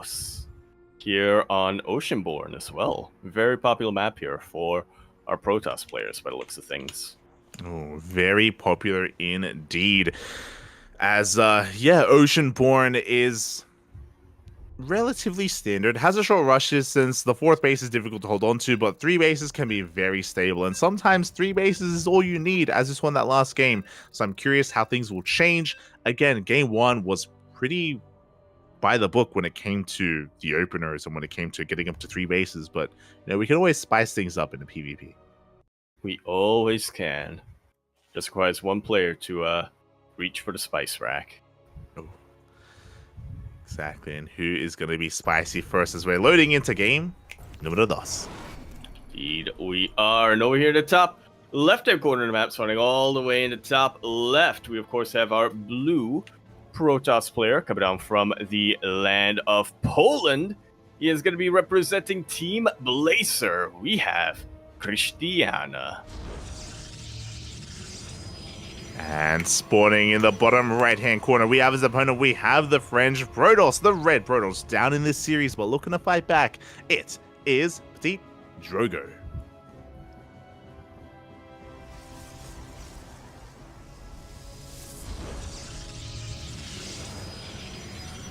Not quite turning up the heat yet. Still kind of staying safe and still kind of going for their high ground walls. Yeah, it's good that you point that out because the last time we spawned into Oceanborn in a PvP, we had a low ground setup here from one of our players, but here in this PvP between Christiano and Drogo, both players are sensible, they're sane, and we have our 2 gate openers. Indeed. But just because the opening is standard doesn't mean that the rest of the game will be. You know, in a PvP, we can really see a lot of divergence when it comes to tech choices, and who engages first as Drogo sneaks out a probe. Yeah, he's going to be skirting around the edge of the map, looking for any kind of crazy proxies that could be upon him. Likewise, we do see Christiano just going for a regular probe scout instead, trying to get a read on what is going on, and Drogo is going to hide his second pylon. Just like so. I doubt he's going to be creating anything from that pylon. It is very far away for any production to really get to the other side of the map quicker, but you know, ideally this causes a bit of an overreaction here. Christiano, yep, already checking the entirety of the base. He's wondering, wait a minute, why do you only have 1 pylon at this stage of the game? What are you hiding? Exactly, that's one of the big that's one of the big purposes of this probe scout, is to see whether or not there's a second pylon in the main. As we can see here, it is the case for Christiano. It is not the case for Drogo, but it's really a fake out. It's more of a mind game than anything because it's just thrown out of the map for that purpose, and Christiano is still in the dark. The other purpose here of this probe is to try and get a read on what first 2 units come out as well, because as we saw in the previous PvP, if we get adepts coming out, you do need to prepare for that. Indeed you do. Thankfully, there are no adepts coming out this time from either player, so neither of them really need to prepare. Exactly. It's going to be double Stalker into double Sentry for both players. So very safe openers overall. The Stalkers, they give you a lot of firepower early on, but with those full-up Sentries, we can hallucinate the Scout. Drogo, being a little bit annoying, is going to delay the expansion a little bit longer here for Christiano. Even cancels right at the end there, so yeah, despite Christiano having the resources first, he was ever so slightly delayed when it comes to the expansion. Drogo will take a bit of a lead, but not a massive one. Yeah, again, a slight lead here in the early game as we ease our ways into the mid game. We have our tech of choices once again. Twilight Council for both players. It should be for Blink once again. Yeah, I'd be very surprised if we see Glaives coming out. That'd be crazy. I would love to see that. The other option, of course, is there are some crazy DT builds that you can go for in PvP as well. I'm sure you're fully aware, Yaku. We've seen many PvPs where a Dark Templar waddles in and they just end the game because there's no detection. It's a really risky thing to go for, but that's also something that I'm sure is in the back of these players' minds. Yeah, you know, you don't play this game for as long as both of them have, and not have encountered a DT waddle up in an important match. Yeah, exactly. You know, it's happened to all Protoss players, I'm sure. So, yeah, they're just going to be making sure they're on top of things, just constantly scouting each other. They both did confirm that Blink was being researched on the Twilight Councils as well, so they're both fully aware. And Christiano, he's still scouting around looking for that pylon. It looks like he will come across it. And he's got to be shaking his... No! Will skirt away. I was going to say, once he finds that pylon, he's got to be shaking his head, thinking, man, Drogo, you caught me. I fell for your mind game, but yeah, still hasn't scouted it just yet. So yeah, around. He will not come across it either, so Drogo, he's able to keep that safe and sound. He's getting his third base up and running. Likewise, so is Christiano, and Drogo is going to be the first to move out with his main army. Looking at the units tab here, Drogo, we have pretty comparable army supplies, actually, in Stalker counts. We'll see if Christiano can keep up as Drogo pushes in, and Christiano is slightly out of position. Yeah, Drogo will be able to snipe a Adept. Blink is not yet done for Christiano, so these force fields are very impactful right now for Drogo. Very impactful indeed. No Blink here is huge as Drogo, he busts on through. He takes down the Adepts, he takes down some of the Stalkers as well, and now Christiano's on the back foot. Very much on the back foot. No shield battery just yet, but he still has the defender's advantage. He still has a bit of a choke point to utilize. Drogo is chased back for now, but I think Christiano has to give up the third base. Yeah, third base is looking to be under fire. We're waiting for another wave of of Stalkers. We have Immortals on the way as well, and Drogo barely is forced back. Just barely. Christiano, utilizing Blink, finishing just on time, will be able to keep that third base alive, will be able to keep his economy going. Oh, exactly. That was a scary moment. That was terrifying. You can even see here in the units lost tab as Drogo was able to take down 5 Stalkers, a Sentry, a couple of Adepts as well. He did outtrade Christiano, and he's looking to keep up that aggression as Drogo, he's up in workers. He is able to saturate his third. Christiano, 1 step behind. Yeah, just about. Christiano behind on the probes. He really needs to start pumping out that production, but Drogo is not making it easy for him. It really is. And the one saving grace is Christiano does find the army, picks off a Stalker, is that Christiano does have an Immortal as well. You know, that is a solid backbone to the army of Christiano. It does help make up for his Stalker deficits, but he is being spread thin here as Drogo is threatening these shades with the Adepts and going straight into charge. Not just charge, also a 4th base. Just like so. Yeah, he knows he has some map control. He's going to utilize it. All we're really waiting for at this point is a Templar Archives, and that will really be the cherry on top here for Drogo. Yeah, Drogo is just getting away with so much greed at the moment, and Christiano, he's just stuck at home licking his wounds. Now we have the 4th base on the way from Christiano as well. Again, just a couple seconds behind. And not just that, he's behind it when it comes to his bases. He's behind when it comes to his upgrades. +1 just now starts for Christiano. There's a big window here where Drogo can take advantage of it. Yeah, and we'll see whether or not he really utilizes that. There we go. I was waiting for that Warp Prism. I was going to say, it seems like he's pretty content to just sit back on his 4 bases and macro up, but I think he smells blood in the water. I think he realizes that he is far, far ahead when it comes to his army, and he wants to really utilize it.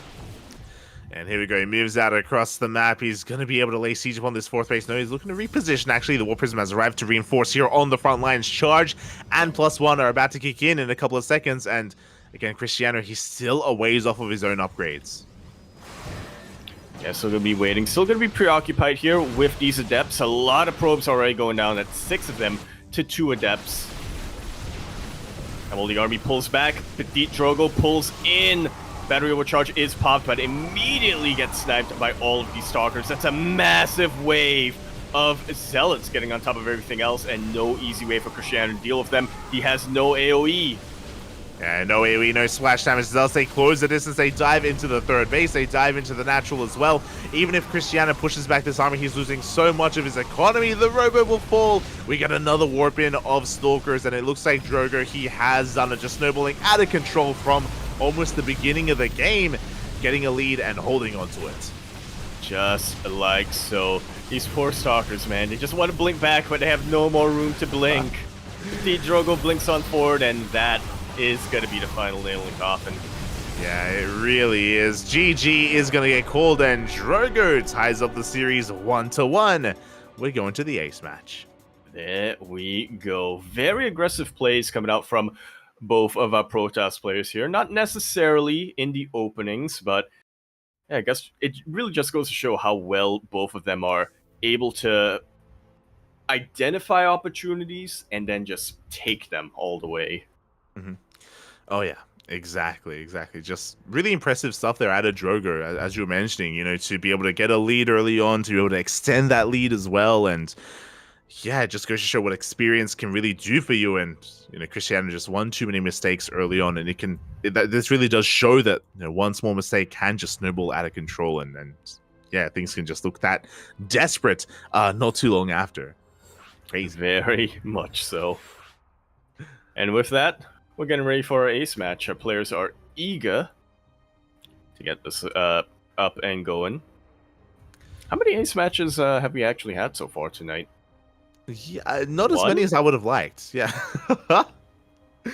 I do think we had one with the coffee series earlier, if you do remember. That's what it was. Yeah. I would love to see some more as we're getting into said PvP, and So far, this could go either way. Again, I don't really know how much game 2 is really indicative of Christiano. Like it just felt like a rough start for him, and he had a hard time really recovering from there.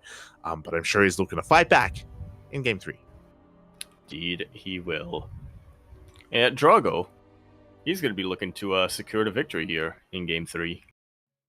He is. We mentioned it earlier, but both these players are pretty neck and neck when it comes to their current standings in the group, and we're looking to determine who takes a solid lead in this group stage. And we'll see who it's going to be as we load into Hard Lead. Over here in the top left-hand corner map, spawning all the way in the top left, we have a red Protoss player coming down from the land of France. Currently teamless, we have Petit Drogo. And spawning in the bottom right-hand corner, we have his opponent. We have the blue Protoss player representing Team Aleser. It is Christiano. And I guess that's something else that you pointed out here that really makes sense after watching how our series has unfolded so far. They are not only neck and neck in standings, but I would say just neck and neck in general when it comes to their current form, when it comes to how in form they are, basically. It really just goes to show that when you have two players who are so evenly matched, one mistake is all it really takes to have a bad time and lose the game. Yeah, it's all on a knife's edge here, and oh boy, which way is the game gonna fall and turn this time is the question. Once again, we do have a probe out on the map. It looks like Drogo is maybe once again thinking about throwing down a proxy pylon, but Christiano's actually headed in the same direction, and the probes are gonna come across each other. Oh. So violent, these probes. Oh, yes, and Drogo does hit first. He does shoot first in the end, and Christiano has to respect that. He has to back off, but he also wants to keep up with this probe to, make sure that he doesn't throw down any kind of crazy pylon shenanigans. Yeah, he sees the movement of that probe, though, and I think Christiano has realized, yep, that's just a standard probe scout. It's going into my base. I don't have to keep up with it too much, but what I do have to do is get into Drogo's base. Exactly, so the probes are making their way into the mains of each other. We do have a double adept opener, so now we have quite a difference here in the early game, finally, as Christiano is looking to be the aggressor. Indeed, he is. This is the first time, I think, where we've seen our players diverging a little bit when it comes to their opening build. Exactly, it's been double Stalker every game so far between both Drogo and Christiano, but now we have some adepts on the way. The question becomes, how hard will we commit? We have two adepts initially, and they focus on the probe first, and we have two more on the way behind it, and a Stargate. Not scouted here by Drogo. Christiano intentionally killed the probe before throwing it down. Yeah, exactly. This is a very aggressive build, so this should be up to 6 adepts. This should also be an Oracle as well, so with hyper-aggression coming out from Christiano. The goal here is to just cripple the economy of Drogo. This is a very hero build. Hero does do this quite often, and he's just damn good at it. As you can imagine, he has some of the best control in the game, especially in PvP amongst the Protoss players. And we'll see how this all comes together. So far, Christiano is being forced back, and the other two adepts have been revealed. Yeah, and it's already a bit of a tell here for Petit Drogo. The adepts will be jumping on top of one of these stalkers. He really wants to take it out. He needs to trade. He needs to trade after two of his adepts go down like this, and he will be able to get the stalker. But his attacking force now is a lot weaker. It is, but at least he's keeping these stalkers busy. They're busy chasing down these adepts, and we have the Oracle on the way. It's being chronoed as we speak. Nothing in the mineral line, no shield battery, no stalkers either. Again, if Christiano can successfully keep these stalkers out on the map, then this Oracle can just get out of control. That's what it's looking to do right now, as we even have a full wall off here towards main base. We do. If Drogo's not careful, if he seals that off to prevent adepts from going in, his stalkers aren't going to be able to get in position to deal with the Oracle. Yeah, as the Oracle is making its way towards the National, towards the main base, but there are stalkers in position. Drogo is ready for it. One probe is going to go down, but for the most part, Drogo, he is in position. Yeah, this Oracle will go down. It takes out 4 probes. Was it worth it? maybe. We'll see how the rest of this goes, but so far I'm not convinced. Yeah, this has been a rough start for Christiano. He lost 4 Adepts, he lost an Oracle, he has 1 more Oracle left here to try to gain any kind of lead, and he is ahead in workers, don't get me wrong, but he's investing so much into this, and as a result, Christiano, he's delaying his own blink in favor of this aggression, and that's going to allow Drogo to have a pretty strong timing once he gets into his own upgrades. Yeah, at that point, the window of opportunity is less of a window and more of a gap. They can kind of bust his stalkers through. There you go. I thought you were going to say like a door or like a door? A gate? A gate, yeah. A TNT? What? What? As the Oracle gets a couple more workers in the main base, but gets the hell out of there, gets a revelation off. And Christiano, you can see how desperate he is. He throws down a Twilight Council, and that is going to be a Dark Shrine on the way. A bit of a Hail Mary play here for Drogo to be able to get even more damage done. And to be fair, there is no detection available for Drogo. He actually doesn't have a Robo, so this Dark Shrine, it could pop off. Yeah, it really looks like Drogo is all in at this point. He's had enough. He's not going to be expanding to 3 bases. He is 2 base all in with these Blink Stalkers. And like you said, there's no Robo, there's no Starport, there's 0 way for Drogo to get any sort of detection. If he sticks around for too long, this one DT, I think, will force him out. Yeah, exactly. As the Dark Shrine is about to finish up, Drogo cannot break this natural base. He does have a probe in position, so Drogo is looking to expand and take a 4th. He has a decent army, don't get me wrong. There we go, 4th base is on the way, but I don't see a Robo, I don't see a Stargate, I don't see a Forge. He's getting damage done in the natural. He's trading well, don't get me wrong. But these DTs, they have the potential to win the game and to just end it here and now. I honestly think they just will here and now. Even with the best body blocking in the world, you know, Drogo doesn't have that much supply to really block all of these DTs. It was revealed. It was revealed. Yeah, DTs have been revealed. We have a Robo on the way. Drogo has to block the ramp, and it looks like he will block it with these Stalkers. The wall is thrown down as well. I do think it was a mistake here for Christiano to warp in defensively, because that does give Drogo a lot of time. Yeah, he even gets his Stalkers back in position. Loses a couple of these pylons. They were killed and not canceled, but anything to delay these DTs from getting into position while Drogo works on this Observer is just going to benefit him, honestly. Yeah, the Robo is on the way soon, an Observer as well, 3rd base on the way as well. We are losing workers, and Drogo is stuck on a 1-base economy. This is still getting damage done. The Oracle comes in from behind. Yeah, no Stalkers in position. Oracle is cleaning up here. Drogo is now down 10 workers, less than 10 workers, honestly. But he turns around. Yeah, here we go. Drogo, he pushes with his Stalkers. He has a massive amount of Stalkers, 18 to the 8 of Christiano. But defensive DTs can go a long way here as we pop the overcharge. Yeah, 1 defensive DT warped in. But is it going to be enough? This is still a massive amount of Stalkers, and DTs take a while to kill Stalkers, funnily enough. They really do. The boys were pulled, but now they can go back to work. Christiano still has a worker lead, and his DT at home still can defend, but he's contained to 2 bases. Likewise, the 3rd base of Drogo taking a lot of hits. This 1 DT is going to kill a Nexus. It's going to be close, but the Observer gets here just in time, and it looks like the base will barely be saved. The sentry will live, and the base will survive. Drogo is down an insane amount of workers, but he's on 3 bases versus the 2 bases of Christiano. He is ahead when it comes to his army supply as well. Drogo, he's got options right now. He can rebuild, or he can just try to attack Christiano once again. Christiano, on the other hand, has no choice but to defend. He has to try to get the Cert base up and running. He has to just defend. Yeah, and I'm so impressed here. I mean, again, like, if Christiano hadn't revealed his hand too early on, as DTs come back in and get more workers, but if he hadn't revealed his hand, I do believe that Christiano would be the Drogo would be dead. The DTs would have waddled in. They could have just dove on top of the Robo, and that would have been it. That would have been game, but Drogo's making a game out of this, but he's still losing so many workers to 8. 9 probes go down. Jeez, I would not want to be a probe in Drogo's army right now. He has consistently been down throughout this entire game, don't get me wrong, but at a certain point, I think it is just gonna... At a certain point, he's gonna hit that point of no return. Exactly, as Drogo is committed to a counterattack, and Christiano, he's out of position. He's completely out of position, and this base is going to be cancelled. Workers are going down. At the same time, though, we want to snipe this Nexus. It's low from earlier, and it will go down as well. Does Drogo have a recall? It will be important to note, very good snipe here on the Observer of Christiano.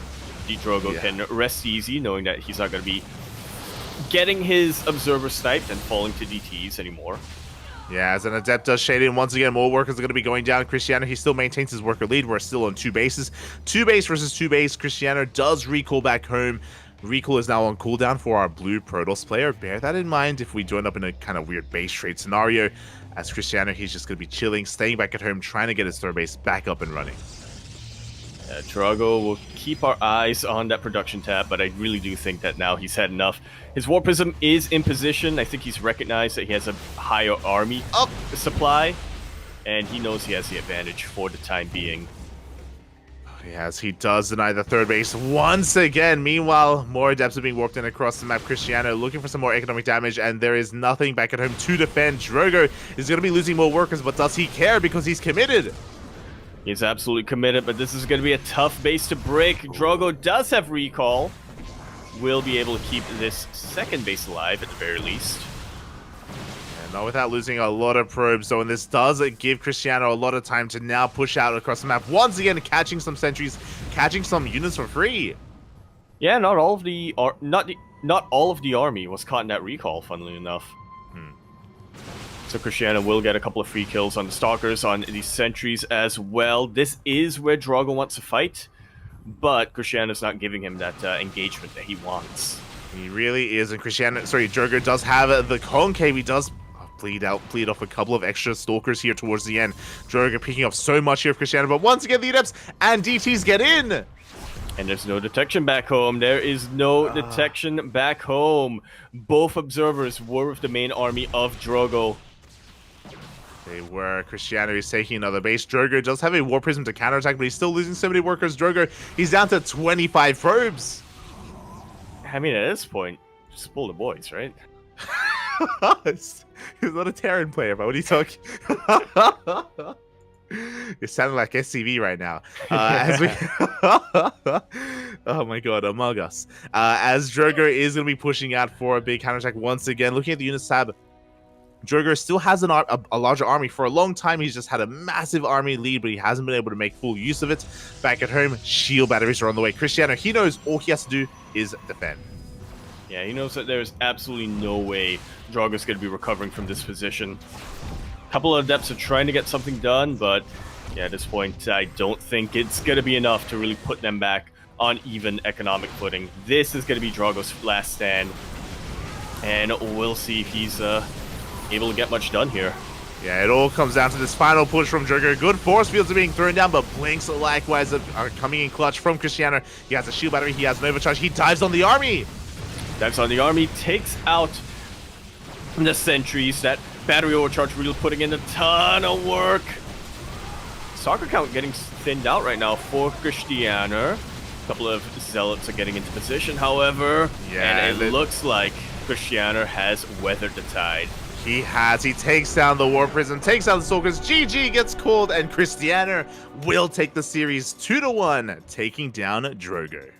GG. Very nicely done here from Christiano in a series that is shaping up to be potentially the closest one of our broadcast. I don't want to get too ahead of ourselves here, but that was insane how at any moment it felt like this could have been a Christiano 2-0. This could have been a Petit Drogo 2-0. This could have been a Petit Drogo 2-1. But in the end, 'twas a Christiano 2-1. And again, just really goes to show how evenly matched these two players are. Yeah, and this game was so close. Like, the game had almost ended with those Dark Templar, but alas, Drogo was able to catch wind of it and defend and able to keep up. But every time he went for a counterattack, Christiano, he was there to punish him time and time again, whether it was with the Oracle or the Adepts or the DTs. Probes are falling. You said it yourself, you're like, I wouldn't want to be a probe in Drogo's army, and you're not wrong, mate. They were falling left and right, and he just could not counterattack. He could not go all in, couldn't commit, and GG, well played by Christiano. GG, very nicely done here, and this will put him ahead. Not confirmed out of the group yet, but this one victory does give him a very good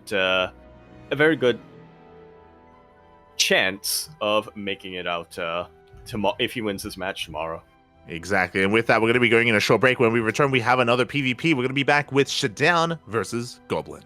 See you then.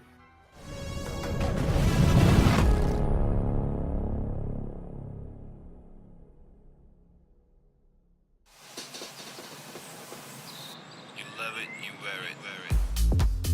Wear your passion.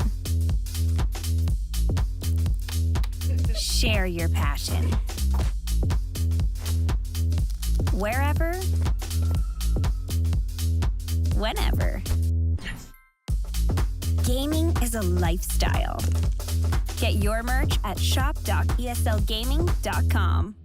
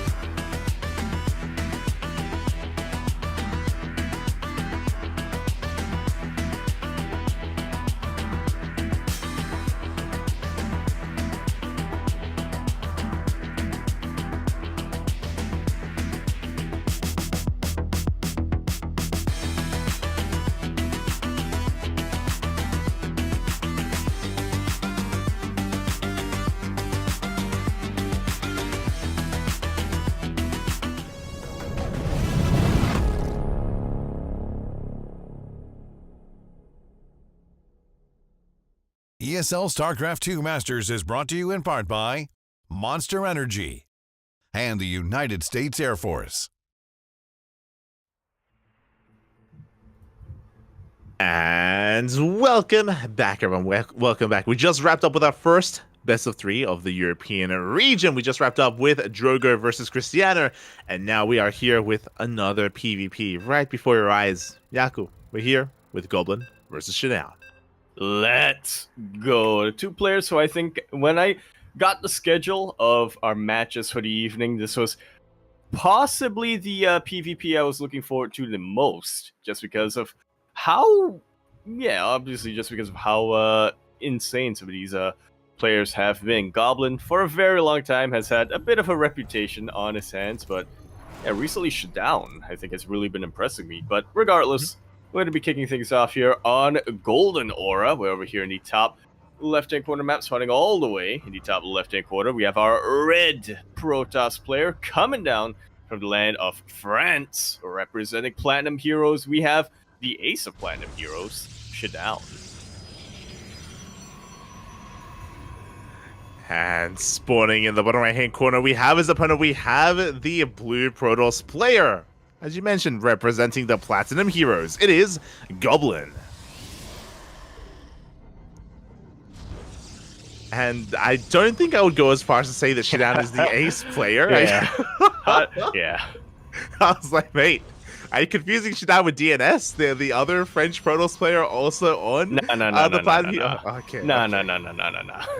Okay. That can't be it. But yeah, Shadown has been impressing us a lot, as you mentioned. I think the reason why coming into this I slightly favor Shadown in this series is solely because of WTL. We do cast World Team League on a weekly basis, and Goblin has been suspiciously absent from all of the WTL matches. He hasn't been participating, he hasn't been representing the Platinum Heroes as opposed to the previous season. So because of that, I just haven't seen as much of him. His form is more of an enigma to me. I just don't really know what his current shape is at the moment, and I have a better idea of Shadown. So I give a slight edge, but I wouldn't be surprised if this goes to the ace match. I wouldn't be surprised if this does go in favor of Goblin. I'm just excited to see, what he can bring to the table. Yeah, I 100% agree with that. Our eyes are definitely on Goblin here. We were kind of alluding to it earlier, but he has a reputation of using some very unique builds in the past. But in the past couple of years, he has been playing a bit more standard. He has been playing a bit more macro, and he has really proven himself as a very versatile player who can throw out a very weird, cheesy build in a best of series just to, keep his opponents on their toes. But if the need arises, he can also play a standard macro game and take it all the way to the late game. Exactly. For a long time, Goblin was influenced by his Papy, if you will, by Rotterdam as well, getting into Phoenixes, getting into a more Skytoss heavy composition. We'll see if we head in that direction, as Goblin is going to be opening up double Adept, so he is looking to be the aggressor, he is looking to dictate the pace of the game, but it's only going to be a double Adept opener. Unlike some of the other Protosses that we've seen today, he's not committing into 4 or even 6 Adepts. Yeah, just 2 to go for a bit of a scout, and then switching things up to Stalkers just to keep himself a bit more secure. Definitely, as the probes, they find each other, and Goblin shoots first. He will come out ahead in this fight, and he does take down the probe, but the Stalker comes in! Oh my god. And all that just to die. An intense battle. Sometimes. Yeah, pro battle was going on there, but the Stalkers do come in to crash the party. Meanwhile, 2 Adepts get across the map, which means we have significantly less at home to defend. Shadown is pushing in, but he does actually pull back here upon seeing those Adepts. Yeah, he knows just how committed Goblin wants to be when it comes to his harass. Forces a bit of a recall, but now that the threat has been dealt with, there is nothing keeping Shadown back on his side. Yeah, now he can move out. Meanwhile, Goblin going to be moving over towards the bottom left. The goal base is always an option, but no, he takes his regular expansion, so does Shadown. Shadown going to be advancing on forward here. Goblin going for a Dark Shrine. Because why the hell not? I mean, this is why I was excited. Yep. Yeah. This was why I was excited to get my eyes on Goblin. Oh my god, you want to see the Invisible Man, and you spoke about how aggressive Goblin can be. This is a good example of it. And so far unscouted, the Stalkers are going to be vying for control here of the natural base. Both players are going to be dancing with each other. Goblin does force Shadown back, and that probe is out on the map for that proxy pylon to warp in DTs across the map as well. Waiting for its time. Pylon does get thrown down. Shadown for the time being. Oh no! Okay! I was gonna say Shadown for the time being doesn't have any detection, but now we know why. All right, here we go. We don't need no detection. We don't need a hallucination comes in, does scout the Dark Shrine. Shadown is now fully aware of what's going on. He will be preparing back at home. There it is. Robo is on the way. We may even get a sentry for force fields as well. There we go. I mean, we have them already for those force fields. The jig is up, and Shadown knows. Now, the turns have tabled because Goblin, looking at the units tab, he doesn't have a sentry. He cannot scout the Dark Shrine of his opponent. He absolutely cannot. Shadown even anticipating a bit of a proxy here, because why wouldn't you after scouting a Dark Shrine like that? Goblin knows the jig is up. These two DTs are the only DTs he's got. He needs to make them count. He does, and there we go. One DT does waddle into the natural base. Pylon goes down, but the DTs are here. Probes are falling for Shadown. Yeah, Shadown a little bit preoccupied trying to deal with the proxy pylon in the middle of the map, so already he's going to be losing 5 probes. Shouldn't be losing too many more as the Observer is about to pop out. Very important force field just to keep that pylon alive. And I don't think Goblin has confirmed the DT just yet. Well, or that's the Dark why, Shrine just yet. Well, that's why the pylon and this denial is so important, because Goblin has no idea what's going on. He's taking a third base. DTs are being morphed in, and Goblin doesn't have a robo. Unlike Shadown, who had a robo on the way, there is 0 detection for the blue Protoss player, and these DTs could end the game as long as they don't reveal themselves too prematurely as they're waddling on in. And Goblin, he now throws down a robo. He saw the shimmer. He knows exactly what he's dealing with, and he will be able to get a very quick body block here on the middle of the ramp. These two DTs shouldn't be too much of a threat. They shouldn't be able to bust on through on their own. Yeah, I kind of want the DTs to like focus on the natural, but we're going for more secure damage. We're going for the third base instead. Shadown going for a later third, but with these DTs, there shouldn't be anything stopping him, as Goblin cannot contest this. He cannot deal with those Dark Templar. Yeah, third base will be cancelled in the end here for Goblin. And the Observer is still a ways off, so these two DTs can continue to act as a bit of a deterrent, can continue to contain Goblin on 2 bases. Yeah, again, so Shadown, he doesn't see the fact that there wasn't a robo and that we still don't even have a bit of a supply block for the Observer. Otherwise, those Dark Templar, they could have done more. They could have killed more here at the natural pylon, shield batteries, and more damage could have been done. But Shadown, unlike us, doesn't see just how unprepared Goblin really was for that. And as a result, Goblin is still in this. Just like so. Things are about to mellow out as the game continues. I imagine we're going to get something a bit more standard. The time of DTs has passed. Now we're getting into the time of Archons. Yeah, exactly. The game is going to be settling from here.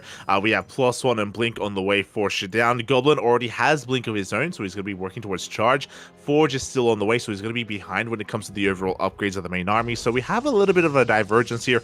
Overall, though, I do want to give Shadown the edge. As do I. Shadown got this third base up and running much, much quicker. Sure, he took a lot of probe damage early on, but he's more than made up for it with his production, with his chrono boost. He's actually taking a pretty significant lead here when it comes to the worker count. Yeah, exactly. He's up in works. I mean, he has full 3-way saturation. Goblin's still working on that, still heavily oversaturated at his natural base, but he's moving out with those Stalkers. Goblin does have an army lead, and he can try to make use of that here and now. If he gets high ground vision, he could even try to blink into the main.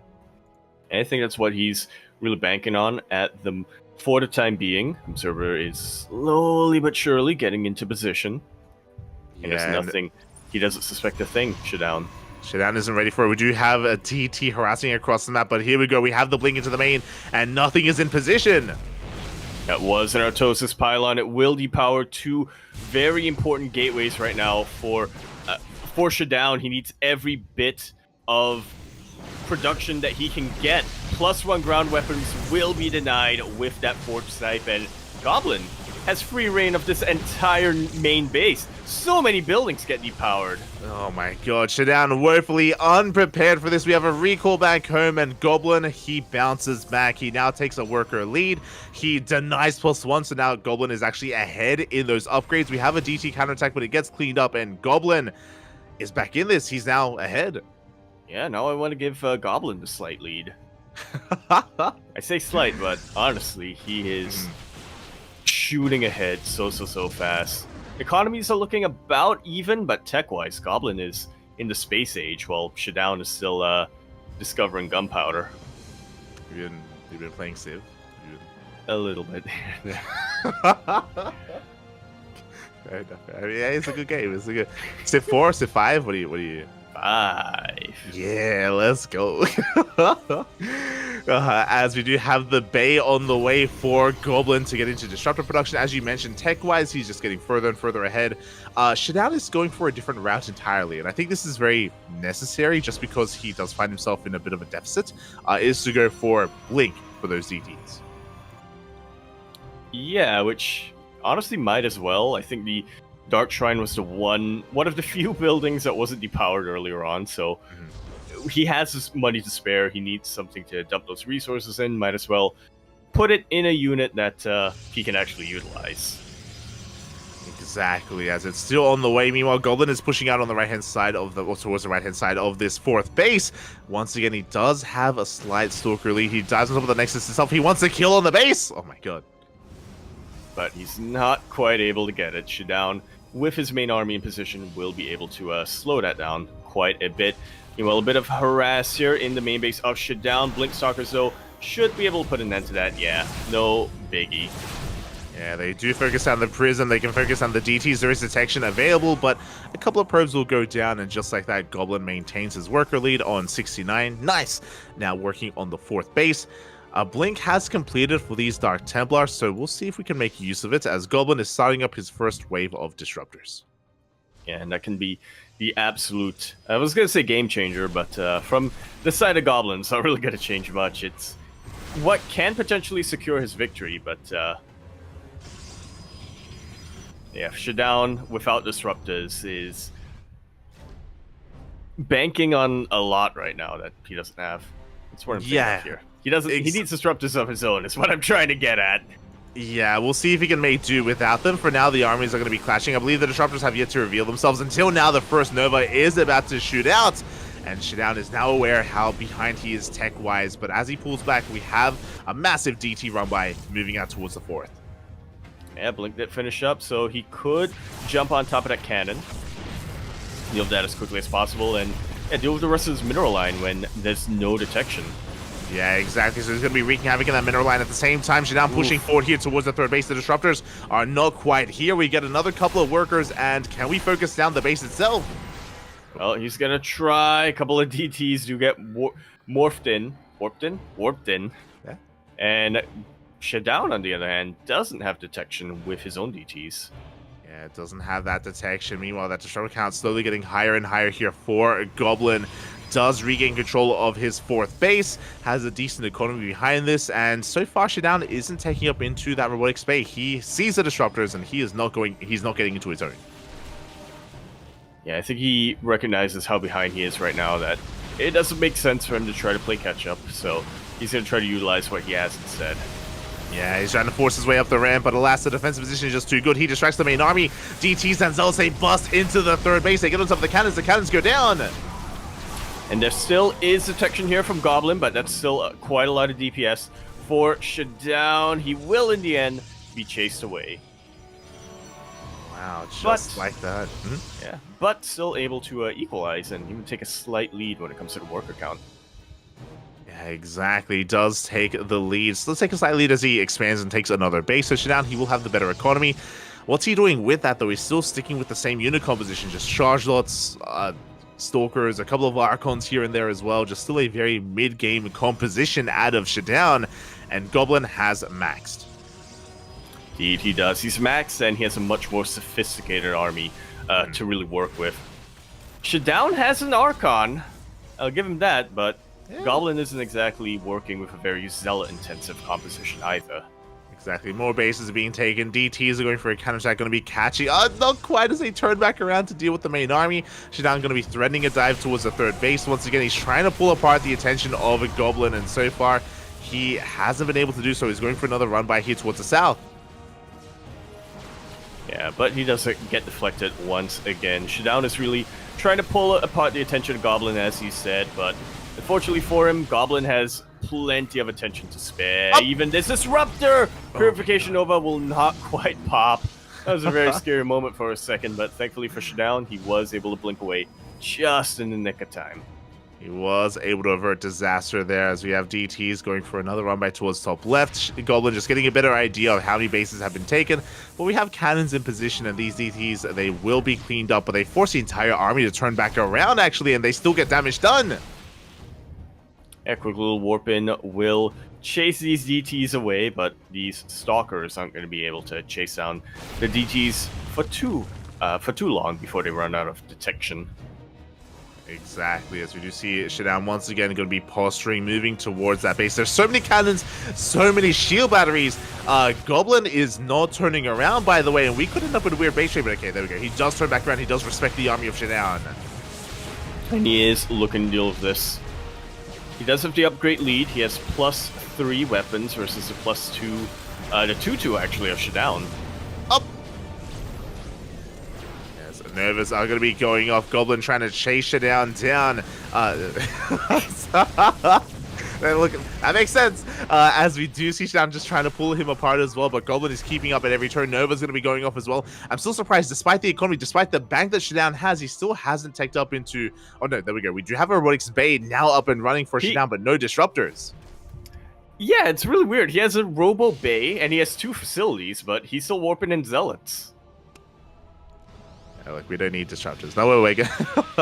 Where we're going, yeah. It's concerning, right? Just because obviously you can still make a fight work here, but you're just working at such a disadvantage. Novas go off and they do connect. Massive connection here for Goblin. Shadown just lost a massive chunk of his Stalker army, and we were mentioning, you know, you can still make this unit composition work as the player without disruptors in a PvP, but you need numbers on your side. You need the absolute perfect positioning. And in this case, you even have to rely on your static defenses. Shadown is even further behind when it comes to his tech than he was earlier on, and he's about to max out. And with Stalkers once again, you have 2 Robos, man. I'm sure he'll get into it eventually, as we do see Shadown now going for some aggression, pushing out for the first time in a long time with his main army. He gets across the map, he's getting on top of this Nexus as well, and these disruptors are going to do an amazing job at zoning the army away and allowing Goblin to take down this base. Just like so, the army was not in position. Oh, very decisive blink forward here from Shadown, able to take out a disruptor just before Purification. Yeah. Just before the Purification Nova hits, but that other Nova was absolutely juicy, and so was the other one. When it's all said and done, though, Shadown has the vastly higher army supply. Exactly. Goblin, a bit of an overextension. He loses his entire Disruptor army. He does get a kill on this base, but Shadown suddenly skyrockets ahead in terms of his Stalker count. Goblin, 0 Disruptors left. He has 2 Disruptors on the way, but without them, Shadown has an opportunity. Yes. Just going to continue to keep the pressure going. Goblin has been trying desperately for the past couple of minutes, for the past 10 minutes or so, to get this 5th base up and running, but it's consistently been denied. Shadown, on the other hand, has been mining on 6 bases for quite a while. Did take quite a hit to his economy when he lost all those probes, but he still has a very healthy income compared to Goblin, who I believe is starting to mine out. Yeah, exactly. Well, that's why it's so important that Goblin does finally get another base up and running. He now has his 5th fully saturated. Shadown going to try and do something about that, but the Disruptors, they have arrived. Shadown, he's up in army supply. Yes, he has the better concave as well.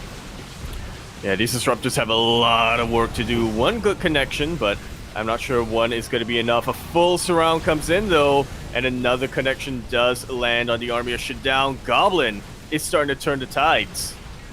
He is, but 21 probes go down. These Zealots, they wreak havoc in the mineral line. Everything falls, and it looks like Shadown is once again maintaining that economic lead. He doesn't have enough to kill Goblin, but that was a lot of damage. Yeah, he doesn't have enough to kill Goblin, but he certainly had enough to cripple him. Yeah, exactly. The economy has been crippled. Goblin now a bit on the back foot. Shadown can, from here, remax and rebuild. He can eventually, because he has no gas. He is out of gas. He hasn't. Oh, he's actually not mining from those gas geysers. It's something that is a little bit lacking here. His gas income is he's not mining from this gas geyser either here. So Shadown, he has potential to remax, but he can't. His economy is in a little bit of disarray. Yeah, it's like he has the workers, but they're not in position. They're not. Again, like some kind of weird saturation here. Now he is pulling back into gas. He has yet to notice this gas geyser at his triangular third.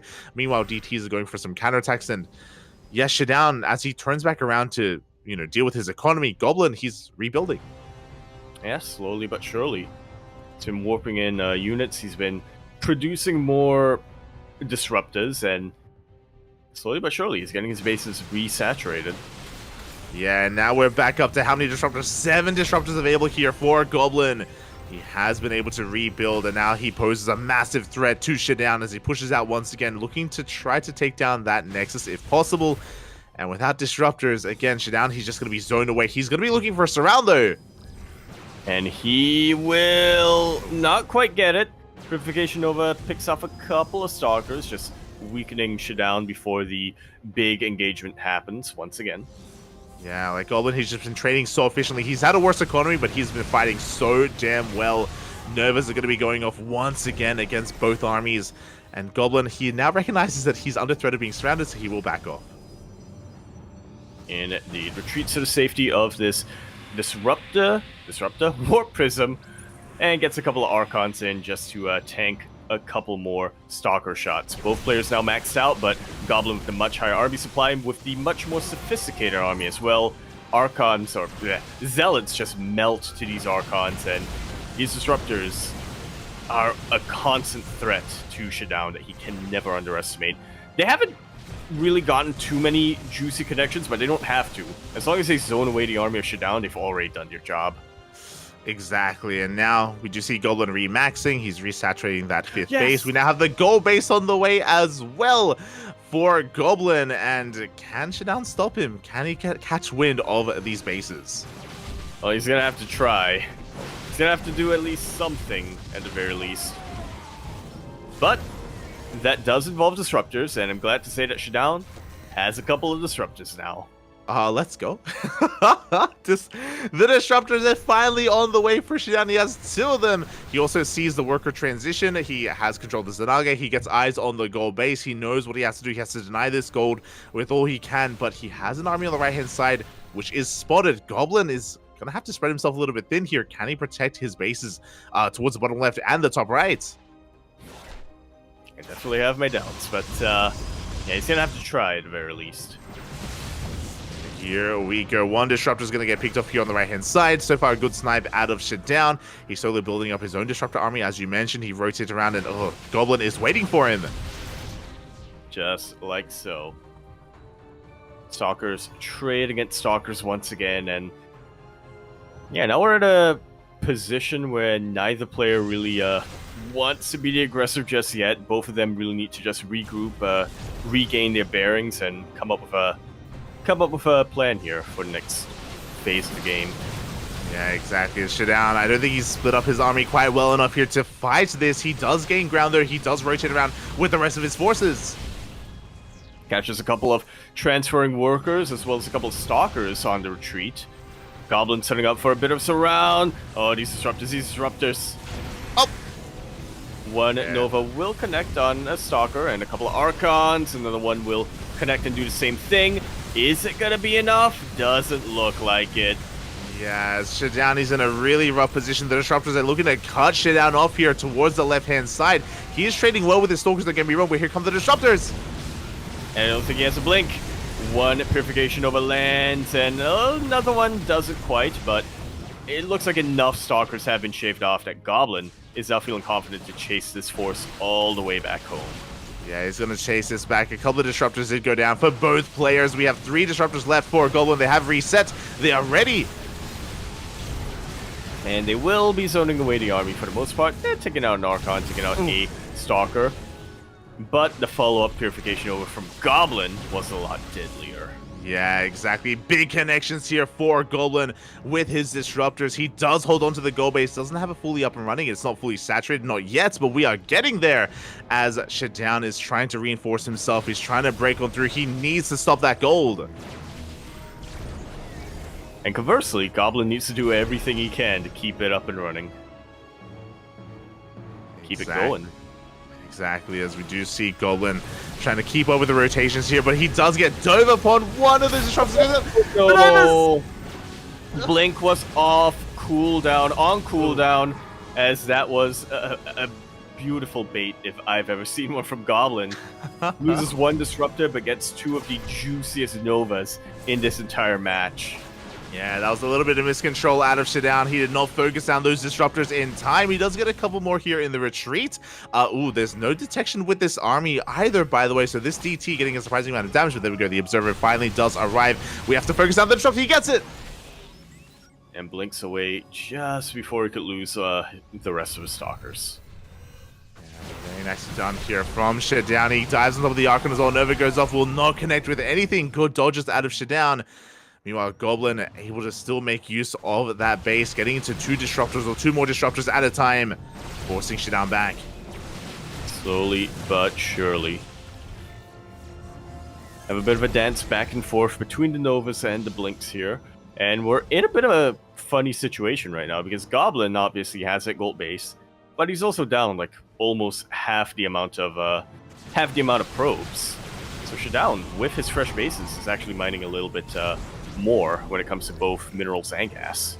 He is mining a bit more, but that's why this gold base is keeping Goblin's hopes and dreams alive in this game, as he has quite a gas bank and even a mineral bank that to work with. Meanwhile, the disruptors, they do fly too close to the sun. One of them goes down. We have flanking Novas going off, but not all of them will hit. One very juicy Nova from Goblin will force Shadown back once again, and a very quick warping of Stalkers will secure an army lead here for Goblin. It will secure the lead. We do see Shadown being forced back. A couple of workers are going to be going to the Nova! We'll catch a couple of Stalkers here and there. Catch a couple of them. More Nova's going to be going off as well. And again, Goblin doing so well for himself, trading despite being down in army supply. He's looking to maybe expand here on the right-hand side. I have seen, yeah, he's going to be transferring some workers over. But meanwhile, the main armies are still clashing. And Goblin may be able to get away with an uncontested base. Yeah, Shadown has really been keeping his focus on the southern and western portion of this match, of this map, and just like that, Goblin should be able to secure this base in the center right. Should be able to take a bit of a lead here in the mineral income. Yeah, exactly. Shadown, as you mentioned, his attention is fully focused here on the bottom left. He has no idea that another base is being taken. But this is still on a knife's edge. This could still go either way. Like Shadown, he is ahead in army supply, but he's been taking a lot of Novas to the face. Like, it feels like in overall disruptor control, Goblin does have him beat. He absolutely does. In control and quantity and anything that has to do with disruptors, Goblin is coming up on top. He really is, and Shadown, he just cannot push in. He's going to rotate around. He's pivoting away towards the right-hand side, and in doing so, he may just come across this base. Potentially. He's still fighting through the base, but he recognizes that it's completely mined out. He notices the vast amount of probes moving in from north, and just like that, forces a cancel.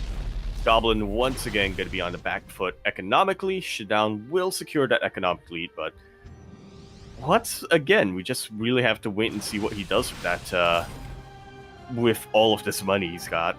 Well, I mean, Shadown has maxed out. He's now maxed out here at 200, soon to be on 200 supply. He's going to be trading with the army. Here come the disruptors from behind, and Goblin, once again, he can fight this. Where are the disruptors for Shadown? Somewhere else, defending, apparently. They're chilling back at home. They're just, and I mean, props to Shadown. Clearly, he's not F2ing. The army, of course, is just chilling back at home instead, and we can maybe make use of them later on. Instead, Shadown just relying so heavily here on his blink control. Yeah, which has been pretty damn good in Stalker v Stalker battles, but once the disruptors get thrown to the equation, he does lose out a couple of units at a time, a couple of Stalkers at a time, and eventually, I mean, you'd think it'd stack up, but Shadown has been able to afford all of these lost stalkers just because of how far ahead he was when it comes to mining. Definitely. And finally, the Disruptors have now joined the control group of Shadown. I believe they have. So they're going to be rotating around with his main army. We have a more head-to-head battle about to actually occur here in the center of the map. Oh, Shadown really looking to avoid these Purification Novas. He has to. This is the only way Goblin comes back. Meanwhile, though, one very juicy Nova will land on the Stalkers of Goblin. Another really juicy Purification Nova as well. Shadown is taking a massive lead here at the start of the engagement.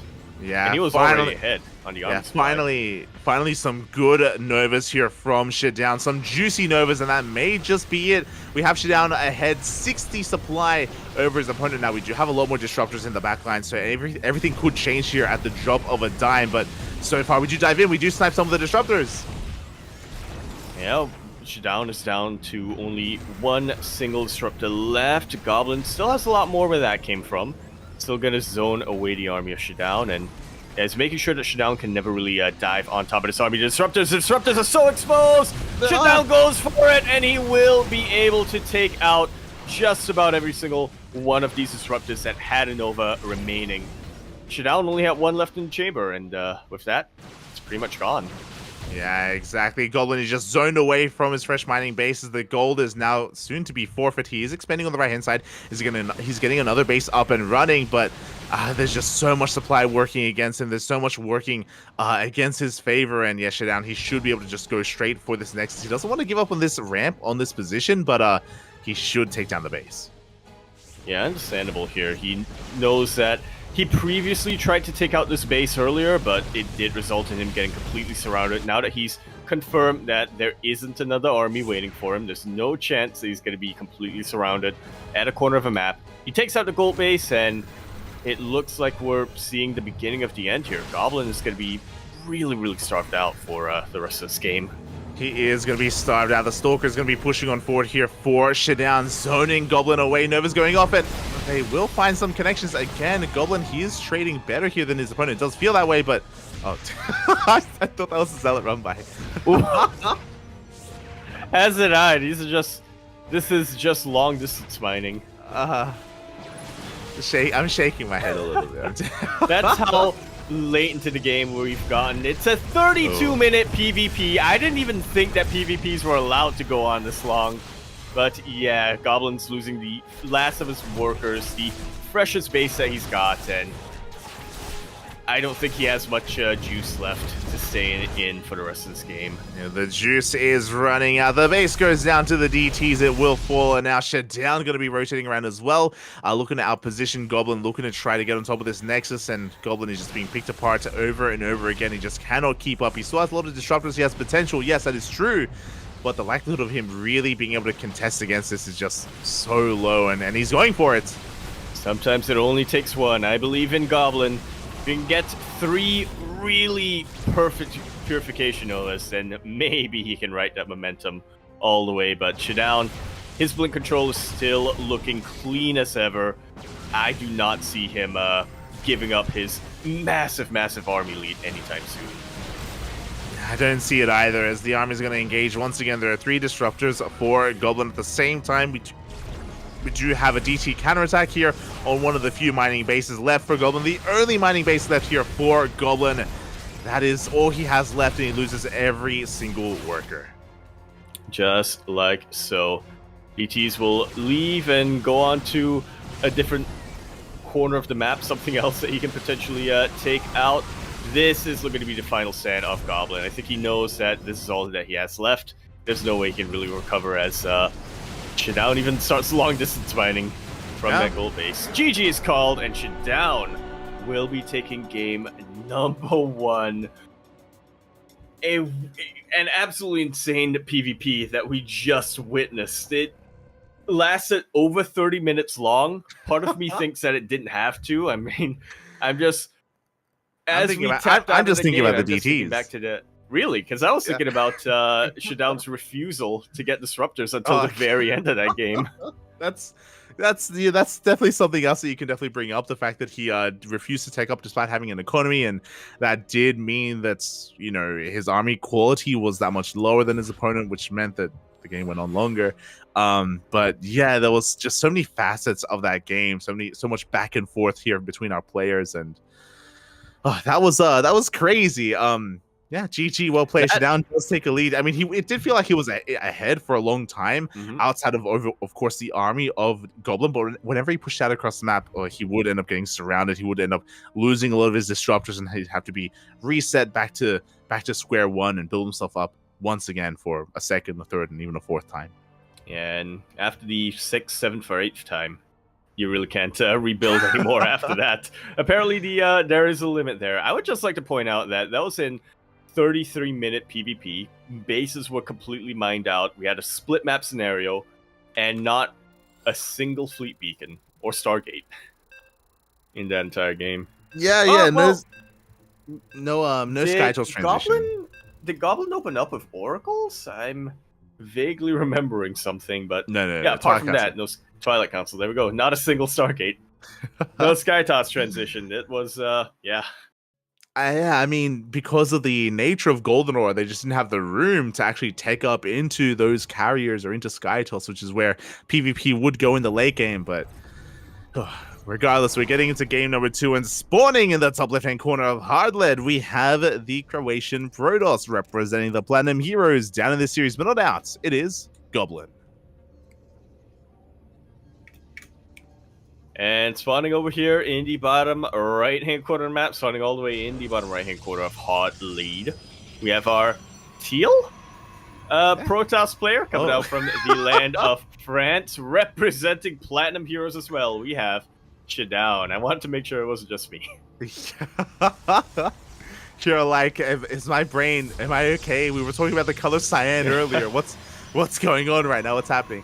Yeah, it does look like the colors, unfortunately, are a little bit mismatched, and it is something that we try and stay on top of, and it did slip by. But I don't blame the admins or the casters too much, because we just had to sit through a 33-minute game, and it's 33-minute PvP, no less. It takes a toll on the brain a little bit, just a little bit, on the casters, on the players as well. So for now, hopefully we can discern the difference between blue and teal units. It'll be okay. I think I know the difference, yeah. You know what? We've gotten past our halfway point of PvPs. True. This is our 4th, yeah, so we actually don't have that many PvPs left. Unfortunately. Yeah, if it were up to me, the entire broadcast would be PvP, honestly. Yeah. It takes you to another plane. It does. Of existence. It expands the brain. It does. Not in healthy ways, but not always in healthy ways, but the brain will be expanded. It's a beautiful thing. It's a beautiful thing, and yeah, I mean, I'm just glad that we've been getting a bunch of PvPs. That is true here on the B stream, but we've been getting some very different variety of PvPs. Right? We've seen all-ins, we've seen aggression, we've seen DTs, adepts, Oracle harass. I do think that the Drogo versus Christiano series was the most standard, definitely. But outside of that, like it's been wild. Yeah, it's been very, very wild, to say the least. As this very series has demonstrated. Oh yeah, it has, and already things are popping off because Goblin is going for a robo opener. This is not standard. This is not normal. Goblin, he isn't reading an all-in. This could be an all-in of his own, as he has potential to go for a prism and even a third gateway behind this, to just double down and be in the face of Shadown. Yeah, and we'll see how well he's really able to apply that pressure here. Yeah, as Shadown is going to try to get a scout off, but alas, he's denied entry into the main. He has not been able to scout what has been going on. Shadown is going for a double gate opener into an expansion, but Shadown does have sentries, so he should be going for hallucinations. He should be eventually scouting what's going on, the all-in. Yeah, that would definitely be ideal for him. As, yep, it looks like the first Haluk did get sent out. Goblin is wise now to the pseudo-proxy of Shadown. Yeah, he does find the pylon out on the map. Still no hallucinated scouts. Oh no, there we go. I was like, where is it? Okay, hallucination comes in, and we get eyes on all 3 gateways and the robo as well as the lack of natural base. Shadown now knows about the all-in. He should be preparing. There it is. Shield batteries immediately on the way. Just like so. These are going to be vanilla gateway units for the time being. No blink, no nothing. So Shadown is going to be entirely reliant on force fields and on shield batteries. Goblin, meanwhile, it's got a lot of options. Immortals now on the way after the Warp Prism makes its way across the map, and you know, he can attack into the main, he can attack into the natural. It's got options. He does have options. Shadown's going for a defensive robo, which makes plenty of sense. He needs immortals of his own and even a Warp Prism of his own as well, as the Prism is making its way into the main base, but Shadown is in position. Yeah, already starts shooting at it, chasing it away. Goblin looked like he was trying to go for a bit of a multi-prong, but hasn't quite been able to execute it. Oh, give us a pylon block. Waiting for it. As we do see, once again, the Adepts do make their way into the main base. They're shading towards that main. They're going to get a couple of worker kills. Just like so. Shading to the natural base and shading into safety.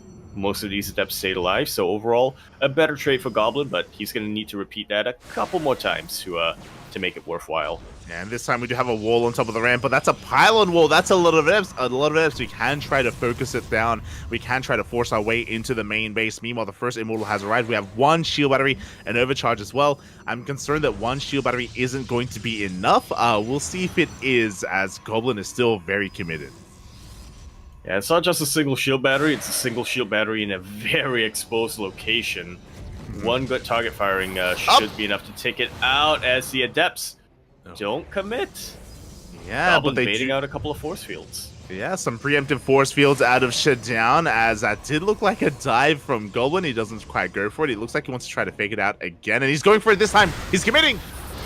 Does commit and will immediately target down the shield battery. It is not going to help. Very quick hot pickup from Shadown. Will keep his sentries alive. Force fields being thrown left and right. But it's all said and done.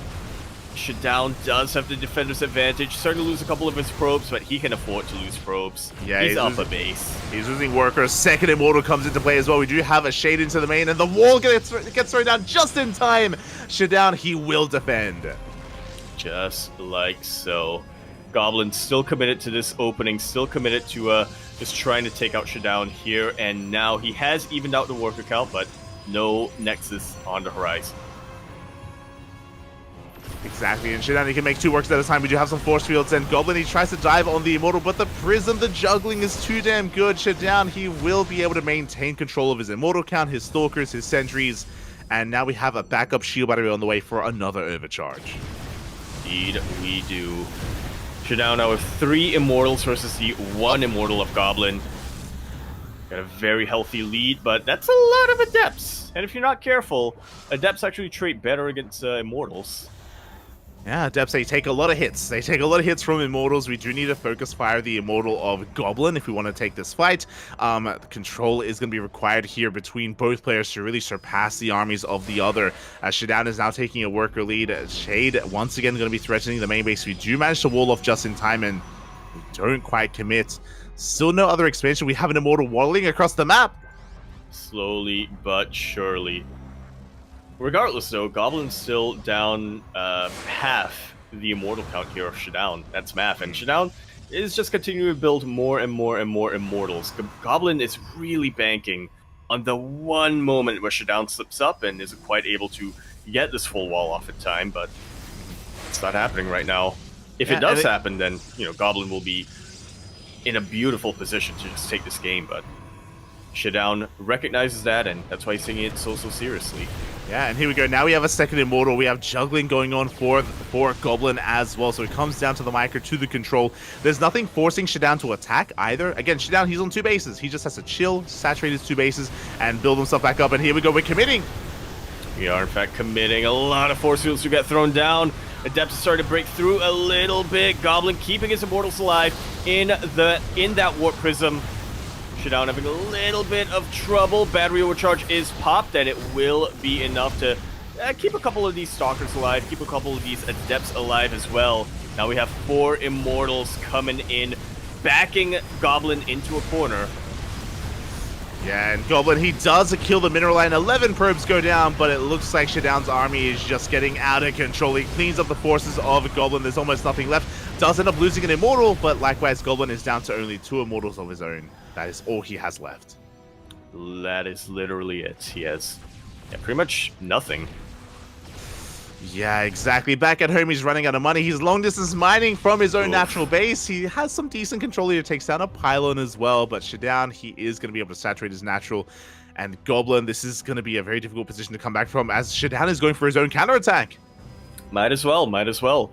He knows he doesn't need this Warp Prism at home to really keep him alive, so yeah, finally he's going for a bit of a counterattack, and he should be able to absolutely clean up here. Yeah, exactly. Especially with good Warp Prism Micro, as we do avoid that Immortal. Doesn't actually get too many worker kills. Again, Immortals, they aren't the best unit to kill probes, unfortunately, but he does confirm once again that there is no expansion, and he does take down an Adept. Loses an Immortal! Yeah, the Warp Prism not quite in position to hot pick up that one Immortal, so Shadown is starting to bleed out a couple of units, but again, he can afford to bleed out units. Yeah, he can afford to. He just has to be very careful. Again, Shadown, his miscontrol could cost him this game as they trade 3 workers for 3 workers. Goblin still has not expanded, and yeah, Goblin is just having a hard time keeping up here with the control, with the Prism of Shadown. And Shadown can get into additional gateways. He can even throw down his Twilight Council if he wants to get into Blink. Shadown has options. Yeah, I think we're really at the point right now where Shadown doesn't even need to drop his cargo from that Warp Prism. He just needs to keep Goblin preoccupied and unable to really come back home, or rather unable to get his reinforcements to the front line. Yeah, exactly. And now Shadown, he's going to be coming... Okay, I was like, he's going to be turning back around for a moment. Goblin, once again, Goblin doubling down here on those Adepts. Adepts, of course, they can try to cripple the economy of Shadown as well, as the Prism is recalled back home. Shadown taking this very seriously. Yeah, he knows that this is the one way he can lose this game is to just keep his bases wide open, or the door to his base is wide open, and to get taken out. Exactly, as at this point, Shadown, he can fight this head-to-head at this point. There are so many Immortals, good force fields as well are thrown down from the side of Shadown, making sure that Goblin cannot escape. Likewise, good counter force fields as well, but it's a numbers game, and Shadown, he just has an overwhelming army. He absolutely does. Another Immortal comes into position. Goblin taking a slight Immortal lead, but it is not enough to overwhelm the rest of Shadown's forces. GG is called, and Shadown will be taking that series 2-0. Very, very well played. GG, well played. Shadown, again, coming into this, we did pin him as a slight favored player, just because Goblin hasn't been as active in these online tournaments and these online team leagues, and Shadown is able to flex that here. It was still very close, though. Even though it was a 2-0, I don't know how indicative that really is, because game 1 really could have gone either way, and here in game 2, I think it was just Goblin, you know, having enough of like mid-game play because of game 1. He's like, I'm not doing that again. So did opt to go for the all-in. Did opt to go for the all-in, and even then, you know, there were a couple of moments where he may have been able to pull it off. I think something that was consistent in both game number 1 and game number 2 is that Goblin's control was very, very tight. He was trading very, very efficiently in both game 1 and 2. It's just that there's more to StarCraft 2 than just really good micro. You also need the macro and the logistics to actually produce your units and to get them at the engagements in time. Yeah, when you're all in, trading efficiently is not good enough. You do need to kill your opponent, and that's something that Goblin just could not do. Shadown, he persevered, and with that, we are going to be going on a short break. When we return, we will be taking a break from the PvPs, and we will be live with Arrowfire versus Aleser. We'll see you then.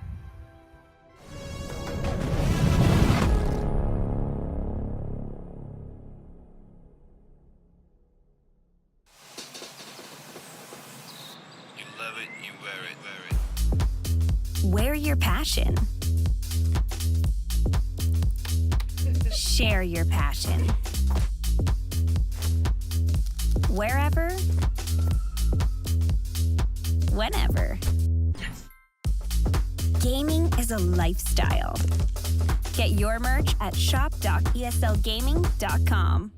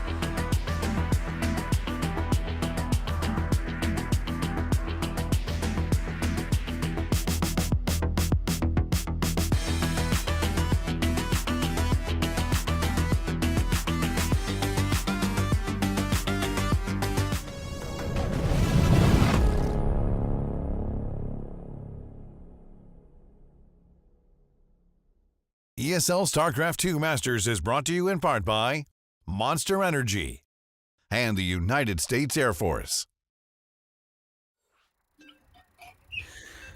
And welcome back, everyone. Welcome back to the ESL Masters Winter PvP stream. I mean, B stream. As we have been casting a lot of PvPs here tonight, but we can now take a moment to ourselves, take a breather here.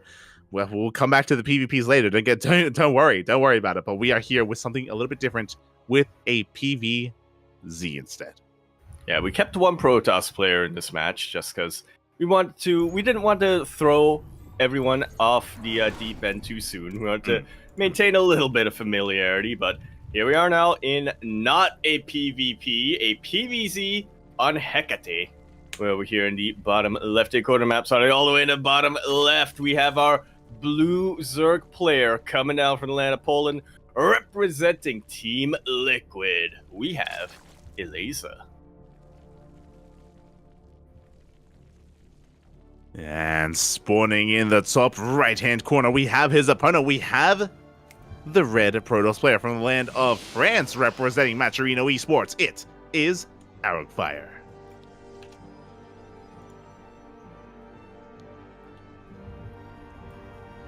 I gotta tell you, Light, out of all of the players in ESL Masters Winter EU that have returned and are competing here, the one that I'm keeping my eye on is this player right here, Arrowfire.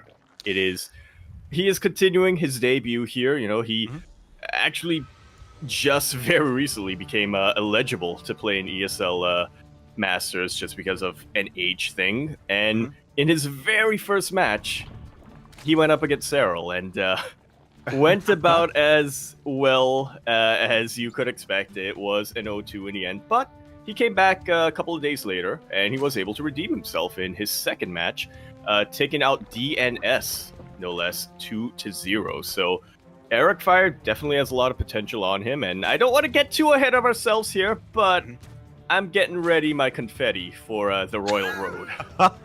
Oh my god! You just ran through the 2-11. You're like, mate, look, I don't want to get too ahead of myself, but I think I see the next world champion. I don't want to get ahead of myself, but I'm getting ahead of myself. Mate, he's the best player in Europa, Papy. It's like, okay, I understand. I understand the hype here, and I mean, I'm a big fan of Arrowfire as well. We were lucky enough to cast Arrowfire versus DNS a couple of days ago here on the B stream, and Arrowfire was looking damn on point. And I do think it was a good thing that he went up against Serral first, because Serral was a great icebreaker. You know, he wasn't meant to. I mean, Serral was the favorite player coming in. It's so difficult to bring him down, even to take a map. So I think losing against Serral was expected, and it's a good way to, again, kind of ease yourself into the format, into competing on the big stage. Now we're here to fight back. Arrowfire, already Twilight Council opener, not a Stargate. Yeah. Something in the water today. Not a Stargate at all. That is a Twilight Robo opener coming out from him. Yeah, it is. We're going to be keeping our eyes on the gases to see whether or not this is going to be a Dark Shrine opener or going to be Glaive Adepts instead. Both are viable. Both are good builds here to open up, to get on the front foot here. And there it is. Glaive Adepts is on the way. We don't pull out a gas, which is interesting. So this could be up to 6 gateways. We could go up to more than 4 gateways, or we could even throw down a Dark Shrine alongside this nonetheless. Yeah, it's a very smooth transition to go from Glaive Adepts into DTs, or, I mean, usually it's Archons, but you try to get the DTs to get a bit of damage while your Zerg opponent doesn't yet have detection. Yeah, exactly. I was just going to say, for now, it is going to be 4 gates, which isn't the most committed Glaive opening. Yes, it isn't. For now, it's 4 gateways. I'm still keeping my eye on what we do throw down behind this as well, and alongside this. As there it is the Dark Shrine. Because we stayed in gas, this wasn't just going to be 4 gate Glaive Adepts. I was thinking either DTs or maybe just 2 more gateways. So we're just doubling down here on the aggression. Meanwhile, Aleser catches wind that something is wrong, something is amiss. He does throw down a safety Roach Warren. Yeah, he sees 4 Adepts, and nothing else really. Hasn't quite been able to get into that main base, but even still, this is a pretty massive tell at this stage of the game. It is. As Arcfire, he's going to be zooming across the map. Aleser getting ready his defenses back at home. Coming into this, of course, Aleser is the favorite player. He's one of the best Drake players in all of Europe. We didn't quite get too much into Aleser in the openers, but again, he is one of the strongest that we have to offer here in this region. And can he do what Serral could, or will he fall here and now against the new up-and-comer? Adept's going to be threatening a Shade. We should not commit, not yet. We got plenty of Queens, plenty of Lings, but do we have detection?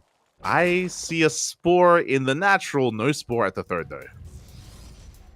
Yeah, Aleser is just conserving a couple of resources. He can only really get one Spore up and running, but it is in position to really catch where the DTs most likely will be. Oh, and we do commit to the Shade. Lings, we're ready for a surround. We have Roaches on the way, Queens as well. We do take down a big chunk of Lings, but here we go. The DTs are going straight for the main. And there's no detection just yet. DDs are coming in and they're trying to take out the Spore, but very quick reaction from Aleser will ensure that the Spore stays up and running. There's a very effective body block going on there, and when it's all said and done, Arcfire will make it out of here with 1 Archon, loses 2 of his DTs, loses 12 Adepts, and he gets 2 drones and 39 Lings, which is the most efficient trade for Protoss. Yeah, Aleser with a very strong defense here. The Spore finished up just in time. We spoke about how vulnerable the third base was, but Arcfire, he went for the kill move. He went for the main base. He went for a chance, a risk, and it was a risk that did not work in his favor. Arcfire is now in a really compromised position. His third base is so delayed, his tech is so delayed, and Aleser, he is here to deny that third. He has potential to deny the third. Yeah, what can really stop all of these Lings? There's 1 Immortal, which will fall to a full surround of Lings, and there's 2 Adepts. Thankfully, he is able to cancel it rather than kill the base in the end there. Arcfire still trying to get some damage done with his Archons, but he's being preoccupied. These Archons go way too deep into Aleser's side of the map. One of them will fall, and the Warp Prism takes a lot of hits too. It does. The Immortal does survive. It's able to race back home to the safety of the natural, but Arcfire, he isn't able to accomplish too much across the map. He loses the third base. He's contained to 2 bases. And behind this Aleser, we have a Lair already done. Roach speed on the way. +1 range as well. And yeah, Aleser, he's looking pretty. Oh, yeah. After the initial wave was deflected, Aleser has been sitting very comfortable for the rest of this game, pretty much. Lair finished up, like you mentioned. Goliath Constitution is about halfway done, and Aleser's got a lot of options on his hands. He is getting a 4th base, but if he so chose to, he could just make a massive wave of Roaches and go completely cross map to finish Arcfire. Yeah, if he wanted to, he could cut workers at, around 60 to 66 workers and just make nothing but Roaches, or he could double expand. And there it is. We have a double expand coming in from Aleser. He's just getting further ahead, just saturating all of his bases and securing himself. And it's going to be on Arcfire to somehow come back. Now, he's got some options. Of course, he still has DTs. We're going for an Archon drop here to maybe pick up a couple of Overlords here and there, and he will find some. Meanwhile, that's some creep being spread. It looks like Aleser is getting ready for a push. Yeah, I mean, I guess when you're this far ahead, you might as well double expand, but it is kind of weird to see a Zerg player be this greedy when they're planning to actually, go for a time. Yeah, so I'm still not sure, right? I'm still not sure if Aleser does want to attack or not, as he did make another wave of drones. That Bailey Nest is on the way, +1 range is about to finish up, and we have Overlords finishing up as well to get out of this supply block. Arcfire doing everything he can to keep Aleser busy, but Aleser, he's just got a massive army. He doesn't need to. He can just always counterattack. There are a lot of Immortals, but only Immortals. There's no Bay, there's no Disruptors, there's no Colossi, none of the sorts. Yeah, it's all been delayed just because Arcfire has had his own third base delayed. That was thanks to the consistent pressure that Aleser has been able to apply on him. Yeah, exactly. And we have our answer, by the way. We are joining up to not quite 66. We're joining up to 68. 5 more drones on the way, though. So again, Aleser, he's not committing. He does have a terrifying army, but it looks like he's getting ready to receive an attack instead. And here comes Arcfire. Yeah, he's got a pretty beefy army, but he is very far behind when it comes to army supply. Roach Ravager, I mean, it isn't the most efficient use of supply, but that's still a massive deficit that Arcfire has. Oh, yeah, definitely. As Ling Bane does roll it in, we dive on top of the army. The Archons are exposed, the Immortals as well, and they're all going to be going down one after the other. As you mentioned, a very high-quality army, but there wasn't enough like meat on this army, on the bones here of this force, and Arcfire is being forced back. All the way back home. These Immortals do not want to land at all, because otherwise I think they're just going to be one-shotted. It's 108 army supply for Aleser versus the 33 of Arcfire. If Aleser wanted to, he honestly could just end the game. There we go, just waiting for reinforcements. Yeah, he's consulting his army before pushing up this ramp. We do have one Disruptor on the way, the Great Equalizer, but it's not done yet. The main thing is they crash into the mineral line. 18 workers go down. Another Nova's going to be going up. Good connection, but sometimes one isn't enough. Yeah, one is enough when you're relatively even with your opponent on army supply, but when your opponent's got like 3 to 4 times the supply, one is not enough. GG is called. Aleser is going to be taking game number 1. Very solid reactive play coming out from him.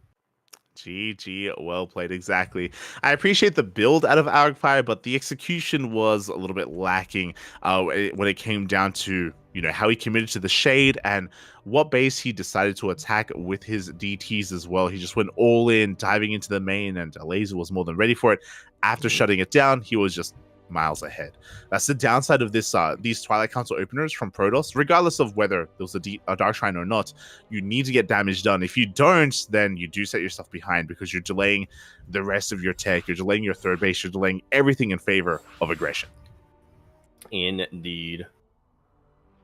Yeah, when you put it like that, I think this game does serve as a very textbook case of that, you know? When you're not able to equalize when it comes to the economy, when your initial opening with the glaives doesn't get enough damage done, you're kind of pigeonholing yourself for the rest of the game, and even then, that pigeonhole isn't very likely to yield results. Mm-hmm. Yeah, exactly. So with that, Arcfire is going to have to try to go back to the drawing board here in game number 2. I'm expecting a much more standard opener. I'm expecting a Stargate, or if we do go for a Twilight Council, maybe just regular Glaive Adepts into a third base instead. We have options available. And I understand as well that Arcfire is the underdog coming into this. He's probably feeling a lot of pressure on him to make some magic happen, but give us a straight up game, and I want to see if Arcfire can take it to Aleser in the mid game instead. Yeah. That's what we will be keeping our eyes out for. Definitely. Feel like we were kind of robbed of that in game number 1. That's because of how the openings played themselves out. But regardless, we're going to be continuing our series now on Hot Lead. We're in the bottom right-hand corner of the map, starting all the way in the bottom right-hand corner. We have our red Protoss player coming out from the land of France. He is making his debut here in ESL Masters Winter, representing Maturino Esports. He is Arcfire.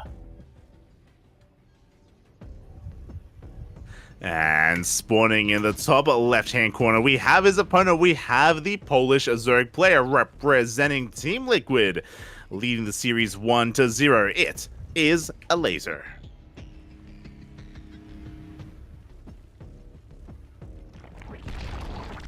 And we're talking a lot about, what we expect to see from Arcfire here.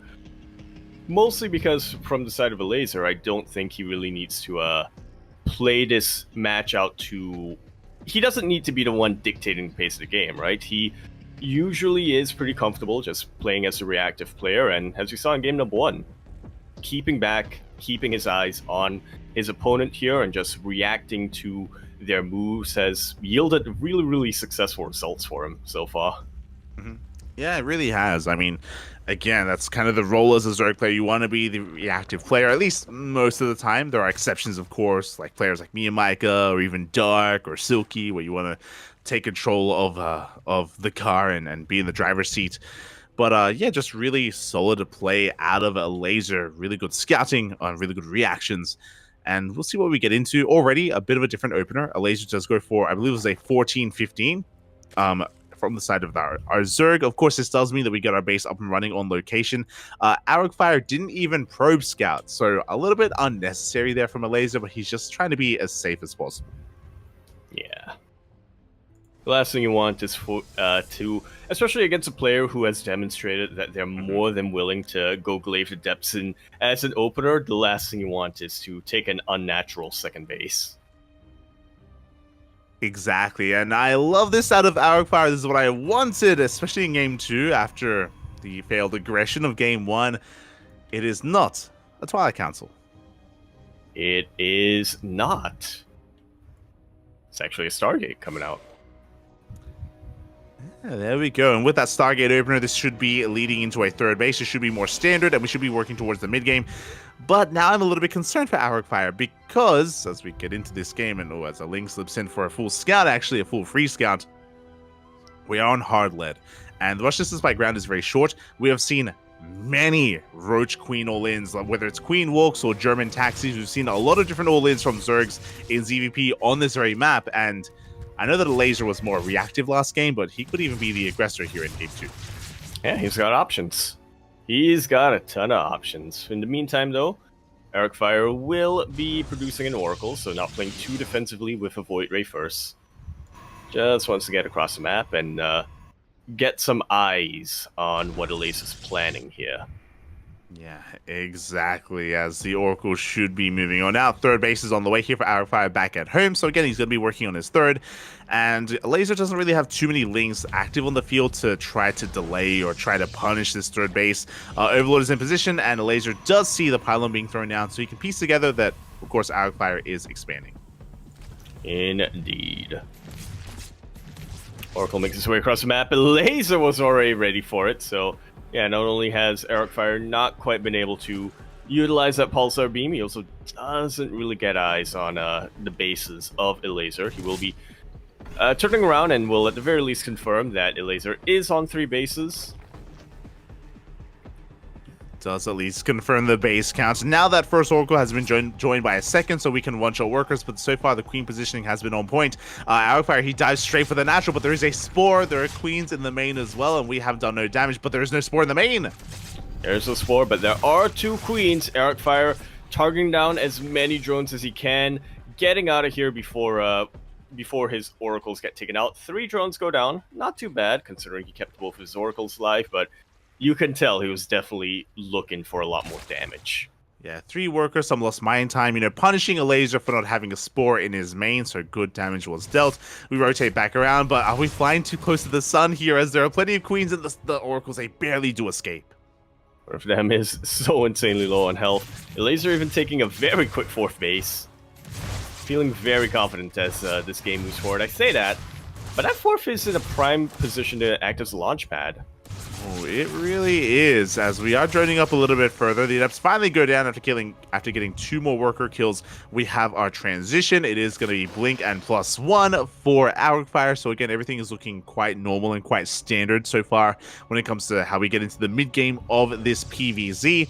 Meanwhile, Aleser is droning. He's getting a lair. He's also getting an Evo chamber, so he's looking like he's just chilling and easing his way into the mid-game as well.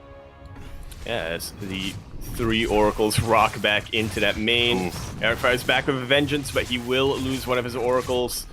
A lot more drones go down, and he will at least he will also confirm that Aleser is going for a lair and is grabbing that Roach Warren. So at the back of his mind, he's got to already start planning for a potential Roach timing. Yeah, I mean, it's a really good scout here for Arcfire, especially because in the new patch in recent times, Ling Hydra has been very popular. It's been very popular to skip the Roach Warren and just go into Hydras instead. So very important to take note of that. Meanwhile, we're going one step further. We throw down the Infestation Pit. Aleser already thinking about that Hive Tech. Yeah, no Hydra Den yet, but it doesn't need to be a Hydra Den either. With the changes to the Infestor, it could just be a very quick Infestation Pit, or it could just be an 8-minute Hive. And we have seen that before. We do see that Arcfire is pushing out. I'm really curious as to what it is that Aleser recognized that is the correct call to make, because it is amazing. He dives over the 4th base. He now knows that Arcfire is taking. That's a kill, not a cancel. Yep. And just like that, Arcfire is even further behind economically. Yeah, the Stalkers are getting surrounded. They do blink to the other side of the wall. They do recall back home immediately, but alas, this fourth base is not going to get up and running. Now, when I was talking about tech, that is a second robot on the way and a robotics bay as well. So Arcfire, he's building up towards Colossus production.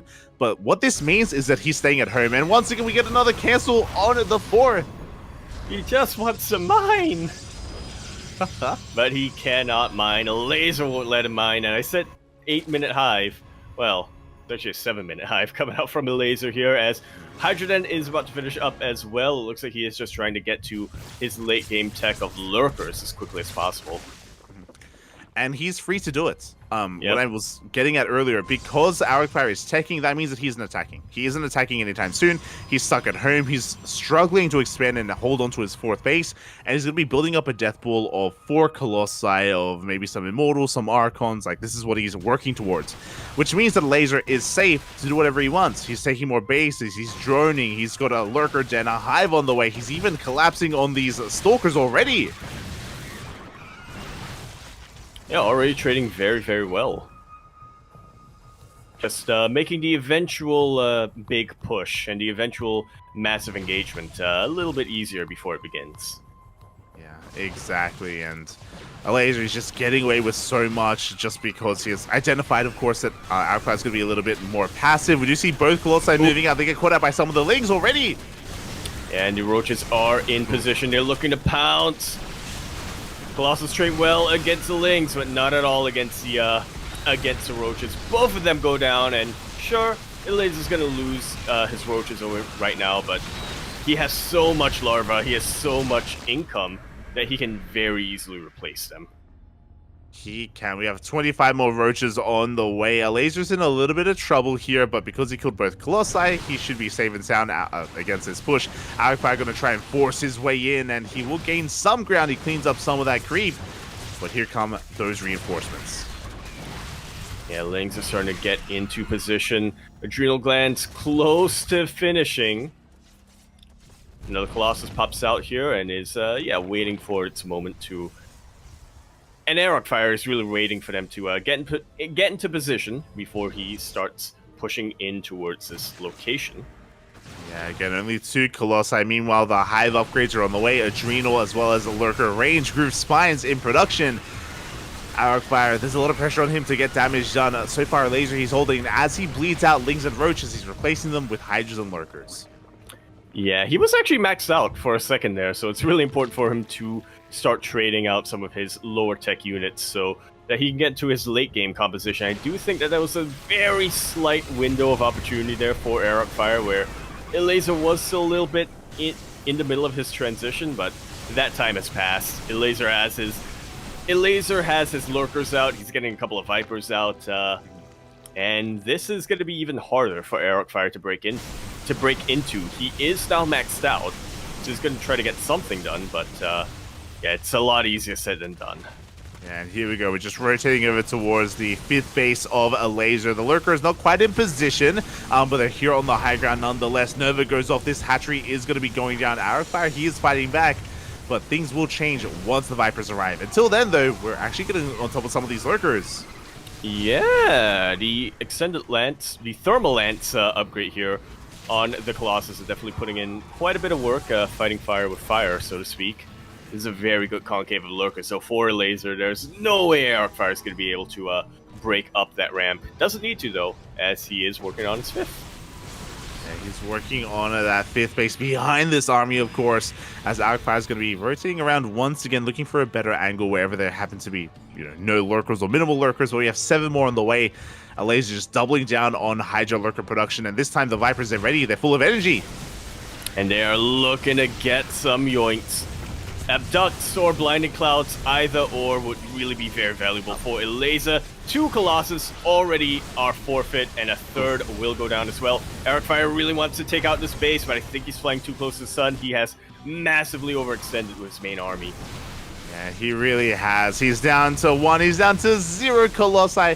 Now, both Vipers were sniped, so Arcfire does at least trade a little bit, but those were expensive trades for Arcfire. He at least keeps the Disruptors alive. Just they are alive, but they have... Okay, we're good. Looks like they weren't quite a part of the control group, and they are being brought back in, and they should be able to make it back home. Feels bad for these disruptors, man. They're alive, but they're abandoned. They were forgotten for a little bit there as we try to push up the ramp, but oh my god, there's so many lurkers waiting.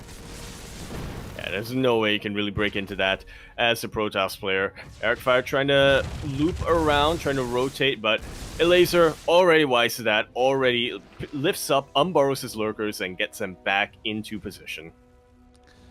Yeah, exactly. Aleser able to keep up here. I mean, the army is maxed out for Arcfire once again. He's going for his Zealot, he catches some of these spine crawlers that are mid-building here, and Aleser, he's in a bit of trouble. Could be losing a base, but he pushes on that. He's about to be surrounded though. Yeah, from both angles. So a lot of lurkers, but not a lot of a buffer for these lurkers. 2 Purification Novas land, and yeah, these lurkers are going to go down. These roaches are going to go down as well. Arcfire very quick to warp in some reinforcements, and now he's got some momentum going his way. He does. He does have a lot of momentum going his way. The Vipers, where are they? We need them with the main arm if we want to try to contest against this.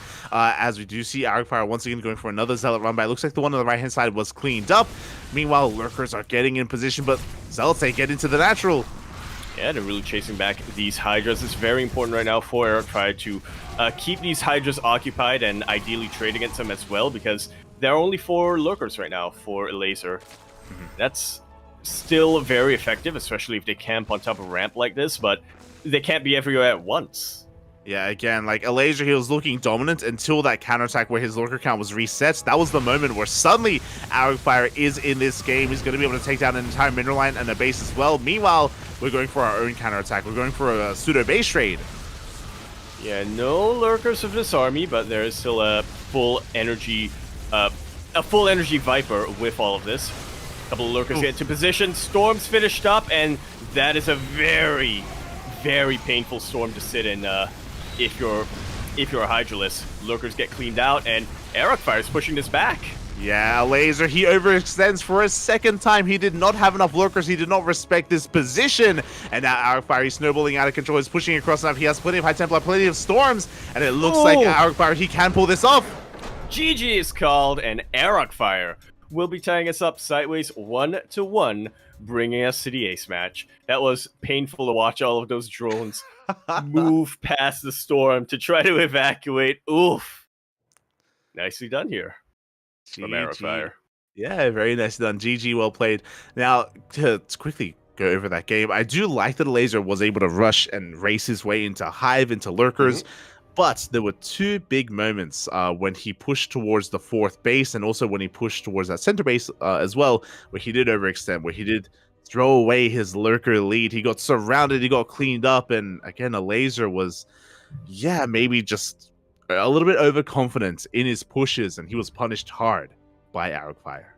Absolutely. He wasn't expecting Arcfire to have split up his army like that. You were mentioning when he pushed into that center base with all of his lurkers, I think maybe, and I guess I don't blame Aleser too much for this, just because he was able to confirm that Arcfire was on 3 bases for a very long time, and eventually 4 bases as well, compared to his 5 or 6 for the longest time in that game. But yeah, I guess he wasn't expecting Arcfire to really be able to max out as quickly as he was able to. Yeah, exactly. Again, I do think it was just a bit of overconfidence out of Aleser, and I don't blame him because he had a really good start. Remember, he initially got a kill on the 4th base, then he got a cancel. He was able to scout, able to confirm, able to snipe 2 Colossus really early on. Like, things were looking really good for Aleser, but it just slipped through his fingers. Yeah. Right through the cracks. Anyway, we're going to be concluding this PvZ, best of 3 PvZ, over here on Golden Aura, where we're in the bottom right-hand corner map, spawning all the way in the bottom right. We have our blue Zerg player coming down from the land of Poland, representing Team Liquid. We have Aleser. And spawning in the top left-hand corner, we have as opponent, we have the French Protoss player, the red Protoss representing Maturino Esports. It is Arcfire.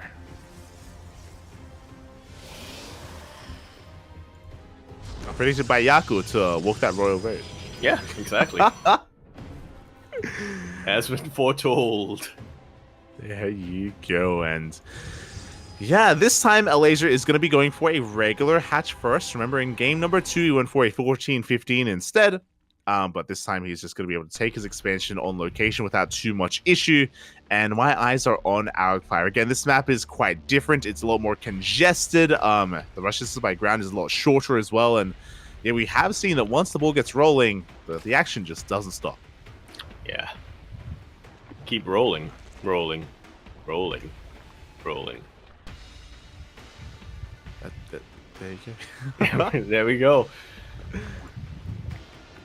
Yeah, very compact map, as you were saying. Very not just compact, but congested, like you were saying. There's a lot of debris going on around. There's a lot of solid walls that are difficult for land units to really traverse around. So, yeah, it leads to a lot of chaotic situations once we do get to those big army engagements. Definitely. And we'll see if we can get there. You know, I'm hoping that Arcfire goes for another Stargate opener. I feel like it's just a little bit too risky to go for Twilight Councils against Aleser.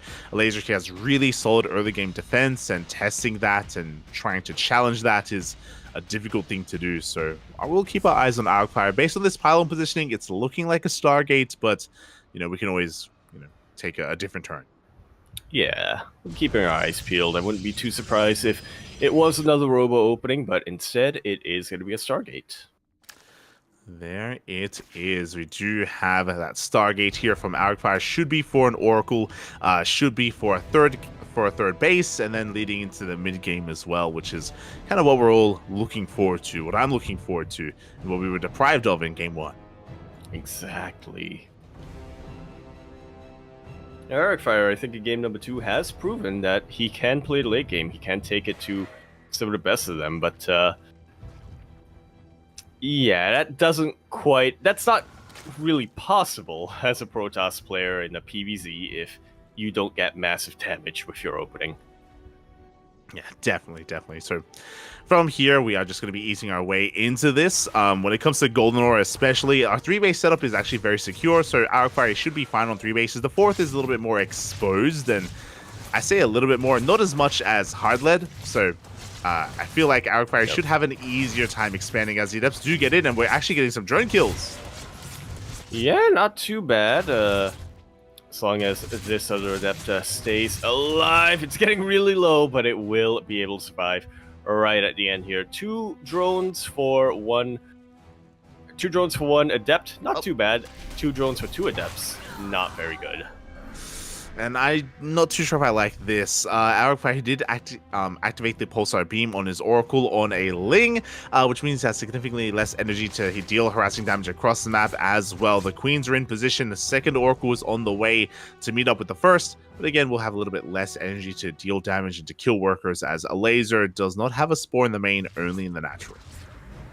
Yeah, but he does have a couple of Queens, so he's keeping them together. He does have that creep connection between all of his bases, so these Queens aren't going to have too much trouble going back and forth.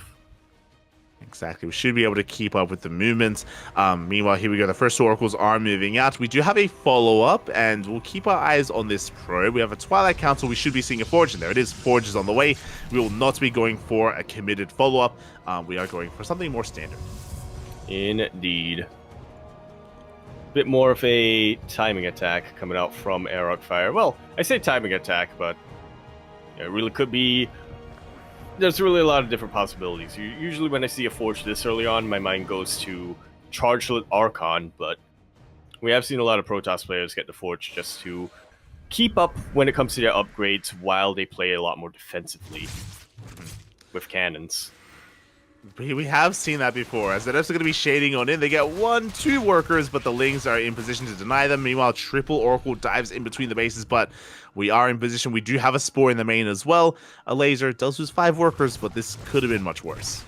It really could have. Arcfire confirms the lair and makes it out of here with all 3 Oracles alive, so yeah, they're still going to be able to provide their utility as this game continues. Charge is now on the way for Arcfire. Oh, he wants the pylon. He wants it. It looks like he will just barely get the pylon as well. is going to be bleeding out a lot of links, but no, he does get a couple of probes alongside this.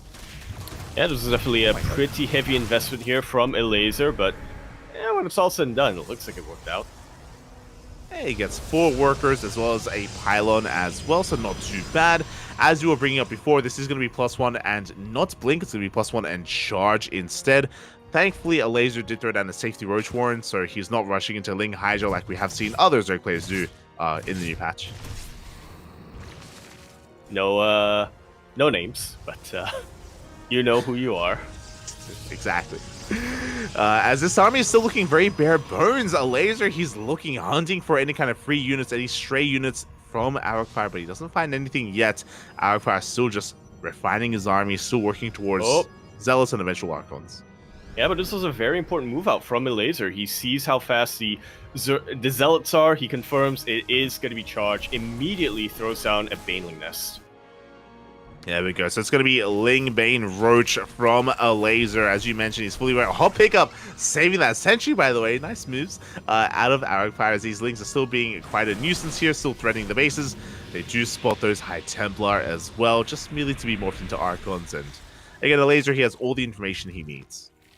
Yeah, he does. Getting a pretty similar vibe to game number 1, where Aleser is now just playing the role of the defender. He's going to be playing this game a lot more reactively, as opposed to game number 2, which was a very active plan from start to finish. Oh, and I'm concerned this base is under threat. The 4th base may even go down here. Arcfire trying to go for a warp in, but it's a little bit too late. Yeah, he's going to have to cancel that. It isn't canceled.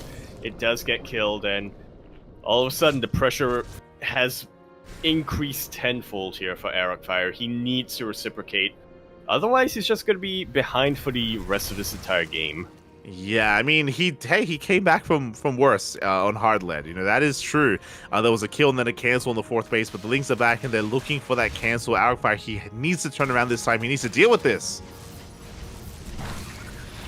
And he will be able to chase this Ling run by away, should be able to secure that 4th, but he's missed his attack timing. He had a window earlier on where, you know, Aleser didn't quite have all of his defenses up just yet, didn't quite have the Roach army up yet, where that was when Arcfire really wanted to hit and try to at least cancel a base, but now that's been delayed. Arcfire is well aware of that. He is teching up elsewhere. Yeah, and now Aleser, he's ready to max out. He's joined up to 80. He's been very greedy this game, and his economy is just getting out of control. He's working towards... The quality of his army isn't amazing, but it's still a max out on Ling, Bane, Roach, and Ravager. So many Banelings on the way. 28 Banelings in production. And Aleser's getting ready to just collapse on the 4th base and collapse on this army. Yeah, once that 4th base falls, it shouldn't take too much, depending on how well Aleser trades, obviously. If he loses every single one of his Banelings taking out that Nexus, then I don't think he'll have enough to really take it to the army. But here we go. Aleser says, time to play. Okay, we have a couple of stasis traps, but no, they get triggered by one Roach. The Banelings, they roll on in, they take down a couple of Zealots. The Archons are going to be standing strong. The Colossi come in from behind, but the Banelings, they go straight for the mineral line. Yeah, good trade against the Banelings here from the Archons, but Arcfire has lost his entire buffer. The rest of the Archons will fall, but it looks like he has just enough to chase the rest of the Roaches away. Meanwhile, over here in the 3rd, massive Baneling run-by will be taking out so many probes, but the Zealot run-by of Arcfire is also getting some damage done. Yeah, 14 workers, 14 drones do go down to the Zealot run by. Likewise, 16 workers in time. Mineral line fall to the Banelings as well. So both players are going to be kind of reciprocating that damage. They both take some losses, but the big thing here is that Arcfire has to rebuild all of his Archons. He has Colossi, but not much to protect them. And Aleser has Remax. He's coming in for wave number 2. Just like so.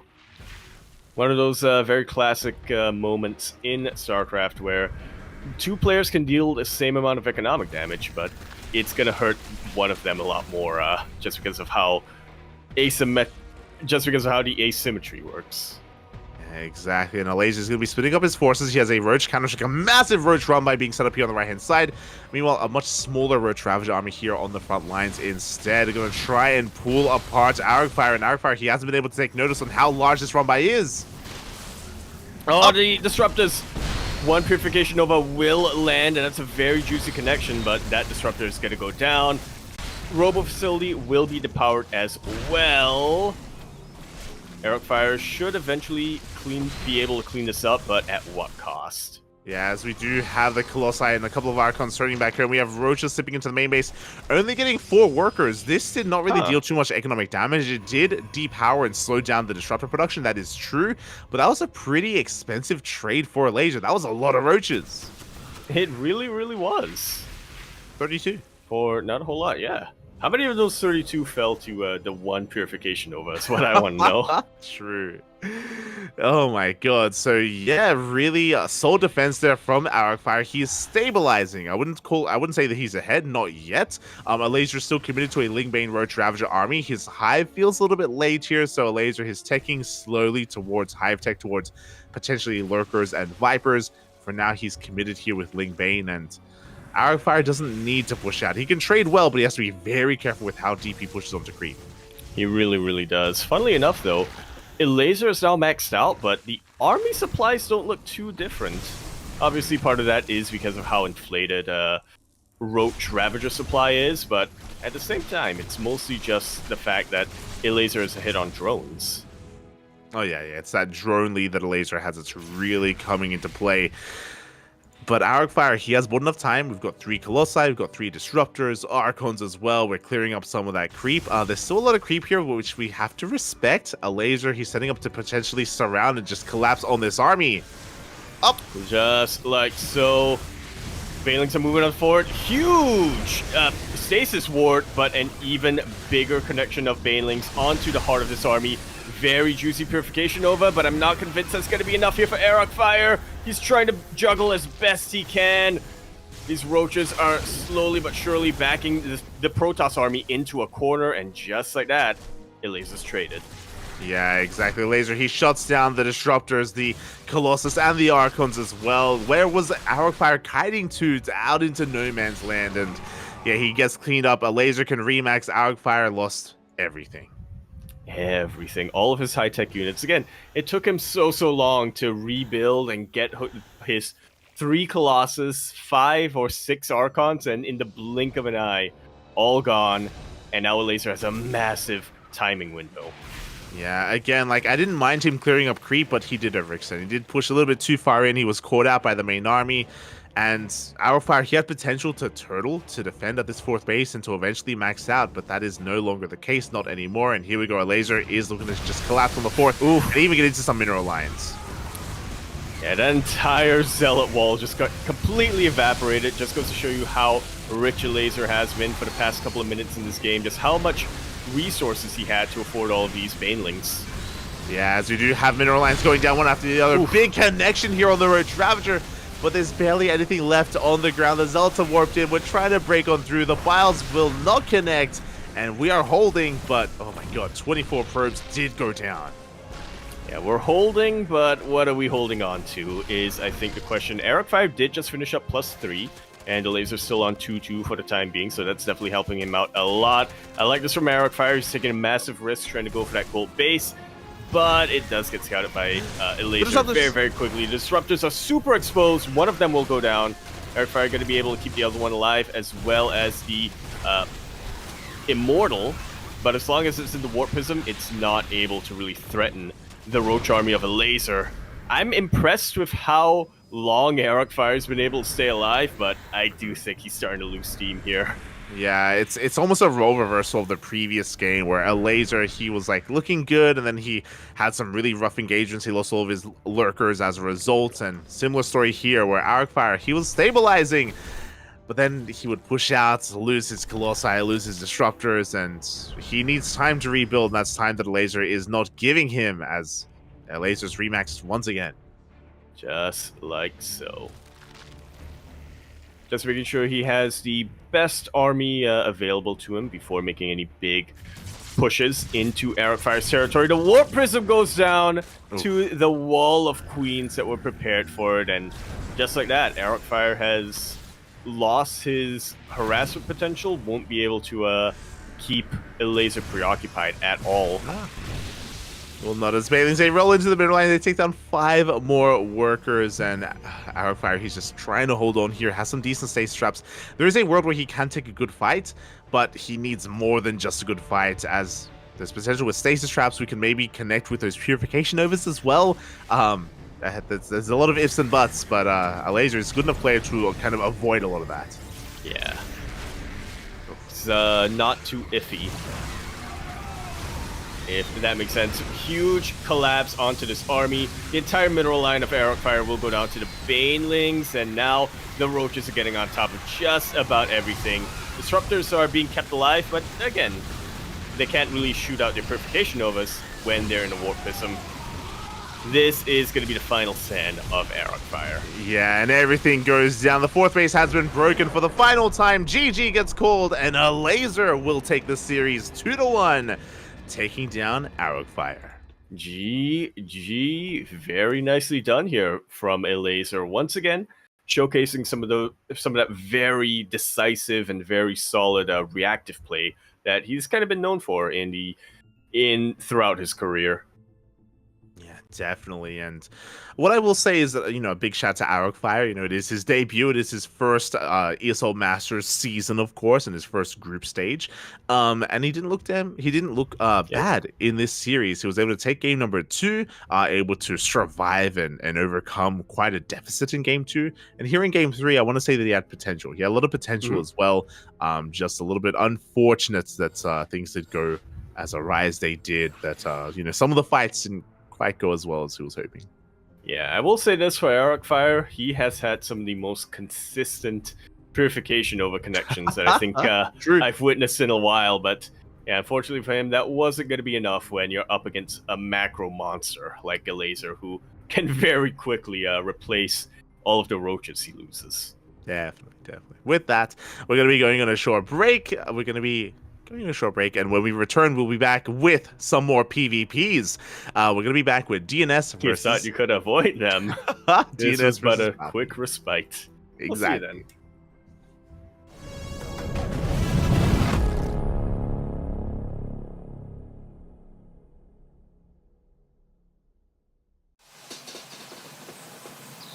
You love it, you wear it. Wear your passion.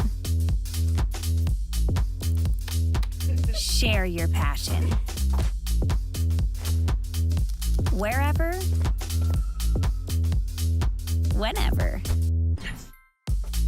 Gaming is a lifestyle. Get your merch at shop.eslgaming.com.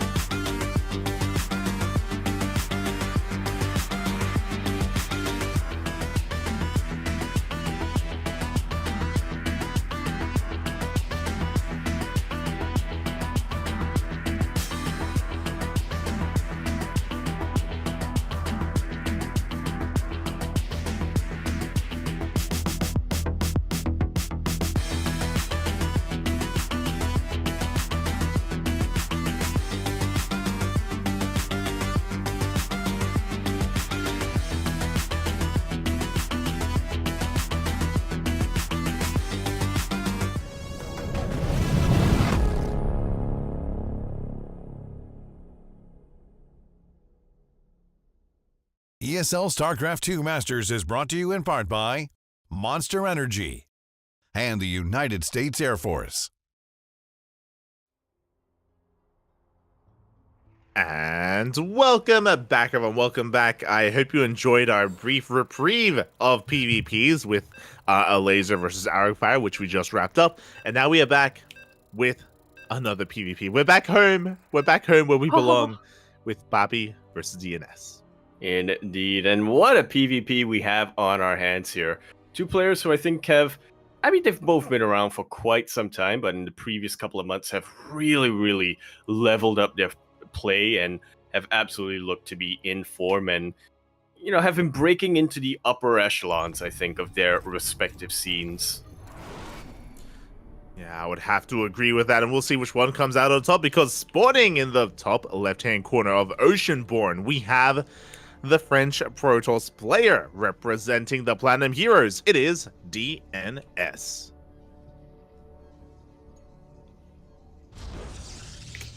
And over here in the bottom right-hand corner map, starting all the way in the bottom right-hand corner of Oceanborn, we have our red Protoss player coming down from the land of Poland, representing Berserker Esports. We have Papy.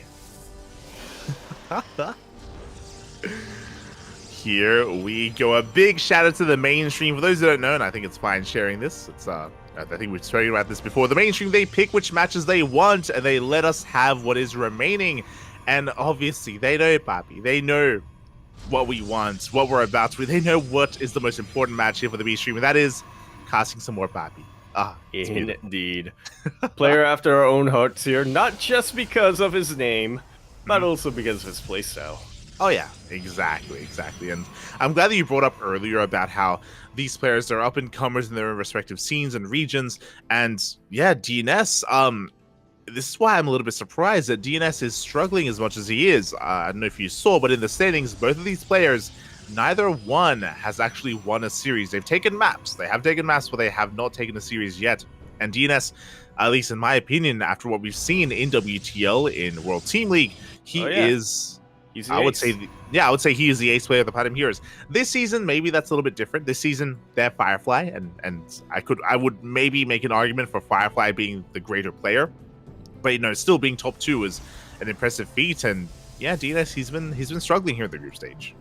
Yeah, just taking a quick little look-see here at the standings. He did face Goblin, he did face Fire, and like you said, was able to take a map off of Goblin, but hasn't quite been able to follow through all the way, but maybe this time will be different. Yeah, I hope so, just because I had really high hopes for DNS coming into the season of ESL Masters Winter, and it feels like he has been underperforming a little bit. He's been struggling, and hopefully he can bring it all back here and now as we're getting into this PvP. So far, 2 gate openers from both of our players, nothing out of the norm. It is going to be Stalker openers into Sentries as well. Yeah, the craziest thing you can really say about this game so far is the fact that Papy has elected to go for that pseudo proxy, but DNS didn't take the bait, didn't overreact either, so... Well, I say that, but he's still skirting around the edges of the map. Yeah, he's looking for it. He's looking for that pylon, but he isn't really convinced that it's going to be any kind of dedicated proxy. There we go. Hallucination is moving out across the map, and that will confirm the timing of the Nexus, as well as any additional tech. Papy is going for a Twilight Council, and the main base is going to be for Blink. Indeed. Blinkstalkers, I was going to say Blinkstalkers against Blinkstalkers, but DNS I don't think has made his tech choice just yet. Yeah, not quite yet, as the units were a little bit busy focusing on those rocks. We get into the main base, we get eyes on the Twilight Council as well as the base itself. And upon seeing that, DNS, he throws down his own Twilight Council back at home. He will have a slightly later timing here with Blink, but he makes up for that. He makes up for that with a slightly faster, no, even delayed expansion as well. So just really safe play out of DNS. Yeah, which could definitely backfire. I mean, like you said, Papy already is taking a very healthy lead. Part of this is because of the fact that DNS went in with his initial probe scout, only saw one pylon in the main base, and overreacted a little bit. But now that he's confirmed that, yep, this isn't a proxy coming my way, this isn't any sort of cheese, I need to reciprocate while I get into my own groove. Yeah, he's getting into the groove, and DNS is looking to do some crashing damage as well. We have two adepts. They get eyes on the third base. They shade it towards the natural as well. We do have a full Wolf here in the main, and yeah, Papy, he is keeping up with everything that DNS has to throw at him. Papy even taking a faster third. Much faster third. DNS knows that he's going to be perpetually behind, so he's moving out with his Stalkers, with his Sentries as well. Just trying to meet the rest of his army within these two Adepts. And already he's pulling a couple of Stalkers out of position, making it a little bit easier for him to apply pressure on this third. Yeah, DNS, he's here to deny the third base, and Papy, he's having a hard time engaging. Blink is still not done. The base itself taking a lot of hits. Force fields are thrown down, but Papy's being zoned away. Just like so. Force fields being thrown down left and right, but in the end, DNS's were a little bit tighter and a little bit more efficient. Yeah, but here comes the rest of the army. We're focusing on sentry after sentry. It looks like Papy, he is running out of steam, though. He has to respect the forces of DNS. We're waiting for another wave of reinforcements, and here come the Stalkers of Papy. Yeah, Blink just finished up for Papy as well. DNS completely blinkless, and oh lord, Papy is cleaning up completely. Yeah, he does shut down the army. He barely does back up as well, so with some of those weakened units. The Stalker's taking a lot of hits. One Stalker will go down, but the base survives. Corpse of that Stalker just flew into my face. And yeah, both DNS and Papy just trying to chase this down. When it's all said and done, I do think that Papy made it out of here much, much better. I mean, he keeps his third base alive that he got much, much quicker. Didn't lose any probes to defend here. Maybe he did lose a couple of a few too many sentries, but he was trading against the sentries of DNS as well.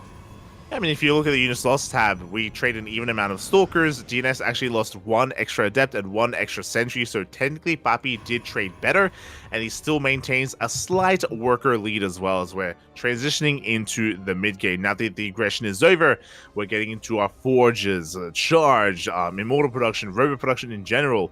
We're headed in that direction. Indeed, we are. DNS does have one advantage over Papy, however. He did opt for the much quicker Robo facility, and so Immortal production is going to be a lot quicker on his end. Both of them getting +1 at about the same timing, so things are looking to equalize as we get into that mid-game. Yeah, things are settling on down, and things are pretty even between both players. Like, slight advantages and disadvantages, but like they're so small that we can't really put too much weight behind them as they are mirroring each other. You know, we've got the Gateway Explosion, the upgrades, everything is looking as it should. It's going to come down to the positioning of the fights, and also going to come down to whether someone decides to take it in any kind of crazy direction, like into faster Archons or even Disruptors. Yeah. The difference is so small, they don't even activate the weight sensors on a scale. As both players get into fourth bases and tech up further, Templar Archives getting thrown down with on both sides. So yeah, really mirror builds coming out from DNS and Papy so far. Did you like weigh yourself recently, Yaku? Is that what happened? Were you like playing with the weight scale and like trying to like see if you could get away with not triggering it? Is that...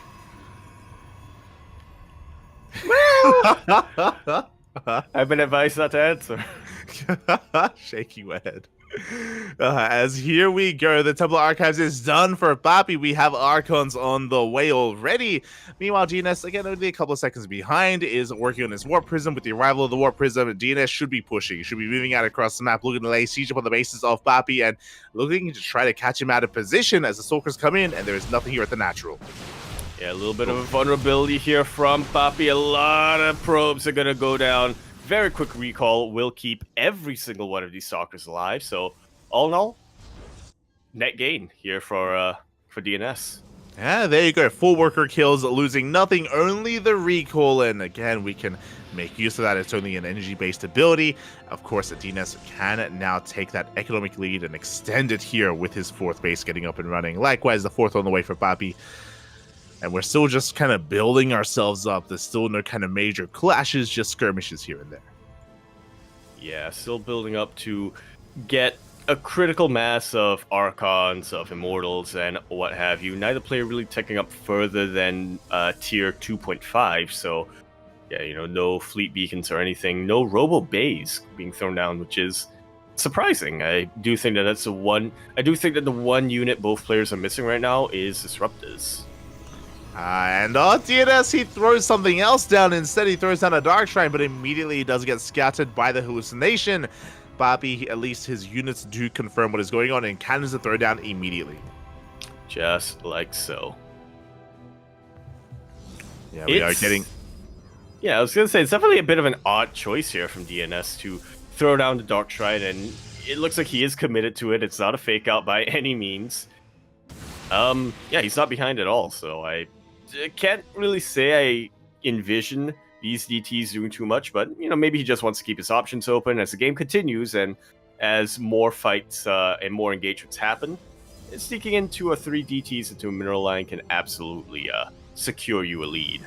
Yeah, Papy, it doesn't just have to be when behind Dark Shrine. It can be when anytime Dark Shrine. And here we go. We dive on the army. The Archons are not quite done here. There's also clash amongst each other. Papy going to try and break on through. He does have reinforcements coming in on the front lines. He does, but he has lost his Warp Prism DNS, I do mean. Papy will be able to chase this back. The Zealots get on top of the Archons. They will melt, but it looks like Papy has enough Immortals, has enough Stalkers to chase down the stragglers of DNS's army. DNS, meanwhile, is trying to go for a bit of a flank, is trying to go for a bit of a run-by with these Zealots, but still, Papy is pulling ahead here. Yeah, Papy cleans up the main army. He's going to be losing some probes, though. 8 workers do go down, but what's important is what you mentioned. DNS, he lost all of his high-value units, his Archons, his Immortals. They all did go down, and 8 probes is not going to be enough to really recover that. As Papy is able to muster up his forces once again, he'll have a more efficient army, but DNS, he's not backing down. He's not slowing down. He's here once again, this time with Blink Stalkers. That he is. And ever since SCV graced us with his match, I've been messing up the names of workers. But yeah, DNS wants to continue to apply pressure here. Papy will be able to chase us back. He is the player with more high-tech units. He has a bit of a stronger foundation to his unit composition with all of these Archons and with even just the one Immortal that he's got. Yeah, exactly. He's got so much here with this. DNS does have one Immortal of his own, but mainly a Stalker-based army. Zealots, they do such a great job at just tanking here once we do commit to a fight. There we go, more Zealots are on the way. DNS getting caught out a bit of miscontrol, a bit of mispositioning there. A Stalker, 2 Stalkers go down for free, and now we can commit to another big fight, but we are not chasing towards that 5th. It looks like Papy wants to focus his attention on the 3rd. Yeah, wise choice here from Papy. That was a very, very fortified position for DNS. DNS wanted a fight to happen there when he could battery overcharge, when he could rely on a lot of his cannons as well to provide extra DPS. Yeah, exactly. And now the overcharge is running out. There is a cannon in the back line, but it's quite far back, and we can see Papy just mowing his way through all these Zealots. He takes down the Immortal immediately, and DNS is forced to back off, forced to retreat, and expose his 3rd. Yeah, it really goes to show how important Archons are in the PvP matchup, specifically against Zealots, because these Stalkers are pretty much at their mercy at this point. They really are, and the 3rd base is going to be going down. 16 workers as well. Papy can rotate around towards the 4th at this point, or he can keep on pushing towards the natural. The world is his oyster. It looks like he's going to back off at the same time. We do have some DT counterattacks, but no, Papy, he's ready for it. Yeah, already had a couple of warp-ins prepared. Already had this observer prepared to provide a bit of detection. Really nice pick off on one of those pylons. Papy has lost a lot of production potential, has lost a lot of warp-ins here, but at this point, he's got such a powerful army, it may not matter. Here comes the flank, though, with DNS's Zealots, and all of the Archons, most of the Archons have went down. Yeah, Papy, did he overextend a little bit too much? Meanwhile, a massive warp-in into the main base. DNS is not going down without a fight, forcing a recall all the way back home. Papy does actually only just even up the worker count by killing that base. It goes to show how far ahead DNS was by taking that 5th. Yeah. Kept his pro production consistent. Meanwhile, there's absolute chaos going on in the main base of Papy. While that's going on, his 4th base is very much exposed. Papy doesn't really have a lot of units to defend here. He's got 2 Archons and a handful of Zealots. Very beefy units, but there aren't a lot of them. I would say nowhere near enough of them. Yeah, as we do see Papy just consolidating his army. He's trying to push on forward with what little he has. We do have a weapon of Stalkers behind this. Immortal on the way. DNS good kiting so far, able to avert disaster, maintain his army, but he's bleeding out a lot of Stalkers actually. He is +3, did finish up, so I can understand why he wants to stand and fight. He wants to trade as well as he can, but at a certain point, pure Stalker just cannot match up against Archon Chargelet like that. Yeah, exactly. Just cannot match up. But what can is this 1DT? It's been chilling here in the main base for quite some time. We need detection. We need a single observer. And there we go. It is making its way into the main base. At the same time, DNS pushing on forward once again towards the 4 bases of Papy. But this time he's in position. This time he's ready for it.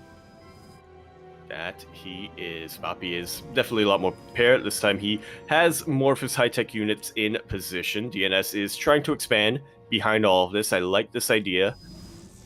He might not have the most sophisticated army, but he does have a very strong economy, and he's looking to make sure that he is able to maintain that lead as the game continues. Yeah, exactly. As Papy, he wants a fight. He knows that he can trade better here, more efficiently against these Stalkers. A lot of Stalkers are going down. The Zealots do get cleaned up as well. We're going to be pushing this, chasing this over towards the new 6th base of DNS. Papy isn't aware. He doesn't see it, doesn't spot it, but he can push at least towards a 4th. Yeah, these Archons looking so exposed. DNS wants to be very careful. He doesn't want to just blink on forward into a trap, but once he recognizes that there's an opportunity, he does not hold back at all. Yeah. All of the Archons go down. The 1 Immortal is going to go down as well. GG is called. DNS turns things around, and so drastically when he looked dead, and we'll be able to take game number 1. GG, well played. DNS was having a really hard time defending against the eventual push from Papy. He had to completely give up the 3rd, but he was actually achieving quite a lot across the map, just keeping reinforcements back at home and also dealing economic damage. And on top of that, he was able to get away with an insane economy, just mass expanding, taking a 5th, eventually a 6th base, and he was able to just maintain his almost purely gateway-based army. Yeah, that was, I think, the most surprising thing about towards the end of this game here, because for the longest time, both players were just going Charge Slot, Archon, with a couple of Immortals and Stalkers to support. After DNS, I think, overextended a little bit in his initial move out and kind of lost all of his high-tech units. He said, you know what, it's going to take too much time for me to try to rebuild all of these. Just Stalkers are quick to warp in, and are very reliable, so long as I'm, make sure that my control is slick enough to keep them alive. That's all I need here. I have such a better economy, and if I give you an opportunity to kind of rebuild your income, that's going to spell disaster for me. I was kind of disparaging it a little bit, but in the end, that Dark Shrine actually worked out really well for DNS. Yeah. He managed to make it work. I'm telling you, mate. Yeah. Anytime Dark Shrine, you don't have to be behind Papy. It's whenever you want Papy. It can work amazingly well, and yeah, it did come in clutch for DNS in the end. It caused a lot of havoc, did cause a lot of chaos, and with that, DNS does take a 1-0 lead in this best of 3. Can he close it out, or can our Polish Protoss player fight back? I would not be surprised if it was the latter that you said. Speaking of the ladder, here we are now on Golden Aura, where we're here in the bottom right-hand corner of the map, spawning all the way in the bottom right. We have our red Protoss player coming out from the land of Poland, repping his colors here, representing Berserker Esports. We have Papy. And sporting in the top left-hand corner, we have his opponent. We have the French Protoss player, the blue Protoss, representing the Platinum Heroes. It is DNS. Absolutely seared into my mind now after having a constant loop of forgetting it and then being reminded and then forgetting it and then being reminded. Eventually I decided, you know what, I'm just going to tattoo it in my mind. DNS stands for Do Not Surrender, and that's exactly what he demonstrated to us in game number 1. Is that actually a thing? Is that? Are you gaslighting me? What? No, I don't know. Do we know what it stands for? As in, does he have I'm pretty sure I remember it standing for "Do Not Surrender." Are you gaslighting me right now, Light? Well, I mean, I don't know if it stands for something different for DNS. I mean, like, okay. Yeah. Right, it could be in French. It could be Stop!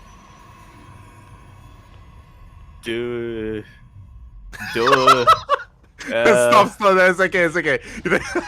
we don't need to impersonate the French language. It's fine. It's fine, Papy. It's fine.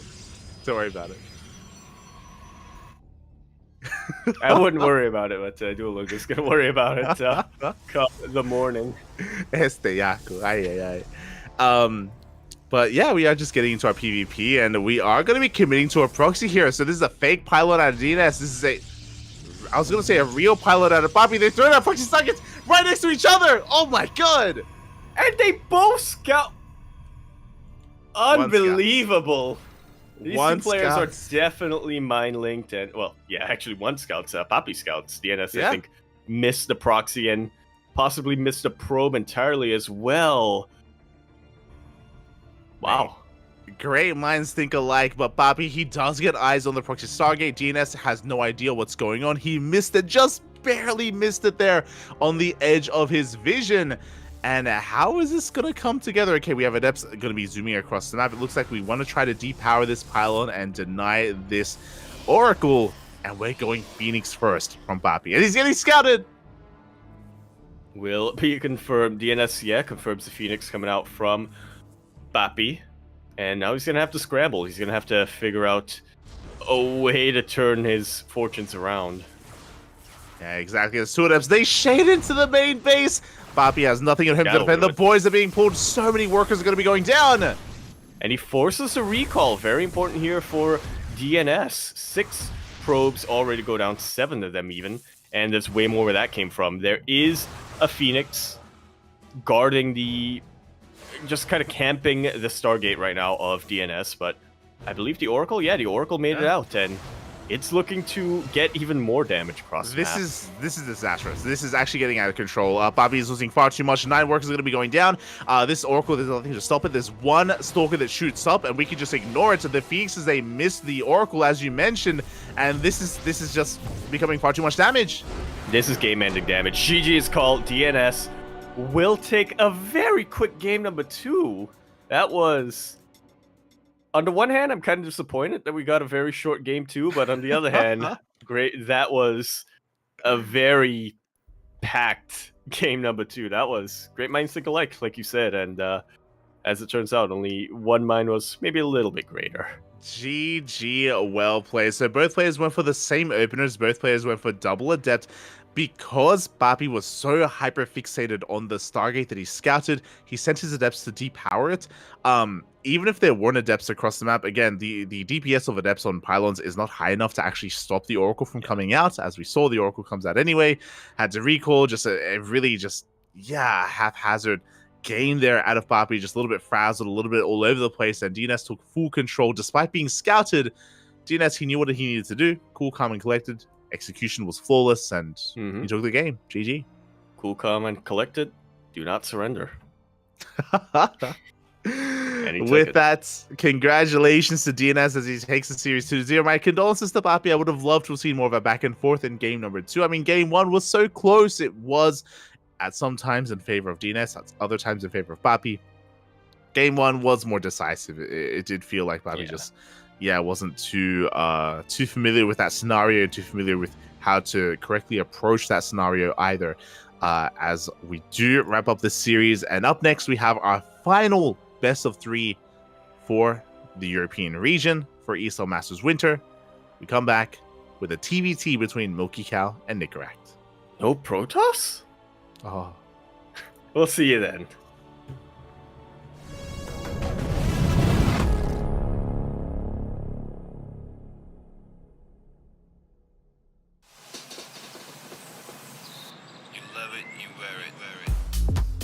Wear your passion. Share your passion. Wherever, whenever. Gaming is a lifestyle. Get your merch at shop.eslgaming.com.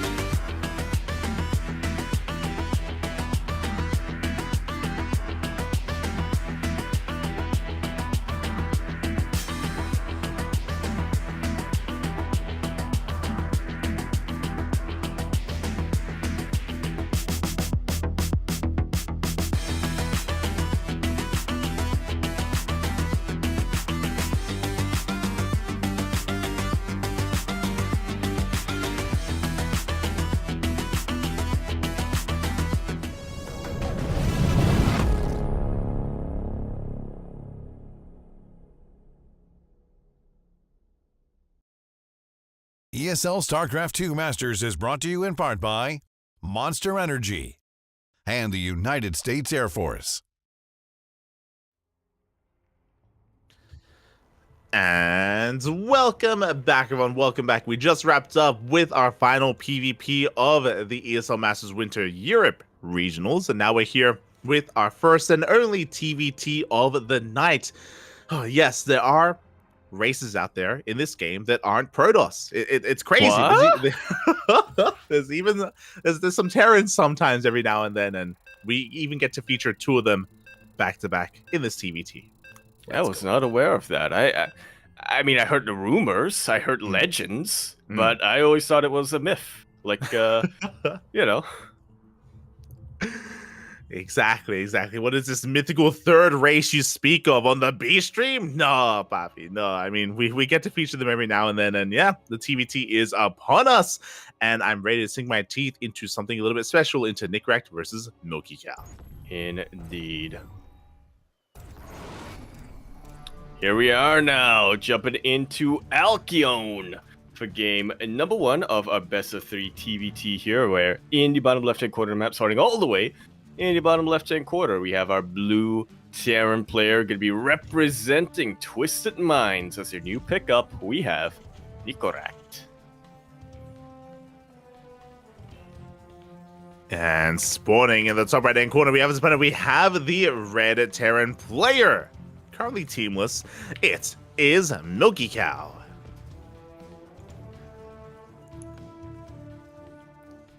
And this is going to be a TVT on our hands, but definitely not going to be a typical TVT.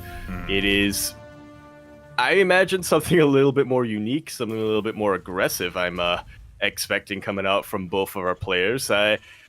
We were kind of speaking behind the scenes before today started, and we had a member of our production here who hasn't really been fond of this matchup in particular. Say specifically, they were looking forward to this because they know that Milky Cow is going to do something a bit different.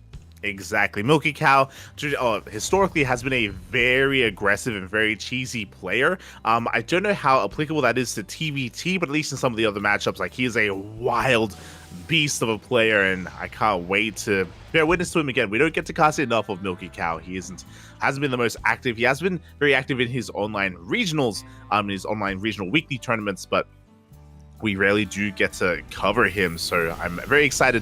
Likewise, on the flip side of things, as we do deny the scouts, we do also have Nickrat, who is known as a TVT sniper. This is, I would say, his best matchup. Oh, without a doubt. I typically, from what I remember, I would say I put Nickrat in a similar camp, playstyle-wise, as somebody like Innovation, who is known for going for very specific timing attacks and can be very aggressive in the early game, but like you mentioned, works out best in TVT. Plays very standard, but standard aggressive is what I'm trying to get at. Yeah, exactly. Those may be unfamiliar, as we're getting into a double gas opening towards a CC on the high ground. Meanwhile, Nickrat going for a much more brazen approach here with the CC on location instead. But Nickrat, we do cover him quite a lot here, especially in the OSC weekly tournaments in the OSC King of the Hills, and he has been known to be one of the few players that can consistently bring down Bjorn in those TVTs. So to kind of put things into perspective as to the caliber of TVT that he has at his disposal. But we'll see how applicable that is to the new patch as he tries to go off the rampant. One Reaper goes down instantly as Milky Cow did open up with a safety Cyclone, and we have more Cyclones on the way. Yeah, he's got his one safety Cyclone, and then the rest of the Cyclones are arguably excessive, but you know for a fact that he's got something planned. I've seen a couple of players experimenting quite a bit in TVT, specifically with the new Cyclone. I think there was a period in the first few days when the patch went live where everybody thought, oh my lord, I can just mass up Cyclones and I'll be able to beat my Terran opponents no matter what. Yeah, no, it doesn't really work out that way, not when tanks are involved, but getting a decent number of Cyclones isn't a bad idea, just to try to catch your opponent out of position. Yeah, exactly. You know, to vie for map control, to shut down drop play, shut down something like a Banshee opener. Like, Cyclones, they definitely have their role here in the early game of TBT, but it's still, to invest this heavily into it is a little bit out of the norm. And we'll see how this works out for Milky Cow. Meanwhile, Nicoract going for a much more traditional opener. He's going for a 1-1-1. Ooh, and it looks like he's going for his own drop plays. So is Milky Cow. They're both going aggressive. Yeah, going to be dropping Marine Tank right into the opponent's bases. This should work out better for Milky Cow, just because he does have those Cyclones to help out if he is able to get eyes on the move out of Nicoract. He should be able to make a pick off, but that's a very big if. These Cyclones are not in position. Yeah, and here we go. We have Milky Cow pushing towards the natural base. There is a single tank. Why? Because Nicoract, he's moving out with his main army. He's going for his own drop, which means he has that much less to defend back at home. Yeah, this one tank has a lot of work to do, but already we can see the targeting of the Cyclones and the additional support of the tank is enough to take that out. Nicoract now scrambling to get his buffer on the way. Siege up tanks are the kryptonite to Cyclones, but not if they are hot picked up, and not if they land right on top of these tanks. Yeah, 11 SCVs go down. The tanks are looking exposed. It looks like finally we will defend. At the same time, we have a drop across the map. But do we have reinforcements back at home? We barely don't. We have one Marine here. So Nicoract, he can snowball out of control as long as he does unload more of those Marines. And there we go. We're denying a lot of mining time in the main. Yeah, understandably, Nicoract a little bit reluctant to really dive deeper into this base. Now we have a lot of Vikings, actually. And yeah, that drop from Nicoract is going to get shut down.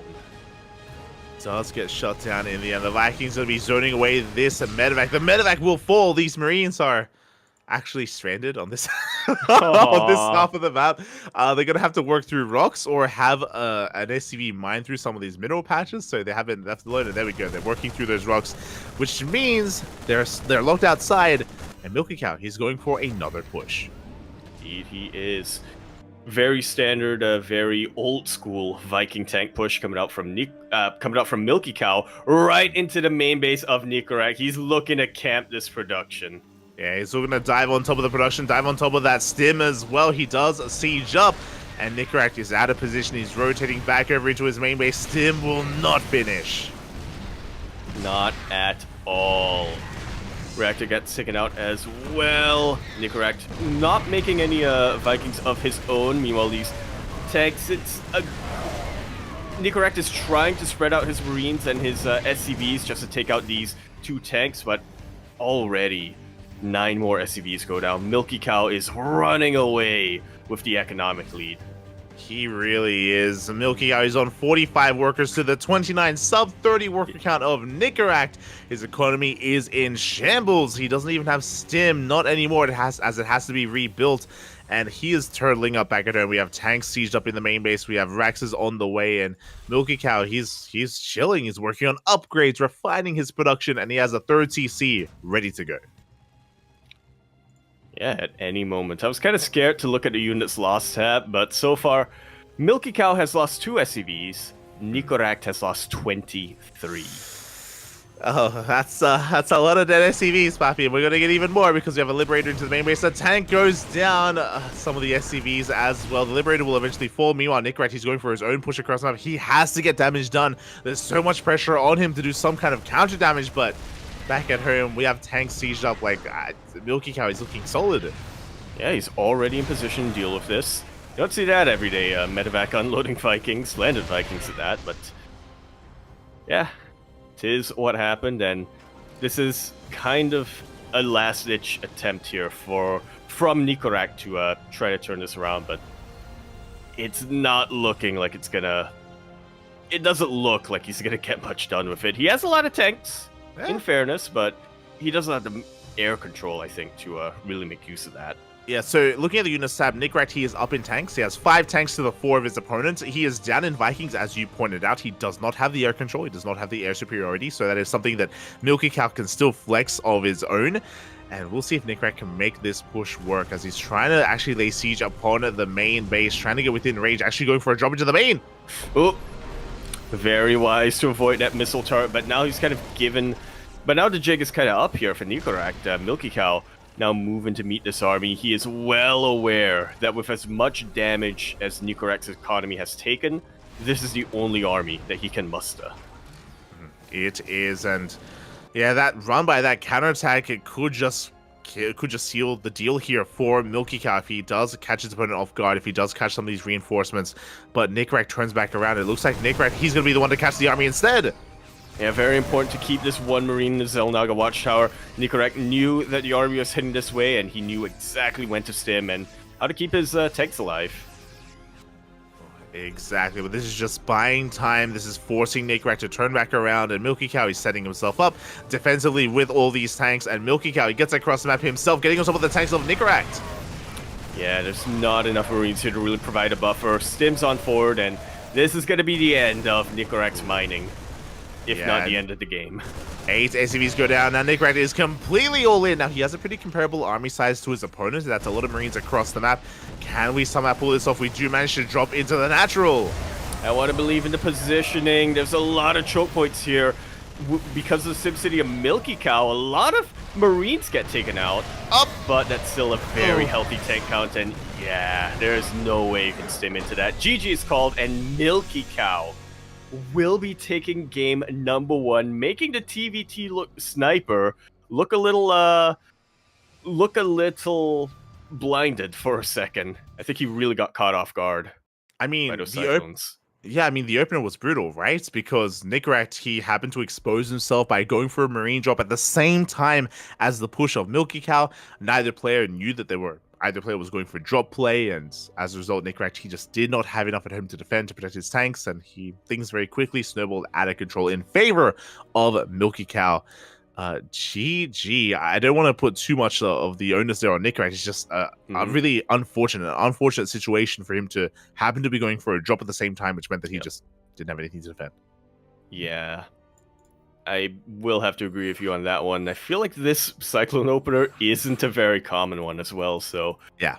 There's no way Nicorec was thinking that this was... There's no way that Nicorec even suspected that something like this was coming his way, but hey, that was game number 1, and after... That was game number 1, and now he has a little bit of time before game number 2 to kind of ruminate a little bit and kind of, keep his... get his guard back up, so to speak. Oh yeah, has time to get his guard up, and we'll see if he can as we get ready for game number 2, as we get ready for Hecate as the map of choice. Of course, Milky Cow up in this series looking to run away with it, and I'm hoping for an ace match. I'm hoping that we can bring it all the way to game number 3. Yeah, I'm definitely anticipating an ace match coming up here. Like you were mentioning, Nicorec is the one player in OFC King of the Hill who very reliably has been able to take out Björn left and right. So I know that Milky Cow plays a very, very different style of TVT, but I still expect Nicorec to be able to turn this around and get us to that ace match. Oh yeah, I expect it. I hope for it, but it's not up to us. It's up to our boys here instead. As we are loading in, we have our lobby set. The peeps are upon us. And I still feel like we haven't even seen the final form of Milky Cow. Like, yeah, he had an unorthodox opener going up to those 3 cyclones and pushing, but I feel like he's got so much more available for us, so much more ready to flaunt. Yeah, we never even got to see his late game or his mech coming into play, but oh my god, maybe this will change as maybe this will be a different story as we load into Hecate, where over here in the top right-hand corner of the map, starting all the way in the top right, we have a blue Terran player going to be representing CSO Esports. Had to double check there for a sec. We have Milky Cow. And spawning in the bottom left-hand corner, we have his opponents. We have the red Terran player representing Twisted Minds. It is Nicorec.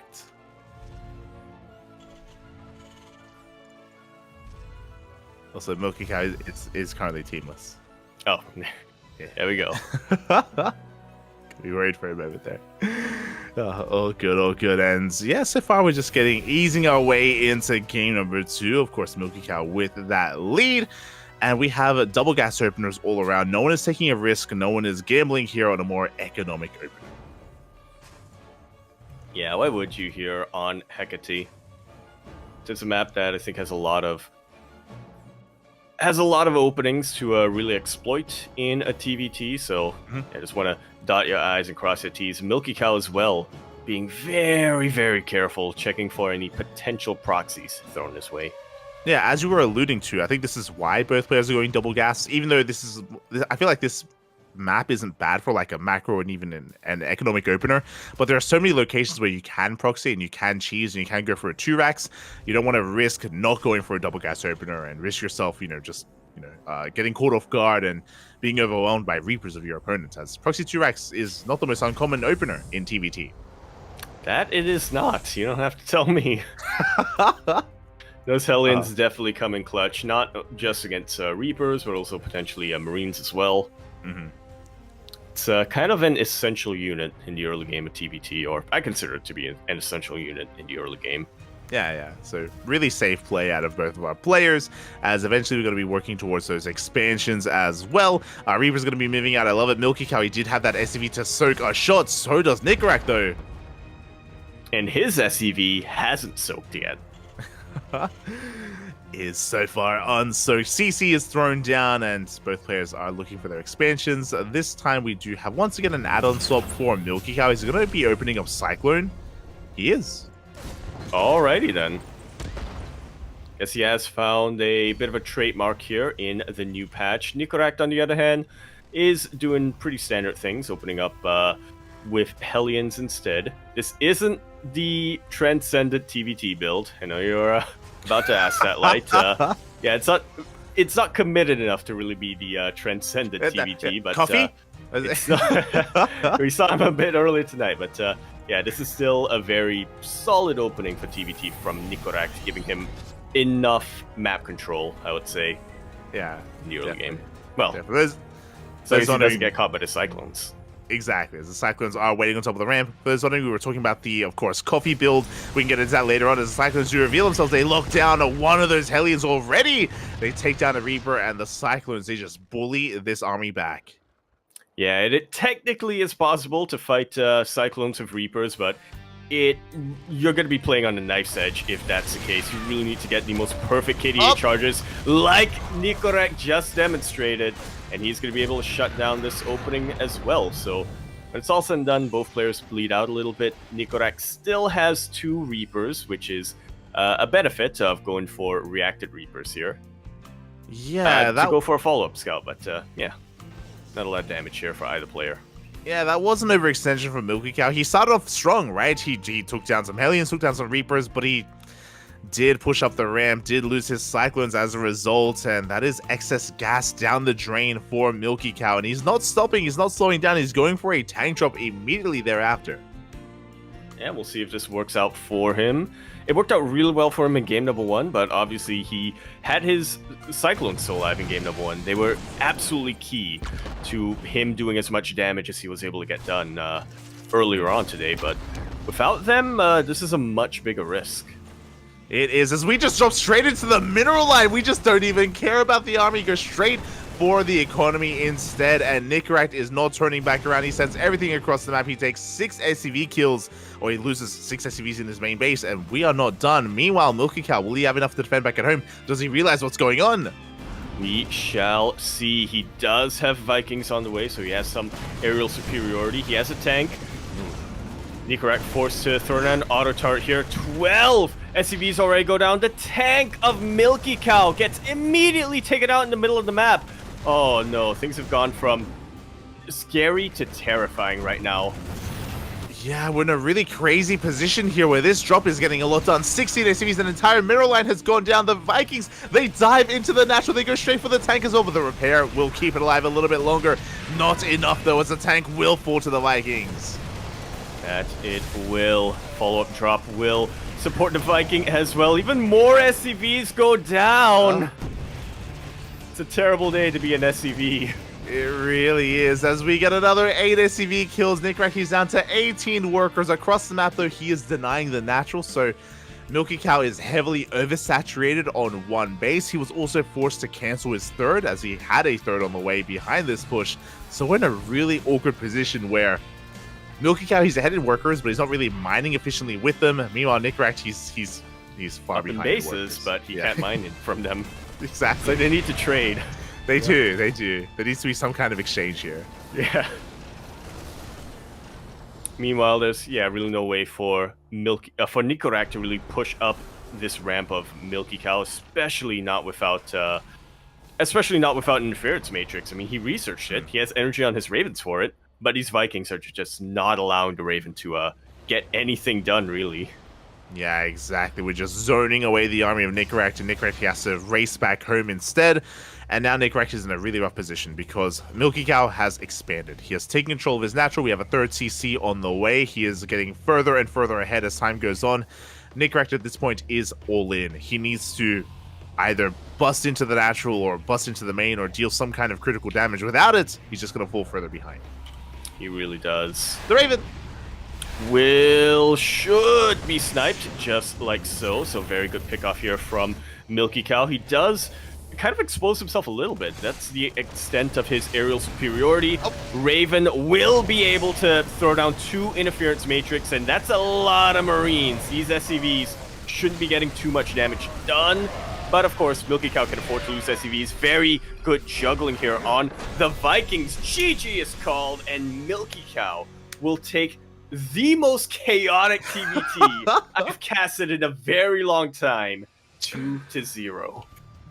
GG, well played. That was wild, Papy. That was absolutely insane.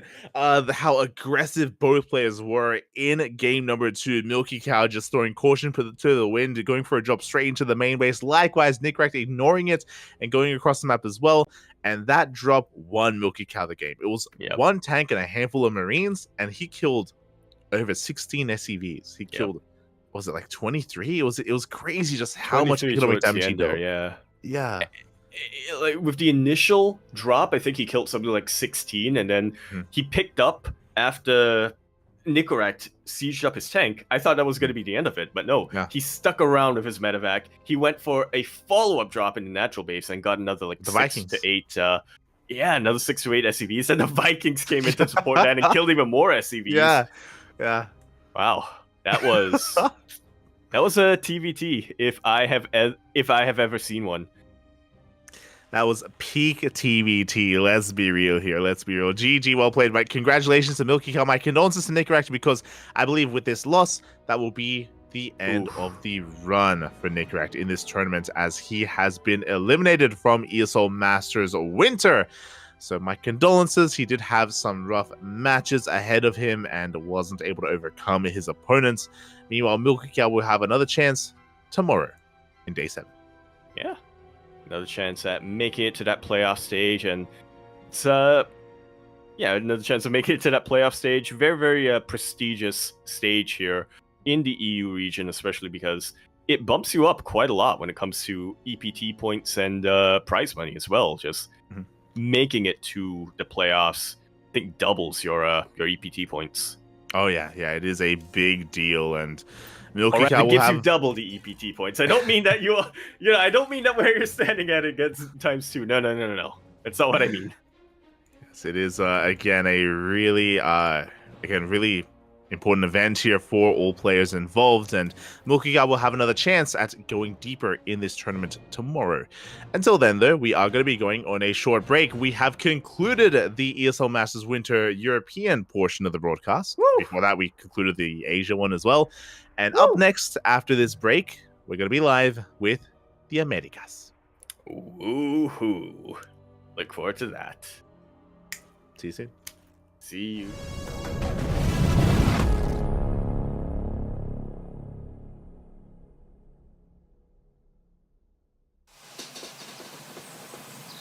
You love it, you wear it. Wear your passion.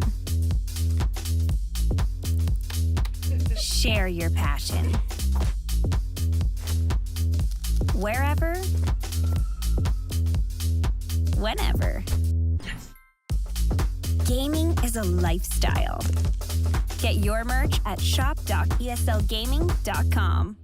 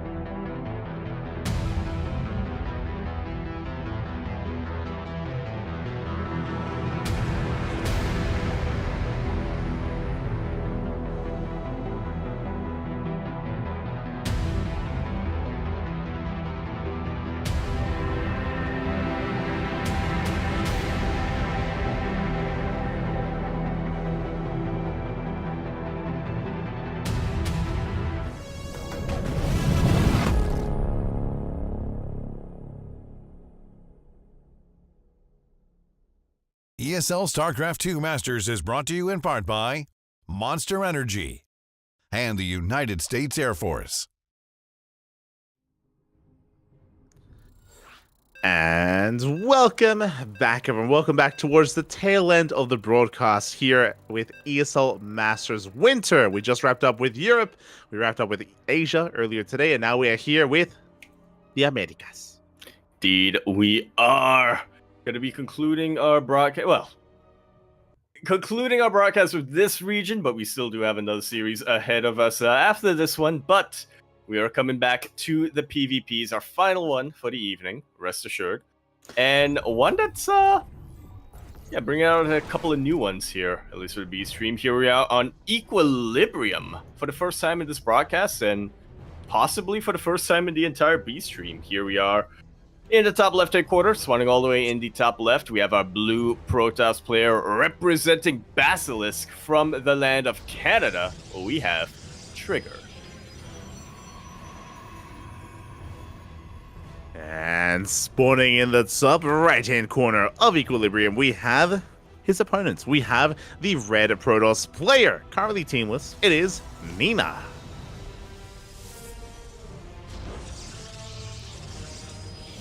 Took a long time, but we're finally on Equilibrium. I have not once encountered this map on the ladder. I think I've maybe seen one professional game on Equilibrium. Oh my god. But I was half convinced that this map was made up and not actually real. I mean, true, we actually haven't casted on this map today, which is interesting because this is not a commonly... it is a relatively vetoed map. A reason for that is because of the gold bases. There are gold bases out here with very high yield minerals and gas, and very easy to take and expand in this location, and Trigger is going to be heading towards the southern portion of the map. So yeah, there's a lot of features that we can delve into, but before we get into the features of the map, when it comes to the players themselves, this is some of the best that we have to offer here in the Americas region. Some of the best Protoss that we have available. Sure, there's Estrella, there's Trigger, but there's also Disc, Nina, M. Canning, and they're all titans in their own right. And looking at the standings, both of these players are pretty neck and neck here in their overall scores. You know, the winner of this series, the loser won't be eliminated, but the winner will have a much more solid chance at actually making it into the playoffs. Yeah, definitely. Them being neck and neck, though, should not really come as a surprise, considering just how close they really are and just how much they practice with each other. Hashtag Team Trina in when WTL ran their 2v2 tournament. The two of them... Oh man, the two of them had such good performances, but kept getting screwed by the weather delaying flights, their internet getting shut down. They had so much potential to go so far, but circumstances outside of their control meant that they had to forfeit a couple of times. Yeah, they had to play from a PC bung as well. They had to they actually had to go in early. They thankfully they called the owner and they were able to go in early just so they can set up, just so they can play in some of those matches. I'd completely forgotten about that, but yeah, for those who don't know, Trigger and Nina are good friends, IRL. Like, they are good friends. They practice a lot together. Like, they do talk about the game a lot together as well. So this PvP is going to be a wild one, especially considering it is going to be a 2-gate into Twilight Council opener out of Nina, a more economic opener out of Trigger, going for that expansion before tech. Indeed. As Nina is pulling no punches here in this matchup. That's immediately a proxy gateway is being thrown down. And Trigger is none the wiser for the time being. Yeah, this is a one-base all-in. One-base all-in coming in from from Nina, sending everything across the map. Trigger coming in with Hallucination Scout is going to get eyes on the Twilight Council. Sees it researching. He sees 2 gateways and a lack of expansion. Now, he may be thinking that the goal base was taken. That is a possibility. He hasn't quite seen everything he needs to really piece this together as an all-in, but he does throw down a defensive robo back at her. Yeah, regardless of what it is, I think Trigger has recognized that he needs to start building army, no matter what right now. Exactly, as we are going to be moving out. Nina does have enough for expansion, so we could even try to go for a ninja, but there we go. We're going for a big round, a big warp in of Stalkers. Nina going to be pushing towards these bases. Blink is not done yet, by the way. We are not quite at that stage, but the armies are going to be clashing. Yeah, for the time being, I would give the slight edge to Trigger, just because he does have these sentries, but they are pretty low on energy, all things considered, and Nina does have the better production capabilities. She can continue to just build up her stalkers, and Blink is about to finish up, which will give her a massive boon. Trigger's Immortal is still a ways away. Yeah, exactly. So far, good reactions out of Trigger with the Immortal production, with a second pylon. Soon to be, I imagine, another shield battery on the way as well. But Nina does have the Stalker advantage. She's going to be able to focus through and get one of those, even two of those Stalkers. Just like so, targeting down the Stalkers, not focusing too much on the sentries. She definitely recognizes what the bigger threat is, but now the Immortal's about to rock up. And I was second-guessing myself, but it is going to be a ninja base. Nina is expanding elsewhere. I'm surprised that this isn't going to be the gold, so it's going to be a little bit harder to actually scout. But Nina is transitioning out of this all-in. She has done a lot of damage, that is true, but Trigger still maintains his worker lead. A lot of those workers, though, are not mining. Yeah, they are idle, so Nina going to continue to have a bit of a lead here. I like the ninja position that she's taken as well. The gold base, way too obvious. Mm-hmm. Getting the base right next to the gold, a little bit more misdirection, and if Trigger ever scouts the gold and sees, wait, hang on, you haven't taken this base yet, scouts the natural, haven't taken the natural yet, he may just think that Nina's committed to the one base all in. It's true. Personally, I would have preferred Trigger's goal base. That's what. Oh, that would have been big brain. Okay, that would have been. But I along those lines, though, I do agree that taking this base is a wise choice. We just see Nina with high ground vision does blink into the main base, going straight for the robot, and she's gonna get it. Just like so. Not quite able to get the Twilight Council, not quite able to cancel Blink. She is looking to trade, and she will be able to take one Immortal out, but perhaps has overstayed her welcome. Will blink out with a very weakened Stalker force, and yeah, will kind of ensure that Trigger will be able to break out from this contain, will be able to potentially take a third base. Yeah, as that was a full Stalker trade for one Immortal and one Sentry, so an expensive trade for Nina, as you were mentioning. But now she's herself getting up to 2-base economy. The worker counts are pretty similar, pretty on par with each other, and Trigger has to reinvest into rebuilding that Robo, still in the dark, but going for a gateway explosion. Nina going for a Dark Shrine. Bold move, but there is detection available. There is an observer, even on the army. But you know what? It's on the army. It's not at home. True. You're not wrong, you're not wrong, as the Stalkers are going to be once again poking and prodding. The Observer going to try to get a read on what is happening. Trigger, he is checking his own goal-based location, so is making sure that that hasn't been taken by Nina. Will eventually be checking, I'm sure, Nina's gold as well. Yeah, for a second I thought he did catch the movement of the Stalkers, and regardless, will be sending this Observer on a path that collides with Nina's Ninja. Yes, the Ninja base will be scattered. Not just that, the tech as well. This is where the Dark Shrine is, and that's also going to be confirmed by Trigger's Observer as well. As, he spots the base. He does not go far enough in to see the Dark Shrine. Yeah, we'll confirm the Ninja base. We'll confirm the Robo, so that's at least something here. But like you said, might just be playing a little too fast and loose with the Observer.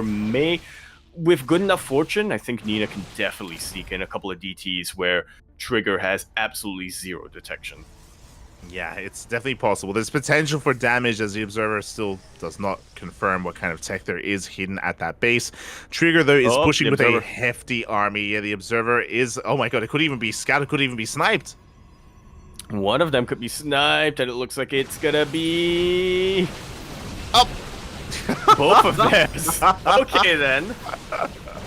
Let's go. Robo is under threat, but Trigger, he has a massive army, an overwhelming army, going to be able to break this position. Immortal comes out just enough. The force field does lock it in place, and it will fall.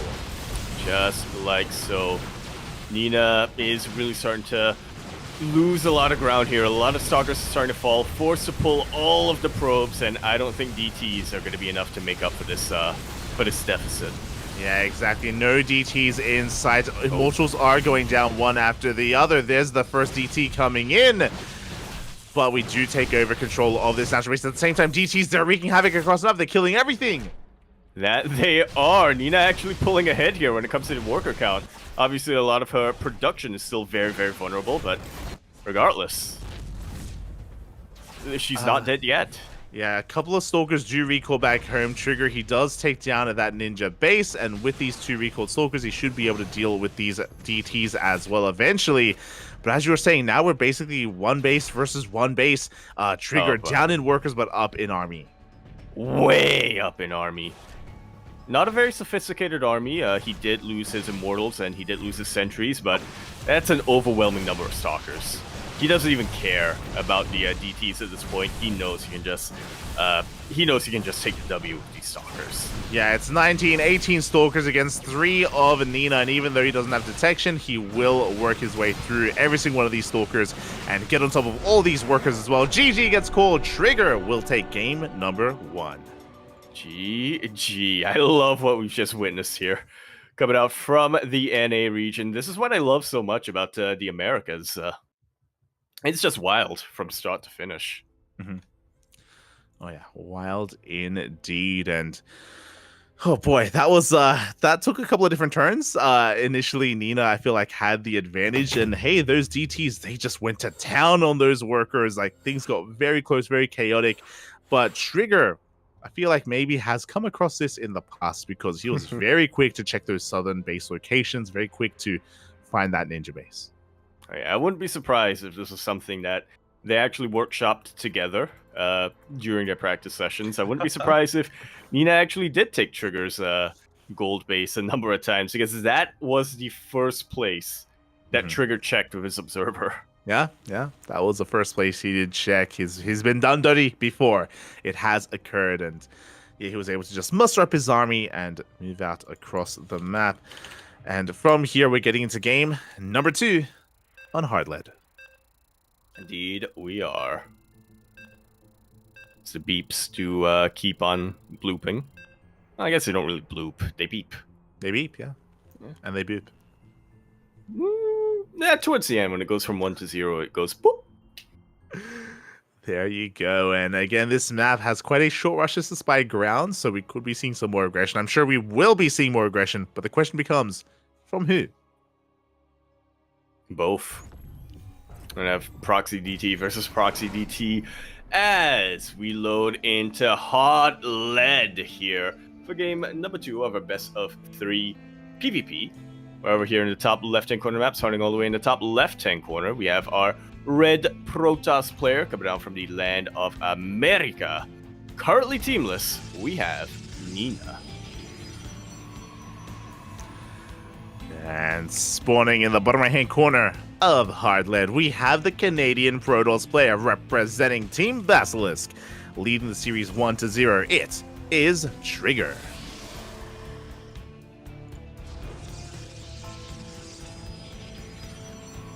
I think you might have missed out on one of Trigger's nicknames there in the intro. Oh, it's been known as the Canadian Starduck.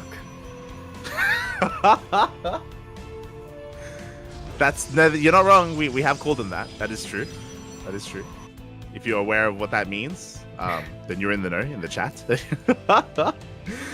But yeah, it isn't just Nina and Trigger. Starduck was also a part of that friend group as well, all kind of rising up through the ranks together.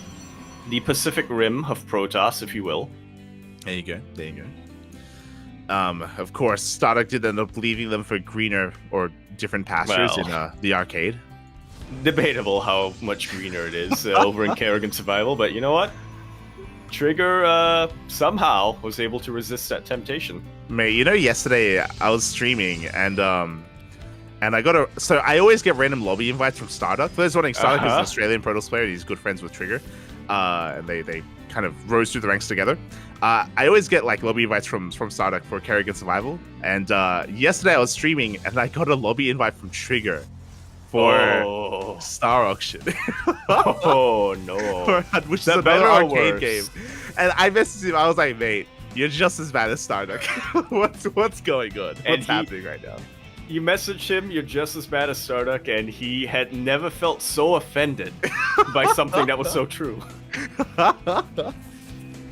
These goddamn kids and their arcade maps. Shaking my head. But alas, we are getting into this, of course. We are settling into our game, and already quite a different opener here. Nina going for a Stargate in the main. Yeah, something a lot more standard, not too aggressive coming out from the early game.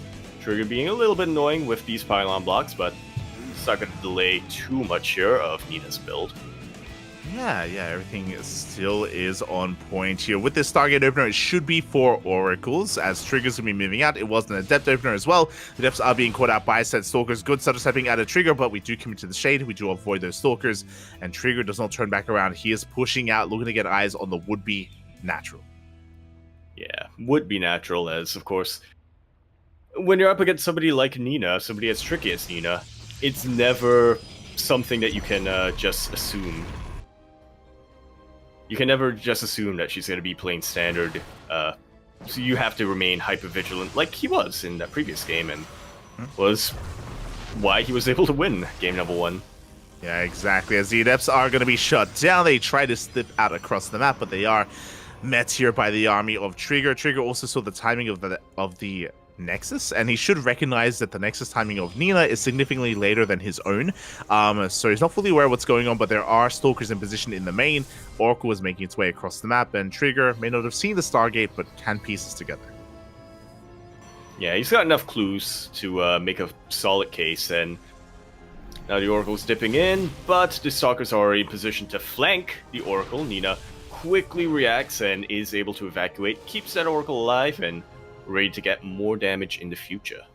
Oh, exactly. As behind this, we are checking up even further. Hallucination Scout confirms that there's still a Nexus on the way. It wasn't cancelled. We have a Twilight Council, 3rd gateway on the way here from Nina.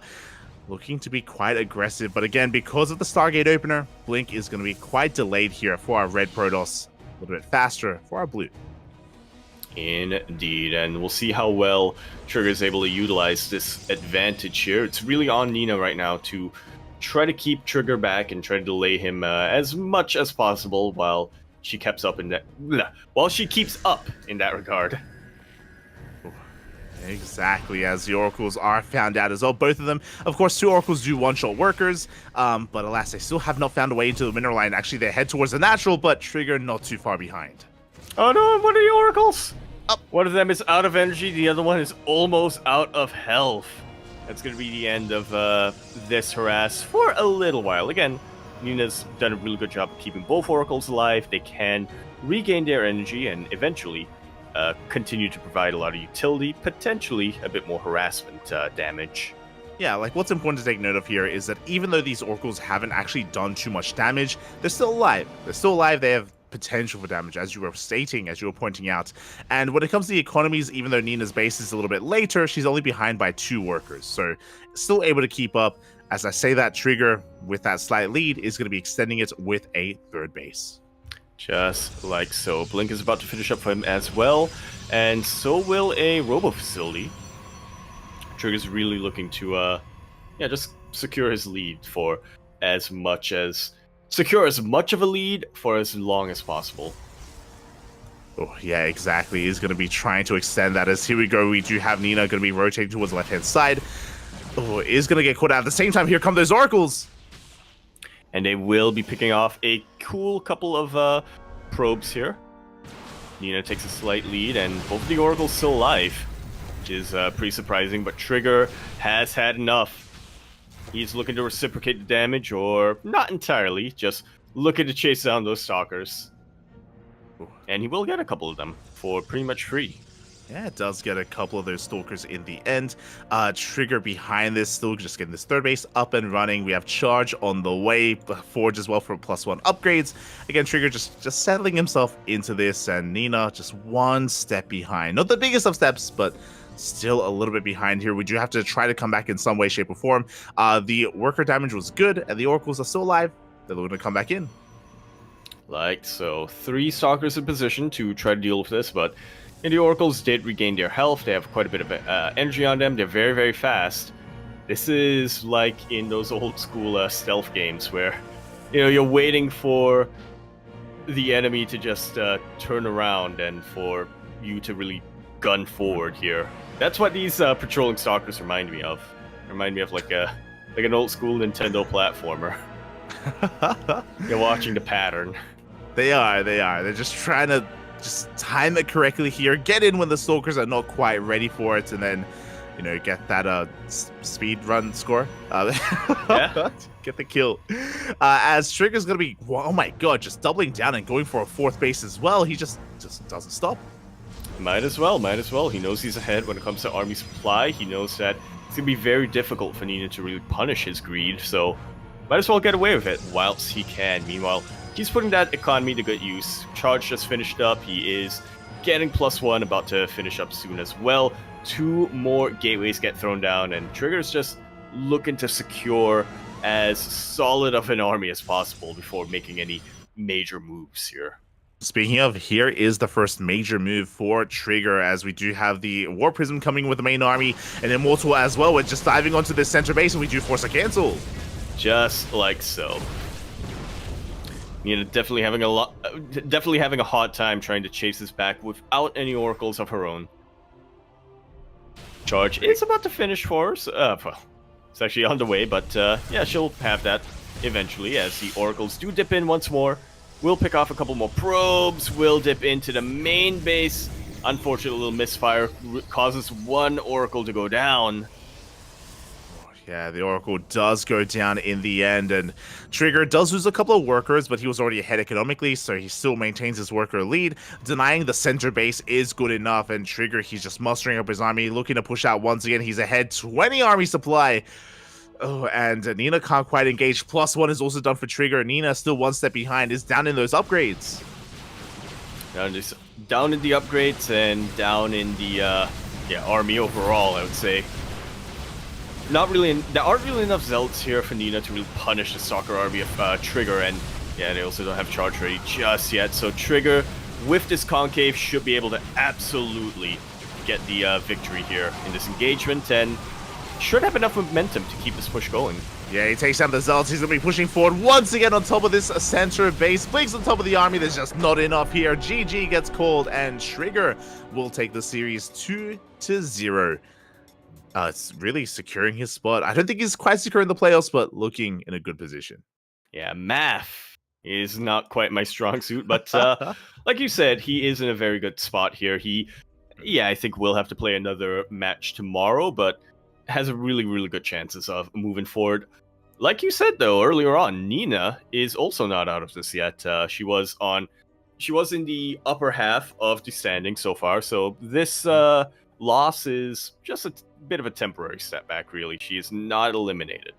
Yes. Nina will be back tomorrow to try to redeem herself and actually make it into the playoff bracket. Meanwhile, GG, well played by Trigger, especially this second game. Game 1 was really chaotic. Game 1 was like NA StarCraft, and it was it was very chaotic, very back and forth. When it comes to game number 2, Trigger just got an early lead. Nina took a chance by opening up aggressively to try to get an economic lead, but didn't quite pay off, and yeah, it did feel like Trigger was just 1 step ahead throughout a lot of that game. Faster 3rd, faster 4th, a faster +1 into the rest of the tech. Like, yeah, it was just really solid play there from Trigger after having a good start, a solid start. Indeed. Definitely agree.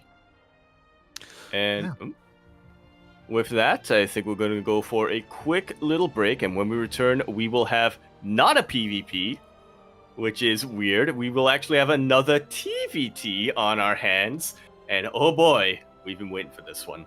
Quack. Quack, Papy Quack. After the break, we have Dolan versus Foxer, one of our very own, one of the Cranky Ducklings. We'll see you then.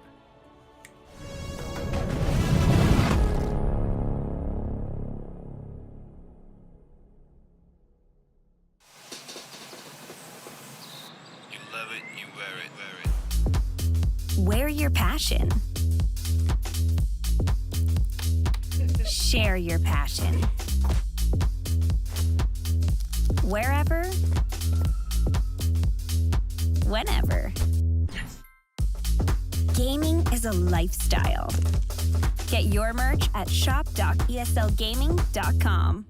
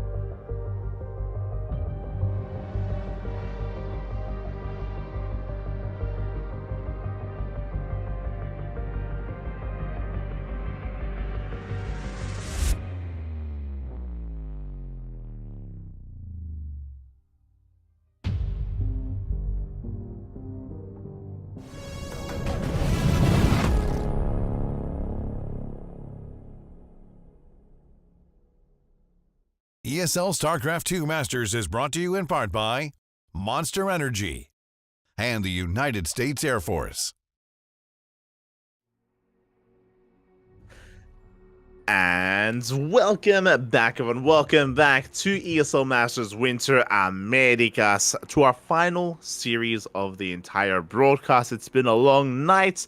It's been going through the entire night here in Australia, and the sun is rising. I can see it right before my eyes. And what a better way to end it off. What a better way to end it with TBT. Indeed. Good old classic. We started with TVZ, actually, but we had a lot of PvPs, actually. But we did. Yeah. Regardless, we're going to be ending it with a TVT, and one that I absolutely have been looking forward to, just because of my own fan, whatchamacallit. I'm trying to avoid that B word, bias, but yeah, I've definitely been looking forward to this match a lot. We are looking at Dolan versus Foxer. Here we go. And for those who maybe aren't aware, I know there are a lot of people that are tuning in that are maybe hearing us for the first time. Of course, we have been casting for many, many years at this point, but we are a part of a casting team. Myself, Yaku, there's Kuro handling the production. We're all a part of the Cranky Ducklings. We have a pro roster as well. You may have seen players like Eric, players like Dolan. So we have a little bit of skin in the game, but of course, we'll do our best to keep that bias away and try to, of course, give a lot of love as well to Foxer. He's an amazing player in his own right. Recently joined Berserker Esports, was supported by Dave Testa, and there's a lot of love to be had there as well. But yeah, Dolan is also a duckling. He's one of us, Papy. He's one of us. Quack, quack. Quack. Quack, quack. As we are diving on into this, we do have some updates as well. If you want to tune into some other series, I believe Chan versus Masa is going on over on the mainstream. As they're currently mid-series, we're actually slightly ahead of them, as they still have M. Canning versus Uko to go. Indeed. So we're going to be finishing up our Brock. Well, we'll see how it goes. This is a TVT we're talking about, but true. It's likely that we're going to be ending our broadcast a bit earlier, but who knows? We could be here for 2 whole hours after this. It is a TBT, but I want to believe that that's not the direction that we're going to be going in. And here we go, spawning in the bottom right-hand corner of Site Delta. We have the American Terran player, the Red Terran, representing the Cranky Ducklings. It is Dolan.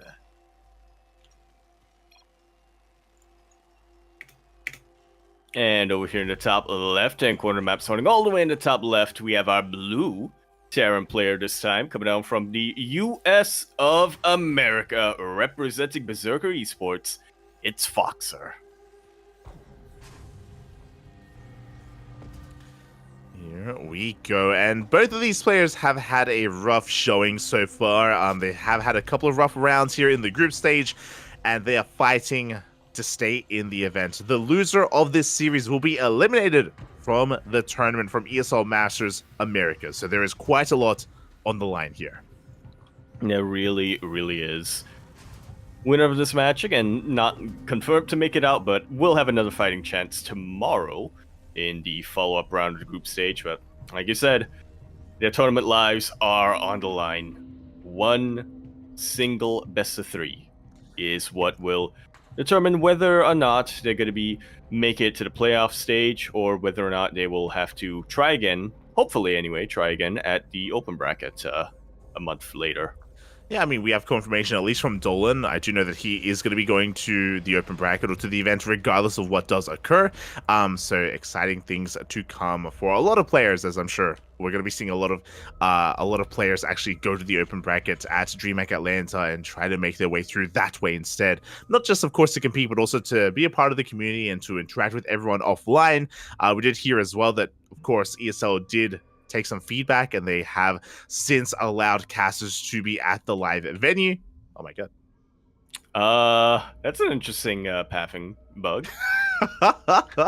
Jesus. Leave the SCV alone, Papy. Oh my, we're patrolling. That's why it's freaking out. But oh my god, it's crazy. It is, but I can understand now why SCV decided to play Protoss.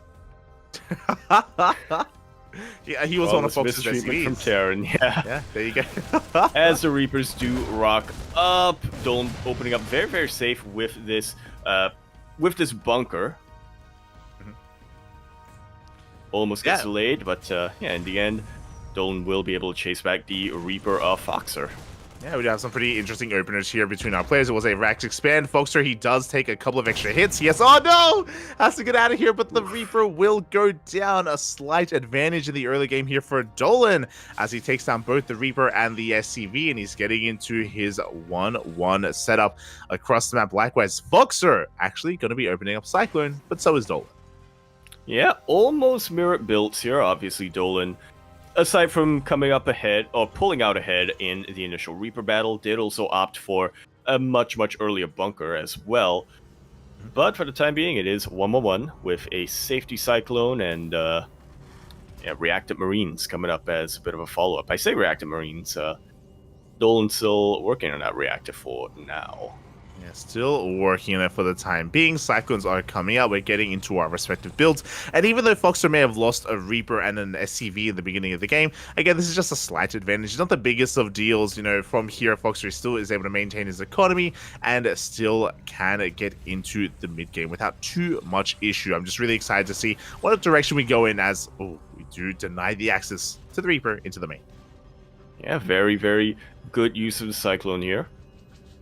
That's preventing in the scout. I think from the initial scout from Foxer, he should be able to recognize that he got a starport much, much quicker. Shouldn't have to worry too much about any Liberator harass or anything like that. Yeah, exactly. Shouldn't be too concerned. As Foxer, he goes straight into a very fast third CC. A very greedy economic kind of divergence here from our blue Terran player, and we'll see if he can get away with it. Back across the map, Dolan just getting into his Raven production, tank production, none the wiser as to how greedy Foxer is being. Not at all. I'm liking this a lot from Foxer. He hasn't delayed too much. I think Dolan did opt for an additional tank and is continuing the tank production. So it looks like regardless, Dolan is setting up for a push sometime soon, but his third base is a lot more delayed than Foxer's. It really is, and because of that, Foxer can of course take a lead. It all does depend on whether they scout each other and whether they can actually land on location. Even though Foxer has a faster third CC and he scans, he does confirm the timing of the CC of Dolan. He's aware how late it is in comparison, so he should be feeling pretty safe to land his own. Once Dolan catches wind of this, he should be moving out to deny that third base, and we should be seeing kind of a battle to contend against this kind of area. And there we go. 2 Vikings are now on the way. Dolan was very, very quick to swap his add-ons after getting his Ravens. He is setting up for some kind of pressure moving forward. Yeah, exactly. As Auto Harass is going to be coming in. 2, 3 SCVs go down in the main already. Foxer reciprocating that damage, getting quite a lot done here. Now, this will mean he'll have a little bit less energy on this Raven for the assault. Speaking of, here it is. Dolan is pushing out. That he is gearing up for it.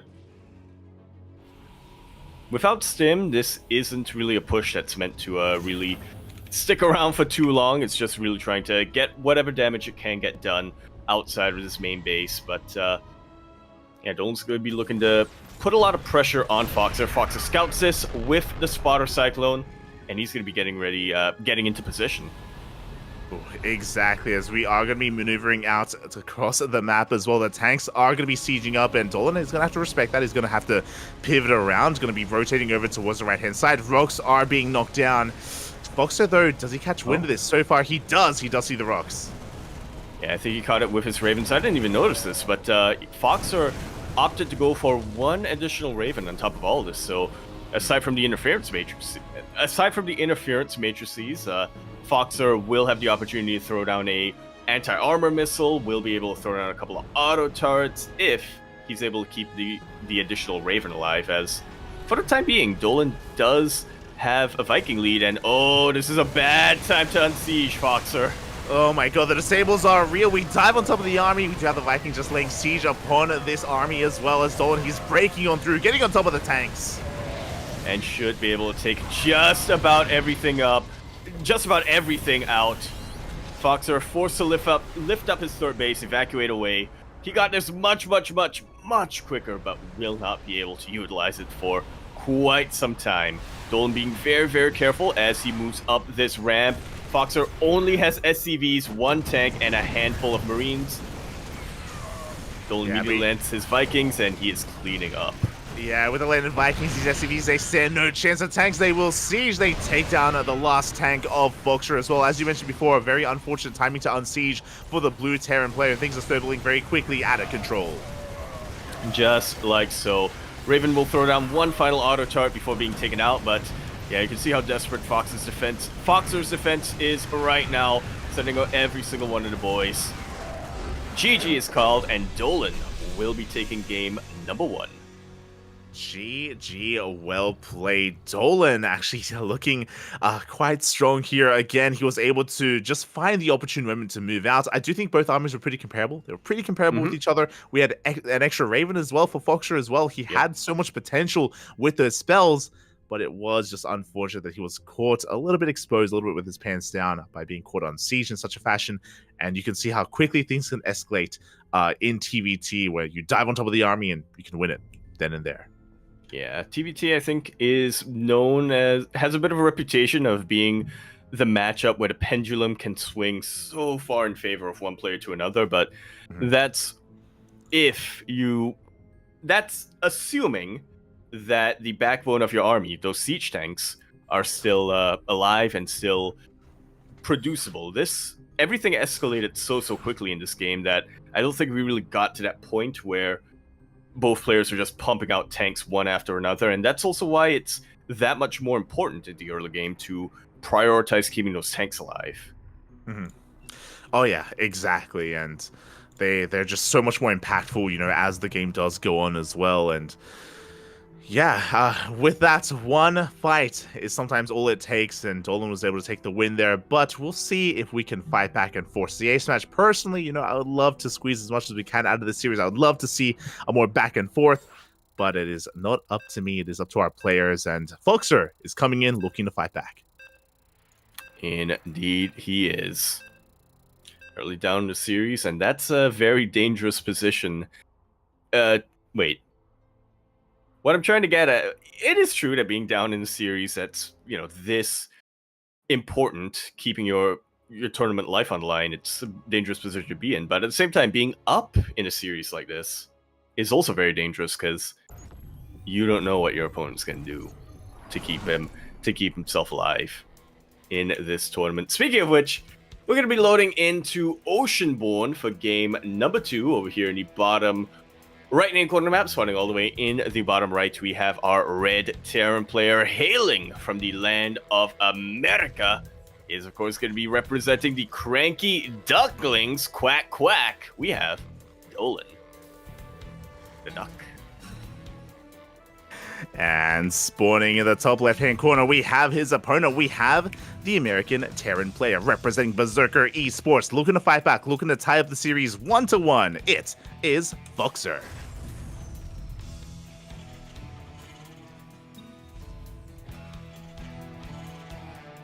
Eyes definitely veering more towards Foxer's side, as so far both players opening up double gas. Pretty standard stuff here in a TVT. It's after the first barracks finishes up that we will start to get a bit of a glimpse as to how our players really want to open up. Exactly. We spoke about this before, but both players, at least here on Oceanborn, are going for a double gas opener as opposed to the more economic openers they went for in game number 1. And I'm sure a lot of this is just because the proclivity here to actually proxy and be hyper aggressive. So they're just both playing it out very safely in the early game. And we'll see what kind of direction they want to go from here. We haven't really been able to sink our teeth into the mid game yet. You know, both players, I'm sure, are willing to go into mech as well. I know Dolan is 100%. He's willing if given the opportunity to. So there's a lot of variety available for our players. It really, really is. TBT, it's the matchup of kings. Yeah, sure. You know what? Look. I miss Kasi with Asher. Okay, yeah. They're just trying to survive, Papy. You know, the Terran players. You know, all these Protoss and Zerg. That's the reason why we barely got to see any Terrans tonight. It's just too much Protoss and Zerg. It's the onslaught, you know. Yeah. Nerf the Lunker.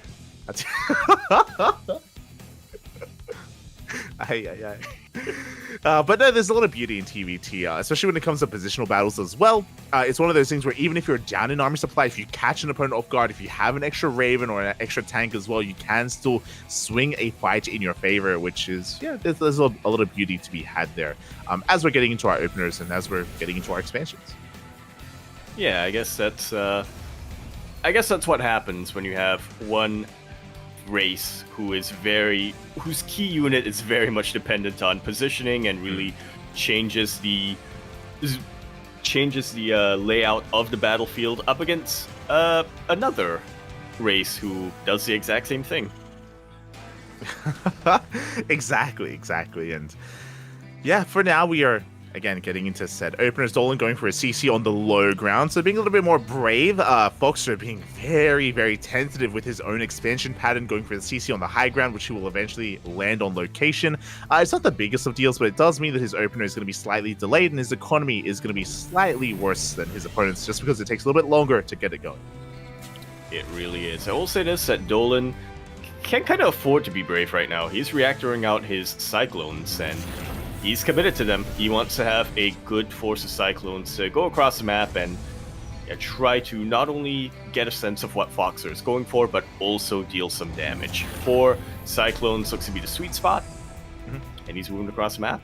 I mean, we saw something similar from Milky Cow earlier today, if you recall, going up to 4 Cyclones, and I think he actually made 3 Cyclones into, of course, a tank drop. We see a very different variation here out of Dolan. Meanwhile, from Foxer, I'm excited to see something very different as well. We have a Banshee, not a Raven first. Yeah, Banshee first, but he's still researching Interference Matrix, so he's not too committed.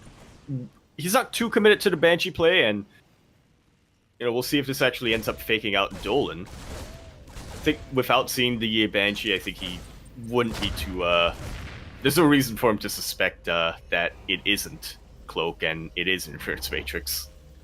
Yeah, exactly. This is something that some of the Korean players have been mixing in, and it's been really fascinating to see, where in TVT and TVP as well, they make a single Banshee, and at times it can just get out of control and do an insane amount of damage just because it's something that you least expect in this matchup. So it's going to be slipping in towards the natural, but there are Marines in position, Cyclones as well.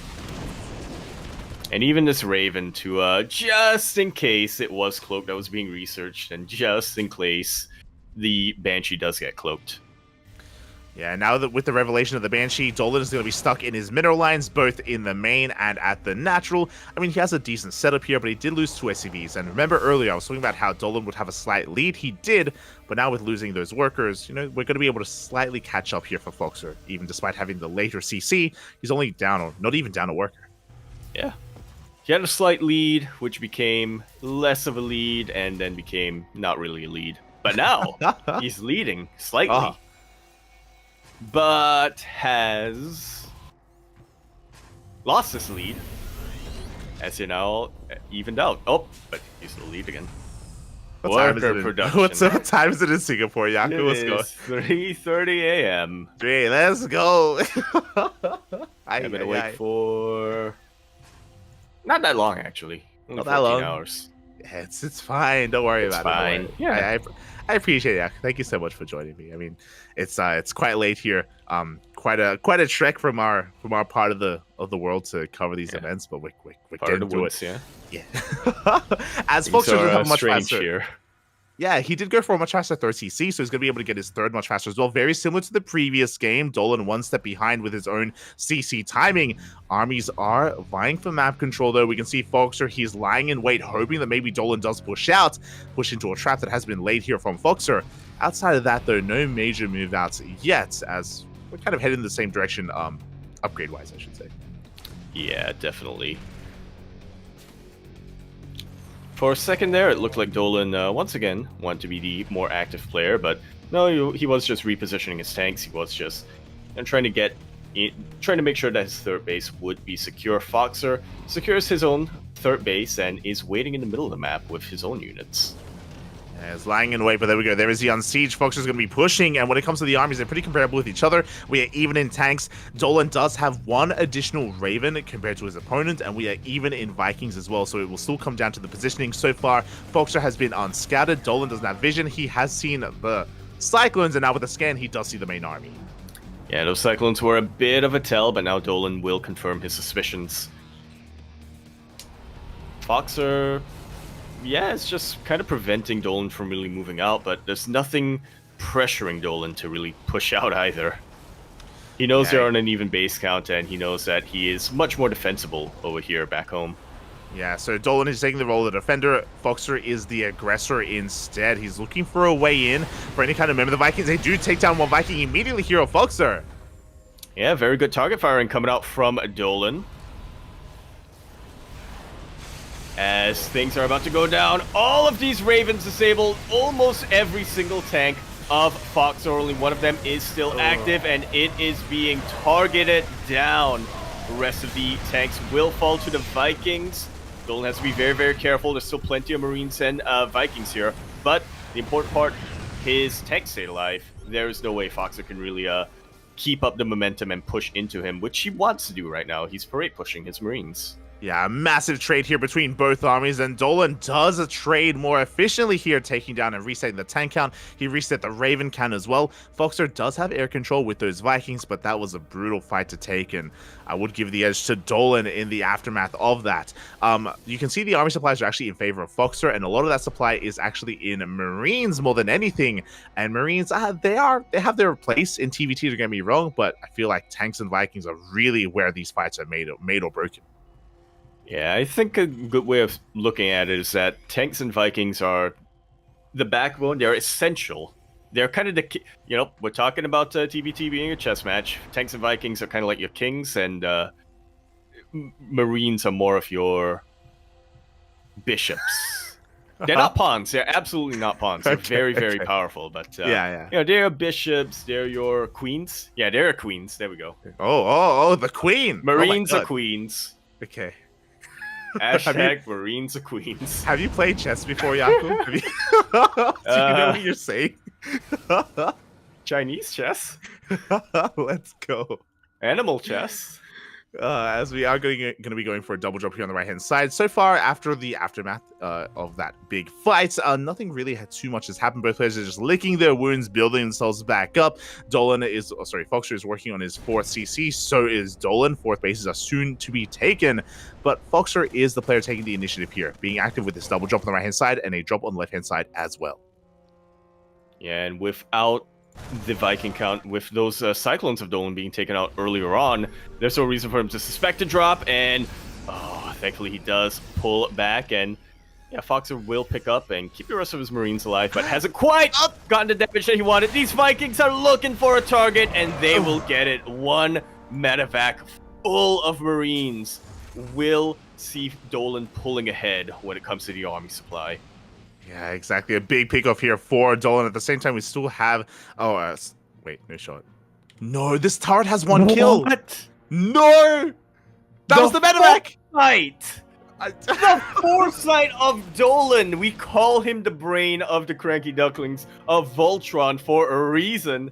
And that's exactly why. He very specifically put that one missile turret just outside of range of his sensor tower, knowing that Foxer would try to send a drop around there. Dude. It's possible we do have a drop coming in, but the planetary is done, and here we go. Dolan is going to be sending everything across the map towards the 3rd base location of Foxer. He does have the tanks. They are on siege, but now they do. The boys are being pulled. They are being pulled, but thankfully they are being pulled away. I don't think it'd be a good idea to try to go into this siege up tanks with SCVs. Dolan does find a little bit of an area of vulnerability here of Foxer, where he is able to take out that 3rd base, and now he's looking to drop it to the main. Oh no, these are SCVs! No, they were SCVs, not Marines in those medevacs, and we do annihilate them. They dive into the main base, into the CC as well, and Dolan, he takes control of the main. Here come the reinforcements, but these Marines are overstimmed as Dolan is forced out of the main, but he can still focus on his main push as he dives on those tanks.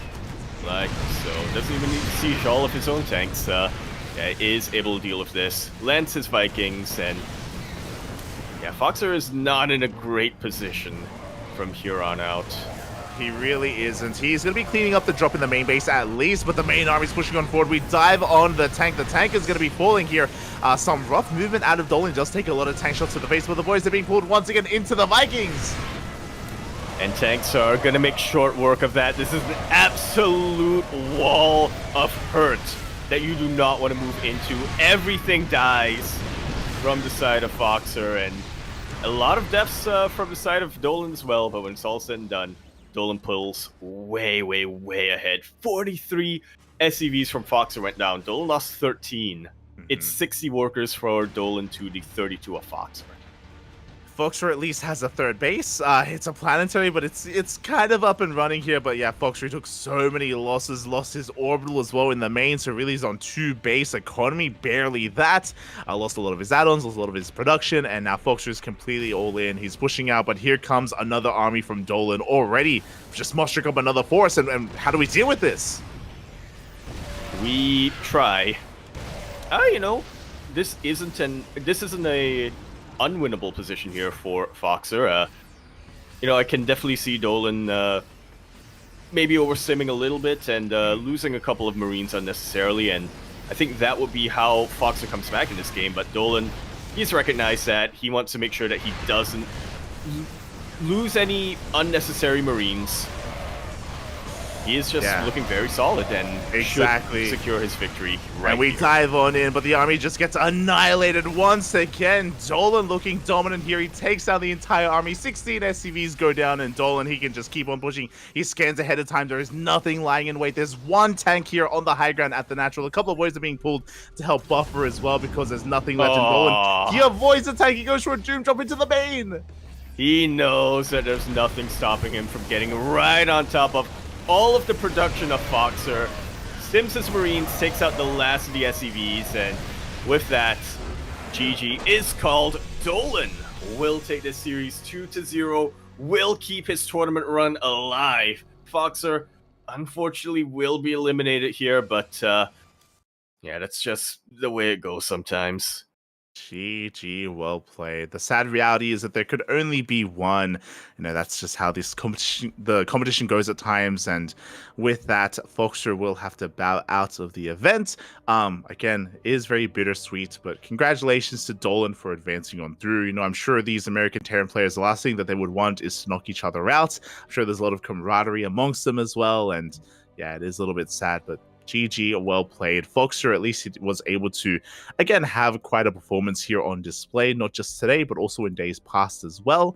I could be mistaken, but I'm pretty sure this is the first time that Foxer has made it this far in ESL Masters Winter, or ESL Masters in general. Possibly. Yeah, I remember there was... Yeah, I remember there was like a statement about that. I think it was said on the mainstream how Foxer hadn't really gone this far before. So, yeah, mad props to Foxer for getting into the group stage. Yeah, it's a first milestone, and yeah, at least knowing that he made it this far means that, I'm hoping anyway, that he's feeling confident for ESL Summer come next round, and that he knows that he's done it before and he can do it again. I would absolutely love to see more Foxer coming in here in the open bracket as well, over in Atlanta. Not sure where he lives, but it is in his country, so... True. The United States is a very large place, so we don't know where exactly he is, but I'm sure he would make the effort and make the trek to go to the open bracket, and if you happen to be native, you may even catch him there at the event as well. So definitely something to look forward to. I know a lot of the NA players are actually going to be traveling to DreamHack Atlanta to participate in that open bracket, so it's going to be a lot of good fun, again, seeing everyone come together, the community come together once again in the Americas. Yeah, really great crowd going on there. Definitely. With that, that is our final series done. That is going to be our final best of 3 here for the B stream. Oh, and yeah, I hope everyone enjoyed themselves. We had quite an amount of matches today. Not the most variety. We had a lot of PvPs. Well, we had a lot of PvPs, but we had a lot of different flavors of PvP coming down here, you know? We had, I think, maybe one game that was really standard, and even then it was a very competitive standard game in Christiano versus Petit Drogo. Yeah, I 100% agree with that. We did have quite a wide berth of play, despite the same matchups or despite the same, race matchups over and over again. So hope everyone enjoyed themselves. Hope everyone had a great time. I believe the main stream is still ongoing, so you can head on over and check it out. I believe they still have a couple of series remaining. If I'm not mistaken, they are still going to be covering Uko versus M Canning, so a spicy ZVP. Ooh, extra spicy. And second round, we should be rating that, and yeah, it looks like they are just getting started with that. So yeah, let's all enjoy it together. That's what I say. There we go. So before the raid, before we do head off here, this is the final day of the B stream. We only had 4 days of B stream, but here on forward, ESL matches will continue, but everything will be on the main channel, the main Twitch channel instead. There is no more need for a B stream, so we do bid you adieu. Hope you all enjoyed the cast. I know we had a lot of people hearing us for the first time. We have been casting for many, many years at this point over on our own personal channels. And if people want to tune in to some more Yaku of the Zaku, mate, where can they find you? Who are you? What's going on? Who am I? What is going on? Drowning in schoolwork at the moment. This is probably going to be my last cast for a month at least. So I'll be back in December. But yeah, going to be my last cast for a month. But when I return, it should be over at twitch.tv/cranky_ducklings. As Light was alluding to, we have been casting for a very long number of years, and that's where it all happens. That's where you can find us going down. Personal stream, twitch.tv/Yakuzaku1. I got a little bit ahead of myself here, but again, don't expect much going on there until December. Twitter.com/EmporeYakuzaku is where you can find out why they call me the twin of Dave Testa. Is that what they call you? They do now. Yeah, as Yaku was saying, we did used to cast a lot more often together, but alas, Yaku is now a full-time student for this year. He's almost graduated, almost done, so he's been focusing a lot more. So close, focusing a lot more on his studies. But you can check him out on his own personal Twitch channel. Meanwhile, you can follow myself. I'm Light_VIP. I'm one of the co-founders of the Cranky Ducklings. Quack. We do as much as we can for the scene, for the community. We run our own tournaments, we run our own events, and we are also live on a daily basis over on our own channels as well. Don't want to plug ourselves too much, but yes, that is kind of where we're from. And again, this is going to be the final B stream for this season. This channel may be live, in a month or so when it comes to the DreamHack main event, when it comes to DreamHack Atlanta. But that is still a ways off. And yeah, hope everyone enjoyed themselves. Hope everyone enjoyed the cast. Hope everyone had a great time. Quick shout out as well to production, because it is not just myself and Yaku, but Kuro is also a member of the Cranky Ducklings, and she has been handling the production, the stream in general. Just collecting and consolidating and creating all the overlays and assets and making sure the stream doesn't catch fire, doesn't burn up, and has been handling everything behind the scenes. So big shout out to Kuro. Honestly, the backbone of our broadcasts. That has been the case for quite a while. So shout out to Kuro. She's the unsung hero of StarCraft. And you can also hear her casting as well every now and then over on the Cranky Ducklings as well. We are a team of casters. There are many of us. Shout out to Asher. Asher, he was casting some of the B stream a couple of days ago alongside me as well. I know that Chase was going to jump on, but he had some work to do, so he wasn't available. But, we have plenty of other people working behind the scenes as well, so as a part of the Cranky Ducklings. So, yes. Shout out to everyone involved. Otherwise, thank you so much for watching. Thanks so much for the support. Stick around. We're going to be giving the mainstream a raid. And also, if you are local to the United States and if you want to support StarCraft, if you want to be there for a live events, they are a rarity nowadays. They don't really happen too often. Consider going to DreamHack Atlanta for the offline finals or the offline main event of ESL Masters Winter. It is all going to converge there, if you will. Just love saying cross finals. The cross finals, of course, of ESL Masters Winter, and consider checking it out. I believe on the mainstream they have like a coupon code where you can get a discount on your tickets and stuff like that. So they got you covered there. That they do. They want as many people showing up as possible, and we know a lot of people want to show up, so they've decided to make it a little bit easier for us fans. Yeah, and to show that you're there for StarCraft. and nothing but StarCraft. Oh yeah. Well, I've heard there's some pretty good food there as well. With that, thank you so much for watching, everyone. Thank you so much for the support. Stick around. We're going to be giving the main stream a raid, and until then, we'll see you guys on the main stream for Uka versus M Canning. See you then. Bye. Ciao. Bella.